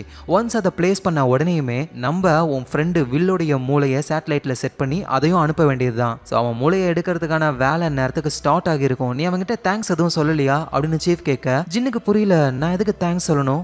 அவங்ககிட்ட இருந்த எல்லா காசையும் போட்டு உனக்காக ஒரு ஸ்டாரையே வாங்கி கொடுத்துருக்கானே, அந்த ஸ்டாரை வாங்கி கொடுத்தது வில்லா அப்படின்னு இவங்க ஷாக் ஆகுறாங்க. ஸோ வேகமாக வில்ல பார்க்கணும்னு போறாங்க. ஆனால் அதுக்குள்ளேயே அந்த ப்ராசஸ் ஸ்டார்ட் ஆகி வில் இப்ப சாகர நிலைமையில இருக்காரு. ஸோ ஜின்னும் ரொம்ப கஷ்டப்படுறாங்க. சாலும் சமாதானப்படுத்துறாரு. அப்புறம் சாலு அவருடைய கேர்ள் ஃப்ரெண்ட் கூட ரோட்ல நடந்து வரும்பொழுது ஸ்கேட் போர்ட்ல வந்த ஒருத்தர் சாலை தட்டி விட்டு சாலு ஓரமா போயிடுறாரு. அந்த நேரம்னு பார்த்து ஒரு காரு ஸ்ட்ரைட்டா இவங்கள மோதுற மாதிரி வருது. ஆக்சுவலா சாலை மோதணும் அப்படின்னு தான் அந்த கார் வந்தது. அந்த ஸ்கேட் போர்ட் பையனால இவர் கொஞ்சம் நகர்ந்து போயிட்டாரா, அதனால சாலுக்கு பதிலா சாலுடைய கேர்ள் ஃப்ரெண்ட் அது மோதி காலி பண்ணுது. ஸோ சாலும் ஷாக் ஆகுறாரு. காரை ஓட்டினவனை பிடிச்சி அரெஸ்ட் பண்ணுவாங்கன்னு பார்த்தா நம்ம சாலை பிடிச்சி கஸ்டடியில வைக்கிறாங்க. அங்க நம்ம டிடெக்டிவும் இருக்காரு. யோ என்னங்க ஆச்சு உங்களுக்கு? என்ன எதுக்கு பிடிச்சி வச்சிருக்கீங்க? நான் என்ன தப்பு பண்ணேன்? உன்னோட கேர்ள் ஃப்ரெண்டை மோதி காலி பண்ணிச்சல காரு, அந்த கார்ல எந்த ஒரு டிரைவர்ஸும் கிடையாது, எல்லாமே ஆட்டோமேட்டிக் கார்ஸ். ஆக்சுவலா அது ஒன்ன மோத தான் வந்திருக்கு சால். அந்த ஸ்கேட் போர்டு பையனால நீ உயிர் தப்பிச்சிருக்க. இப்போ நம்ம பூமி ஃபுல்லாவே அந்த ஏலியன்களுடைய சோஃபான் தான் இருக்கு. நம்ம பண்ற எல்லாத்தையும் பார்த்துக்கிட்டு இருக்கு. அந்த சோஃபானால டெக்னாலஜிஸை கண்ட்ரோல் பண்ண முடியும். அப்படிதான் அந்த ஆட்டோமேட்டிக் கார்ஸை கண்ட்ரோல் பண்ணி உன்னை மோதுற மாதிரி பண்ண ட்ரை பண்ணிச்சிங்க. நீ எப்படியோ எஸ்கேப் ஆயிட்ட. சாலுக்கு புரியல என்ன சாகடிக்கிறதுக்கு எதுக்கு அதுங்க ட்ரை பண்ணணும். ஏன்னா ஈ பாட்டி இருக்காங்கல்ல, அவங்க கடைசியா உங்ககிட்ட தான் பேசினாங்களே, என்னோட ஆளு வாட்ச் பண்ணிருக்கான். உங்ககிட்ட பேசிட்டு சைனாவுக்கு போனவங்க அங்கேயே இறந்து போயிட்டாங்க. என்னது, ஈ பாட்டி இறந்து போயிட்டாங்களா? ஆமா, அவங்க ஏதோ உங்ககிட்ட ஒரு முக்கியமான விஷயம் சொல்லியிருப்பாங்கன்னு நினைக்கிறேன். அதனால தான் அந்த ஏலியன்கள் சோஃபானை வச்சு உன்னை அழிக்கணும்னு பிளான் போடுதுங்க. ஸோ அதனால இனிமே நீ வெளியே சுத்துறது சேஃபே கிடையாது அப்படின்னு சொல்லி புல்லட் ப்ரூஃப் ட்ரெஸ்ஸை கொடுக்குறாரு. ஸோ நம்ம சாலும் மாட்டிக்கிறாரு. என் கூட வா அப்படின்னு சொல்லி சாலை எங்கேயோ கூட்டிட்டு போறாங்க. பார்த்தா ஏர்போர்ட் தான். அங்க அந்த அளவுக்கு செக்யூரிட்டிஸ் நம்ம சாலை பாதுகாப்பா ஒரு பிரைவேட் ஜெட்ல அனுப்புறாங்க. அந்த பிரைவேட் ஜெட்ல வந்துட்டு அந்த ஜெட்டை அழிக்கிற அளவுக்கான டெக்னாலஜி எல்லாம் உள்ள கிடையாது. ஜஸ்ட் டிவி அந்த மாதிரி விஷயங்கள் தான் இருக்கும். ஸோ சோஃபானால அதை மட்டும் தான் ஹேக் பண்ண முடியும். ஸோ அதனால இவங்க பாதுகாப்பா போக முடியும். ஸோ நம்ம டிடெக்டிவும் சரி நான் தூங்குறேன் நீயும் தூங்கு அப்படின்னு சொல்லி அவரு தூங்கிடுறாரு. இங்க சாலுக்கு புரியல அந்த ஏலியன்கள் எதுக்கு நமக்கு அழிக்கணும், இவங்க என்ன நம்மள ஜனாதிபதி ரேஞ்சுக்கு பாதுகாக்கிறாங்களே அப்படின்னு. அந்த ஜெட்டுக்கு வெளியே பார்க்கும்போது தான் நிறைய ஏர்கிராஃப்ட் பறந்துகிட்டு இருக்கு. ஏன்னா இவங்க போற ஜெட்டை பாதுகாக்கிறதுக்காக. ஸோ அடுத்த நாள் ஆகுது. நம்ம டிடெக்டிவ் நல்லா தூங்கி எழுந்துட்டாரு. ஏன்னா டே நீ தூங்கவே இல்லையா? என்ன நடக்குதுன்னே தெரியல, இதில் நான் தூங்க வேற செய்யணுமா? எனக்கு ஒரு சொட்டு தூக்கம் கூட வரல.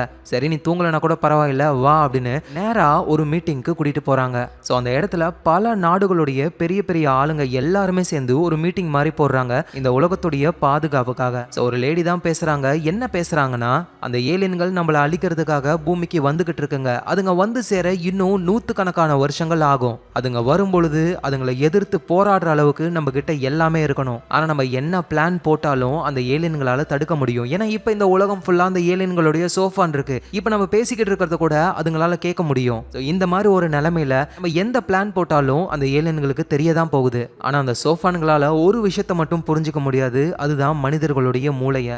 என்ன பண்ணாலும் அதால மூளையை கண்ட்ரோல் பண்ண முடியாது. ஸோ மனிதர்கள்கிட்ட சீக்ரெட்ஸ் இருக்கு. அந்த ஏலியன்ஸை எதிர்த்து போராடுற அளவுக்கு ஒரு பிளானை நம்ம கிரியேட் பண்ணணும். ஆனா எந்த பிளான் கிரியேட் பண்ணாலும் ஏலியன்களுக்கு தெரிஞ்சிடும். ஸோ அதனால ஒருத்தரோட ஒருத்தர் ஷேர் பண்ணாமலே ஒரு 3 பேர் அந்த ஐடியாவை யோசிச்சு அதை செயல்படுத்தணும். ஸோ அந்த 3 பேர் நினைச்சா எந்த ஒரு இடத்துக்கும் போகலாம். யாரும் அவங்கள தடுக்க கூடாது. அவங்க என்ன வேணாலும் பண்ணலாம். நம்ம பூமியில இருக்கிற எந்த ஒரு ரிசோர்ஸையும் அவங்க யூஸ் பண்ணலாம். அதுக்கு அவங்க ₹1 கூட செலவு பண்ணணுன்ற அவசியம் கிடையாது. உலகத்தில் இருக்கிற எல்லா கவர்மெண்ட்டும் அவங்களுக்கு சப்போர்ட் பண்ணணும். ஸோ அந்த 3 பேர் யார் யாருன்னா அப்படின்னு சொல்லி ஃபர்ஸ்ட் ஒரு ஜெனரலை கூப்பிடுறாங்க. அடுத்தது இன்னொரு ப்ரொஃபசர், அவங்களோட பேரு லைலா. அண்ட் 3வதா நம்ம சாலை கூப்பிடுறாங்க. சாலுக்கு ஒண்ணுமே புரியல. இந்த 3 பேரையுமே வால் ஃபேசர்ஸ்ன்னு சொல்றாங்க.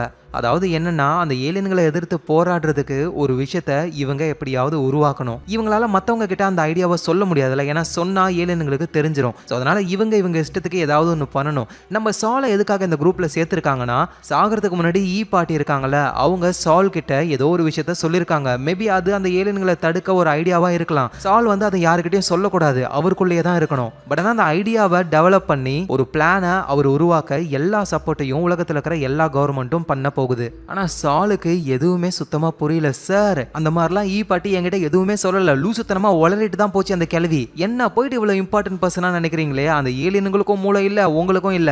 எங்க பாருங்க, நீங்க சொல்ற பொசிஷன்ல நான் இனிமே இருக்க போறது கிடையாது, என்ன விட்டுருங்க, நான் எங்கேயாவது போயிடுறேன் அப்படின்னு சொல்ல, சரி உன் ஆசை அதுதானா, நீ கிளம்பு அப்படின்னு சொல்றாங்க. சரின்னு சாலும் அங்க இருந்து கிளம்புறாரு. சடனா யாரோ ஷூட் பண்றாங்க, அவர் பொத்துன்னு கீழே விழுந்துடுறாரு. உடனே டிடெக்டிவும் அவருடைய ஆளுங்களும் வந்து வேக வேகமா சாலை ஹாஸ்பிட்டல்ல கொண்டு போய் சேர்க்கறாங்க. நல்லவேளையா அவர் புல்லட் ப்ரூஃப் ட்ரெஸ் போட்டதுனால அவரோட உயிருக்குலாம் எந்த ப்ராப்ளமும் இல்ல. ஸோ பக்கத்துல தான் டிடெக்டிவும் இருக்காரு. என்ன சால், உன் உடம்புலாம் ஓகே தானே? அந்த ஏலியன்களுக்கு உண்மையிலேயே பைத்தியம் பிடிச்சிக்கிச்சுன்னு தான் நினைக்கிறேன். நான் சுத்தமா லாய்க்கே இல்லாத ஒரு ஆளு, அதுவும் அந்த வால் ஃபேஸரா இல்ல அப்படின்னு சொல்லிட்டு வெளியே வரேன். என்ன ஆளை வச்சு போட்டு தள்ளுறதுக்கு இந்த வேலைலாம் பார்த்துருக்கல. என்ன ஷூட் பண்ணனே, அவனை பிடிச்சிங்களா? ஆமா பிடிச்சிட்டோம், அவனை கூட்டிட்டு வாங்க, நான் அவங்ககிட்ட பேசணும் அப்படின்னு சொல்ல சாலை ஷூட் பண்ண கூட்டிட்டு வராங்க. ஏன்னா டேய், உனக்கு தெரியுமா இந்த வால் ஃபேஸர் இந்த பதவி அதெல்லாம் தேவையில்லை, நீங்க நினைக்கிற மாதிரி ஆளு கிடையாது நானு அப்படின்னு சொல்லி வெளியே வரேன். என்ன எதுக்குடா சுட்ட? ஏன்னா உன்னை சுட சொன்னாங்க, என்ன மன்னிச்சிரு, உன் தலைக்கு தான் எய்ம் வச்சேன், ஆனா உன் உடம்பு மேல பட்டுருச்சு. என்னை சுட சொன்னது உன்னுடைய சுப்பீரியர், அந்த ஏலியன் தானே. அவங்க ஒன்றும் என்னோட சுப்பீரியர் மட்டும் கிடையாது, நம்ம எல்லாரோட சுப்பீரியரும் தான். கடவுளுடைய படையில நான் ஒர்க் பண்றதை நினைச்சு நான் ரொம்ப பெருமைப்படுறேன் அப்படின்னு சாலை ஷூட் பண்ணதை நினைச்சு அவரு கொஞ்சம் கூட ஃபீல் பண்ண இல்ல. அடுத்தது சால் வந்து அந்த மீட்டிங்ல பேசினாங்களா ஒரு லேடி, அவங்கள போயிட்டு மீட் பண்றாரு. எங்க பாருங்க, நீங்க நினைக்கிற மாதிரி ஆளு நான் கிடையாது, ப்ளீஸ் என்ன விட்டுடுங்களேன், நான் சந்தோஷமான லைஃபை வாழ்ந்துகிட்டு இருந்தேன். ஏலியன் கூட சண்டை போறதெல்லாம் எப்படின்னு எனக்கு தெரியவே தெரியாது, அதுவும் அதுங்க வரதுக்கு 400 வருஷம் ஆகும், அதுக்குள்ள நம்மளாம் காலி ஆயிடுவோம். அது வரைக்கும் நிம்மதியா சந்தோஷமா வாழலாமே. அதுவும் இந்த உலகத்துல 8 பில்லியன் பீப்புள்ஸ் இருக்காங்க, அதுல என்ன எதுக்காக சூஸ் பண்ணி வால் ஃபேஸர்ன்ற ஒரு பொசிஷனை கொடுத்தீங்க, ப்ளீஸ் என்ன விட்டுருங்க. அதுக்கு அந்த லேடி சிம்பிளா ஒரு விஷயம் சொல்றாங்க, அந்த ஏலியன்கள் உன்னை கொல்ல ட்ரை பண்ணுது அப்படின்னா நீ ரொம்ப ரொம்ப இம்பார்ட்டன்டானவன். ஆனா என்ன, அதுவே உனக்கு தெரியல, நல்லா உட்காந்து யோசிச்சு பாரு, நீ எந்த அளவுக்கு இம்பார்ட்டன்ட் அப்படின்னு உனக்கே புரிய வரும் அப்படின்னு சொல்றாங்க அந்த லேடி. நம்ம சாலும் என்ன பண்றதுன்னு தெரியாம அப்படியே வெளியே வந்து, இப்ப இவர் ஒரு வால் ஃபேஸர், இவர் என்ன சொன்னாலும் அது அப்படியே நடக்கும், இவருக்கு அந்த அளவுக்கு பாதுகாப்பு இருக்கும். இவர் என்ன சொல்றாருன்னா, நாளைக்கு என்னோட ஃப்ரெண்டு ஜின்னு வானத்துல சேட்டலைட் அனுப்புறாங்க, அதை நான் பார்க்கணும் அப்படின்னு சொல்றாரு. ஓகே சார், உங்களை கூட்டிட்டு போறோம் அப்படின்னு நம்ம சாலை தாங்குன்னு தாங்குறாங்க. இந்த நேரத்துல அந்த டட்டியானான்ற பொண்ணு அவ தங்கிக்கிட்டு இருந்த காட்டுக்குள்ள இருக்கிற ஒரு கேரவன் மாதிரியான செட்டப், அதோட டோர் ஓபன்ல இருக்கு, யாரோ உள்ள இருக்காங்களோன்னு கன் எடுத்துக்கிட்டு அப்படியே உள்ள போய் பார்த்தா அந்த ஏலியன் டெக்னாலஜியான அந்த VR ஹெட்செட் இருக்கு. ஸோ அந்த ஏலியன்கள் டட்டியானா கிட்ட ஏதோ ஒரு விஷயத்த சொல்ல போகுதுங்க போல, அதை எடுத்து அவங்க மாட்டிக்கிறாங்க. ஸோ நம்ம ஜின்னும் அந்த சேட்டலைட்டை அனுப்புறதுக்கான எல்லா வேலையும் செஞ்சுட்டாங்க. இன்னும் கொஞ்ச நேரத்துல அது போக போகுது. அந்த சேட்டலைட்ல வில்லுடைய மூளை கூடவே சில விதைகளையும் அனுப்புறாங்க. ஸோ அந்த இடத்துக்கு சாலும் வராரு, அந்த சேட்டலைட் போகிறதெல்லாம் பாக்குறாரு. ஸோ சக்சஸ்ஃபுல்லா அது வானத்துக்கும் போக ஆரம்பிக்குது. ஆல்ரெடி ஸ்பேஸ்ல வந்து ஒரு 300 பாம்பை செட் பண்ணி வச்சிருக்காங்க. அந்த சேட்டலைட் வந்து அவ்வளவு தூரம் போறதுக்கு கொஞ்சம் டைம் ஆகும். அங்க போனதுக்கு அப்புறம் பாம்பு வெடிச்சு அது லைட்டோடைய 1% ஸ்பீட்ல டிராவல் பண்ணும். ஸோ எல்லாமே பக்காவா பிளான்ல இருக்கு. ஸோ நம்ம ஆகியிருக்காங்களா, அவங்க தான் நானோ டெக்னாலஜியை யூஸ் பண்ணி அந்த பேராஷூட் மாதிரி எல்லாத்தையும் உருவாக்குனது. ஆனால் உருவாக்குனவங்க அந்த ராக்கெட் லான்ச் ஆகிறது கூட பார்க்காம வேற ஒரு இடத்துக்கு போறாங்க. அங்க இருந்த மக்கள்லாம் அங்க வர தண்ணி ரொம்ப அழுக்கா இருக்குன்னு ரொம்ப தூரம் தள்ளி போயிட்டு தான் தண்ணியை கொண்டு வராங்களே. ஸோ அந்த மாதிரி தண்ணி பிரச்சனை இருக்கிற இடத்துல போயிட்டு இவங்க நானோ டெக்னாலஜிலேயே ஒரு ஃபில்டரை உருவாக்கியிருக்காங்க. நார்மல் ஃபில்டர் மாதிரி கிடையாது, அது நானோமீட்டர் அளவில் தண்ணியை ஃபில்டர் பண்றதுனால வெளியே வர தண்ணி அந்த அளவுக்கு பியூரா இருக்கு. ஸோ இந்த மாதிரி ஆகி வந்து பொது சேவையெல்லாம் பண்ணிக்கிட்டு இருக்காங்க. நம்ம ஜின்னும் அவங்க அனுப்பின சேட்டலைட் நல்லா போய் சேரணும் அப்படின்னு கடவுளை வேண்டிக்கிட்டு இருக்காங்க. ஸோ ராக்கெட் அந்த சேட்டலைட்டை அப்படியே ஸ்பேஸில் கொண்டு போயிட்டு அப்படியே சேட்டலைட்டை விட சேட்டலைட்ல இருந்து அந்த பெரிய பேராஷூட்டும் விரிய ஆரம்பிக்குது. இது எல்லாமே முழுக்க நானோ ஃபைபர் டெக்னாலஜியால உருவாக்கியிருக்காங்க. ரொம்ப ரொம்ப ஸ்ட்ராங்கா இருக்கும். ஸோ இப்போ அது அப்படியே ஸ்ட்ரைட்டா நியூக்ளியர் பாம் கிட்ட போகுது. ஆக்சுவலாக அந்த பேராஷூட்டோடைய நடுவில் ஹோல்ஸ் மாதிரி அந்த பாம் உள்ள நுழையறதுக்கான ஒரு வழி இருக்கும். கரெக்டாக அந்த பாம் உள்ள நுழைஞ்சி பேராஷூட் உள்ள வந்ததுக்கு அப்புறம் அப்படியே அது வெடிக்க ஆரம்பிக்குது. அதனால கிரியேட் ஆகிற ஃபோர்ஸ் அந்த பேராஷூட்டை தள்ள பேராஷூட்டோட கனெக்ட் ஆகி இருக்கிற அந்த சேட்டலைட்டையும் வேகமா இழுத்துட்டு போகுது. மொத பாம் சக்சஸ்ஃபுல்லா முடியுது. இந்த ஃபர்ஸ்ட் பாம்லயே இப்ப அந்த சேட்டலைட் ஒரு செகண்டுக்கு 57 கிலோமீட்டர் வேகத்துல போகுது. ஸோ இப்படியே 300வது பாம் வரைக்கும் போயிடுச்சுன்னா கண்டிப்பா லைட்டோடைய 1% ஸ்பீடா அதால அச்சீவ் பண்ண முடியும். ஸோ செகண்ட் பாம் கிட்ட போகுது, அதுவும் சக்சஸ்ஃபுல்லா முடியுது. ஆனா 3வது 4வது பாம் கிட்ட போகும்போது தான் ப்ராப்ளமே ஸ்டார்ட் ஆகுது. அந்த சேட்டலைட்டையும் பேராஷூட்டையும் கனெக்ட் பண்ணி வச்சிருந்த டைட்டானியம் ரிக் உடைஞ்சி இப்ப அந்த சேட்டலைட் டைரக்ஷனை மாத்தி அடுத்த பாம் கிட்ட போகாம வேற வழியா அப்படியே ஸ்பேஸை நோக்கி போய்கிட்டே இருக்கு. இதனால இவங்க பிளான் மொத்தமா ஃபெயிலியர் ஆகுது. அந்த சேட்டலைட் அதான் அதுக்குள்ள இருக்கிற நம்ம வில்லோட மூளை விதைகள் எல்லாமே ஸ்பேஸ்ல எங்கேயோ போய்கிட்டு இருக்கு. ஸோ ப்ராஜெக்ட் ஃபெயில் ஆனதுனால ஜின்னு ரொம்ப கஷ்டப்படுறாங்க. சம கடுப்புலையே நம்ம சீஃபும் ப்ரைவேட் ஜெட்டில் போய்கிட்டு இருக்கும்போது அந்த ப்ரைவேட் ஜெட்டில் இருக்கிற டிவி வழியாக அந்த ஏலியன்ஸ் நம்ம சீஃபை காண்டாக்ட் பண்ணுதுங்க. உங்களோட ப்ராஜெக்ட் ஃபெயிலியர் ஆனதை நினச்சி ரொம்ப நாங்கள் கஷ்டப்படுறோம். உண்மையாக உங்களை மீட் பண்ணணும்னு எங்களுக்கும் ரொம்ப ஆசை தான் தெரியுமா. ஒருவேளை உங்களுடைய கிரையோபாடு மட்டும் ஒர்க் ஆச்சுன்னா கண்டிப்பா நீங்களும் நானும் மீட் பண்ணலாம் அப்படின்னு அந்த ஏலியன் சொல்ல நம்ம சீஃபும் நீங்க என்ன வாட்ச் பண்றீங்க அப்படின்னா நான் ஏதோ ஒரு விஷயத்த சரியா பண்ணிக்கிட்டு இருக்கேன்னு அர்த்தம். அதேதான், நீ ஒரு ஸ்ட்ராங்கான லீடர், எங்களோட பிளான்ல நீயும் ஒருத்தர், நாங்க பூமிக்கு வரும்பொழுது உன்னையும் மீட் பண்ணணும்னு நினைக்கிறோம் அப்படின்ற மாதிரி அந்த ஏலியன்கள் சொல்லுதுங்க. ஸோ இங்கே நம்ம ஜின்னு, சாலு, டிடெக்டிவ் எல்லாரும் சோகமாக இருக்காங்க. அதுவும் முக்கியமாக ஜின்னு அவ்வளோதான் நம்ம தோற்று போயிட்டோம், ஃபெயிலியர் ஆகிட்டோம். சாலும் ஆமாம் அந்த ஏலியன்களை கம்பேர் பண்ணும்பொழுது நம்ம அறிவில்லாதவங்க, நம்ம ஏமாளிங்க, முக்கியமாக சொல்லணும்னா நம்ம எல்லாருமே ஒரு பூச்சிங்க தானே அப்படின்னு சொன்ன உடனேயுமே டிடெக்டிவ் கடுப்பாக்குறாரு. சீக்கிரம் என் கூட வாங்கன்னு காரில் ஒரு இடத்த கூட்டு போகிறாரு. பார்த்தா அந்த இடம் ஃபுல்லாகவே அவ்வளோ பூச்சிங்க இருக்குங்க. இங்கே பார்த்தீங்களா, இங்கே இருக்கிற பூச்சிங்க எதையுமே மனுஷங்களுக்கு பிடிக்கவே பிடிக்காது. இதை கொல்லணும் அப்படின்னு சொல்லி என்னென்ன பண்ணியிருக்கோம், நம்ம பாய்சன் போட்டு ட்ராப் பண்ணி மருந்து தெளிச்சு இவ்வளோ வேலைகள் பண்ணியும் இந்த பூச்சிகள் சாகாம அதுங்க உயிரோட இருக்கிறதுக்கான வேலையை தான் பண்ணிக்கிட்டே இருக்குங்க. ஸோ நம்மளும் இதே பூச்சிங்க மாதிரி எதிர்த்து போராடலாம், அந்த ஏலியன்களுக்கு ஒரு வழி பண்ணலாம் அப்படின்ற மாதிரி ஒரு சொல்றாரு. இதுக்கப்புறம் தான் மனித இனமே ஏலியனை எதிர்க்க ஐடியாவை பண்ண போகுது. இந்த இடத்துலயே இந்த சீசனே முடியுது. ஸோ நான் ஆல்ரெடி சொன்ன மாதிரி சைனீஸ்ல எடுத்திருப்பாங்கன்னு சொன்னல, இதுல 8 எபிசோடுனா அதுல 30 எபிசோடுன்னு. இதுல வந்து ஏலியன்கள் உண்மையா எப்படி இருக்கும் அப்படின்னு சொல்லி நமக்கு காமிச்சிருக்க மாட்டாங்க. ஆனா அதுல வந்து காமிச்சிருப்பாங்க ஏலியன் பார்க்க வித்தியாசமா இருக்கும். ஸோ அடுத்த சீசன் வந்து தி டார்க் ஃபாரஸ்ட்ன்ற புக்கும், அதுக்கு அடுத்த சீசன் வந்து டெத் சென்டர்ன்ற புக்கையும் வச்சு தான் எடுப்பாங்களே. ஸோ அந்த 2 சீசன்லயும் என்னென்ன வரப்போகுதுன்னு ஆல்ரெடி எனக்கு தெரியும். உங்ககிட்ட சொல்லணும்னு எனக்கு ரொம்ப ஆர்வமாக தான் இருக்கு. ஆனால் அப்படி சொன்னா ரொம்ப ஸ்பாயில் ஆயிடும்.